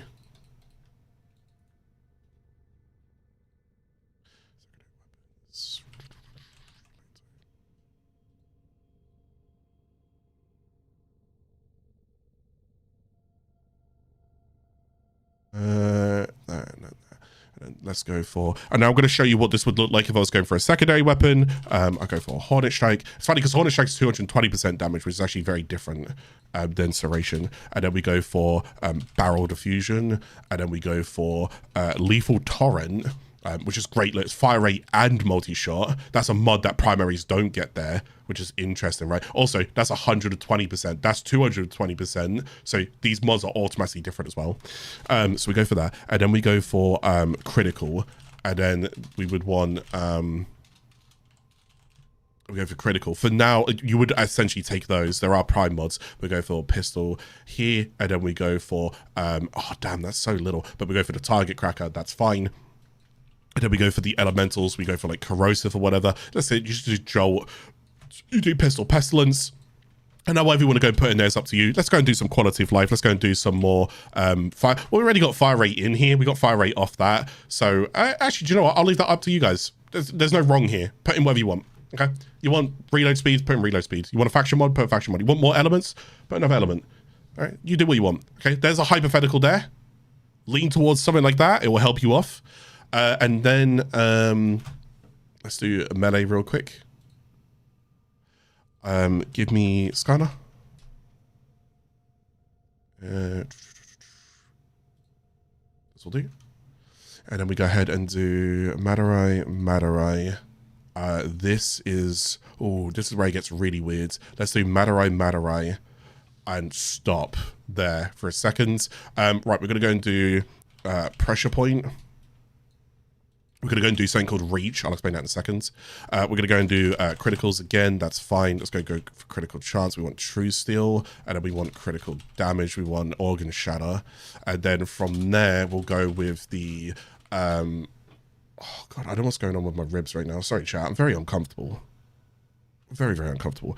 Let's go with the elementals. Let's go with viral, because this weapon's got slash, which is good. So we'll go with the viral. We'll do that and then that.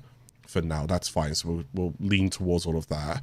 And then also we want attack speed in any case. So I guess Fury for now will do.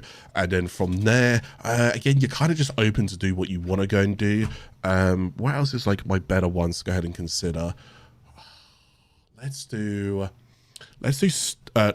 combo duration. Can you get things like drifting contact? Wouldn't be too bad for like beginning players, or even like body count. This is also fine. It's just that they won't really have access to what we have access to, so keep that in mind. So combo duration is not a bad idea, just to try and help you a little bit. It's not a necessity by all means, but combo duration can also be good. Keep in mind, melees have combo count. The more that you attack with a melee, the more overall damage that you're essentially going to end up ramping it up to. Okay, that's just kind of how it works. But there's like an example for a melee right now. We got damage, we got reach, because melees need to go ahead and reach a bit further. A bit of attack speed, some combo duration, which is great. Some criticals in there, and then so you get the idea. You'll notice, what you will start to notice real quickly is, did you notice that like literally all three of the builds that I gave you were very similar? They composed of like 2, 2, and then 2. Get the idea? You'll tend to notice that Warframe has a pattern. Yes, there's thousands of mods, but it doesn't mean you need to use every single one. Endgame builds are very different, but they still kind of have the same formula. It's just that you enhance that formula significantly, like significantly, okay? But yeah, that's basically how that kind of works. So I'm going to click off that for now, because I feel like I spent way too long on that, and I feel like I explained things that I don't think anybody asked for. So I hope that helped you. I hope you learned something new. That was the goal, was to try and teach you guys something new there and to try and help you out. So when you ask for mods and modding, please refer to this part of the episodes. We could have got more progression done today, but unfortunately, like, that's relatively where we are right now. But yes, hopefully that helps you guys. So now you might know roughly where I'm going with my builds and what I'm going to be target farming and where I'm going with it. Hopefully that helps you. The shotgun mods are relatively the same as well. I won't lie to you. Listen, damage, multi-shot, fire rate, critical, elemental. You don't, listen, if you do builds like that, you can't really go wrong for star chart. Like, we're talking just star chart right now. You can't really go wrong. I'm not joking. You can't really go wrong. Okay? If you want quality of life, reload speeds, whatever's, banes, factions, whatever, you can also go and do that as well. But for the most part, damage, multi-shot, criticals are fine. If it's low critical chance, just put more elements in, you know? Or even just add more multi-shot in. Just do stuff like that. It will go ahead and help you. Speaking of shotguns though, I don't know if I got the blueprint for this yet, did I? I need to go and get neurodes. I want next episodes, okay, I don't have it. I want next episode to have this hex shotgun. Like, it is super important that I get this. So I'm going to purchase that blueprint. So this is the shotgun that I was on about, how this shotgun at some point is just going to carry me through the star chart. More importantly, what's going to happen with the shotgun right now is that it's the only weapon that I have a multi-shot mod for. So if I type over here, multi-shot, look, it's the only one that I have. It is completely vital that I slowly start spending everything to rank that up. I would do it right now, but I don't have the weapons, so... But yes, I should, boom. Rank that up. As soon as you got multi-shots, rank them up. They're literally just 3 damage. I think I have done all that I wanted to go ahead and do there. We are currently 4 hours in this episode, which means it has to be the end of the episode. Okay? Has to be the end of the episode. So what I will go and say is, real quickly, if you guys enjoyed today's episode, please, if it's not too much to go ahead and ask, leave a like. If you guys have been watching all of this stuff live as well, please head over to my YouTube channel and check out the series. Any kind of like, shares, comments of support, anything, feedback, whatever. I'm always happy to go ahead and learn myself and be better as well. That's one of the challenging thing about this series. But any kind of feedback as well, I'm grateful for. It's been a lot of fun. I'm actually really enjoying this right now. I'm actually getting excited just to log on and play. So it's been a lot of fun. It's been a lot of fun. So we progressed quite a fair bit through the junctions right now, which is fantastic. I think we were slowly trying to get towards the Saturn junction. What I'm probably going to end up doing, if I do end up squeezing some more hours on into play, is I'll still be kind of just, you see like these nodes that I can go and do. I want to try and go ahead and get these nodes done. I'm leaving these open because I kind of want to do these on stream. This is called Disruption, and you guys haven't seen Disruption yet. And this is called Mirror Defense, and you haven't seen Mirror Defense yet. Also, these enemies are level 25 to 30. So I'm not really going to be taking them on anytime soon, okay? But I'm going to try and just complete like other little missions to go ahead and knock them off. So I'll try and just slowly complete these planets if I can. Same goes with like Ceres, complete that. I'll try and complete Jupiter if I can. I probably won't be able to because Rapololist. But I'm going to try and get all of these like little nodes done as well. So you're not really missing much, don't worry. And like how I said, if you do miss anything, I always make sure I write it down here, but I will never do anything that's like super, super, super important off an episode, okay? So, yes, my heated sword has heat. Okay, right, guys, I'm going to come towards the end of today's episode. Thank you guys ever so much for watching. Thank you guys ever so much for being here, lurking, chatting if you guys were here live, and if you guys weren't here live and watching the video, thank you guys. I really do appreciate it. I hope you guys are enjoying this series. This is episode 5. In 2023, I finished on this series. I'm not finishing on this series. I've still got like a good another 5 episodes in me to go ahead and do, so I wouldn't mind trying to keep pushing right now. So that's basically about it, all right? So I will catch you guys in the next episode. If you guys are watching live, it's not tomorrow, okay? I need a day break. It's not tomorrow, but just to let you guys go ahead and know, yeah, we're still going to continue with all of this, right? So follow me on Twitter if you want to know when I'm going live with it, or go check out my Discords. Follow me on Twitch. Subscribe to my YouTube, whatever. All right, I'll always let you guys know when I go live. All right. Anyways, thank you guys for watching today. I'll see you guys later. Take care of yourselves. I'm tired. Bye, guys. Bye, everybody. Look after yourself. Bye, guys. Bye, bye. Bye, bye, bye.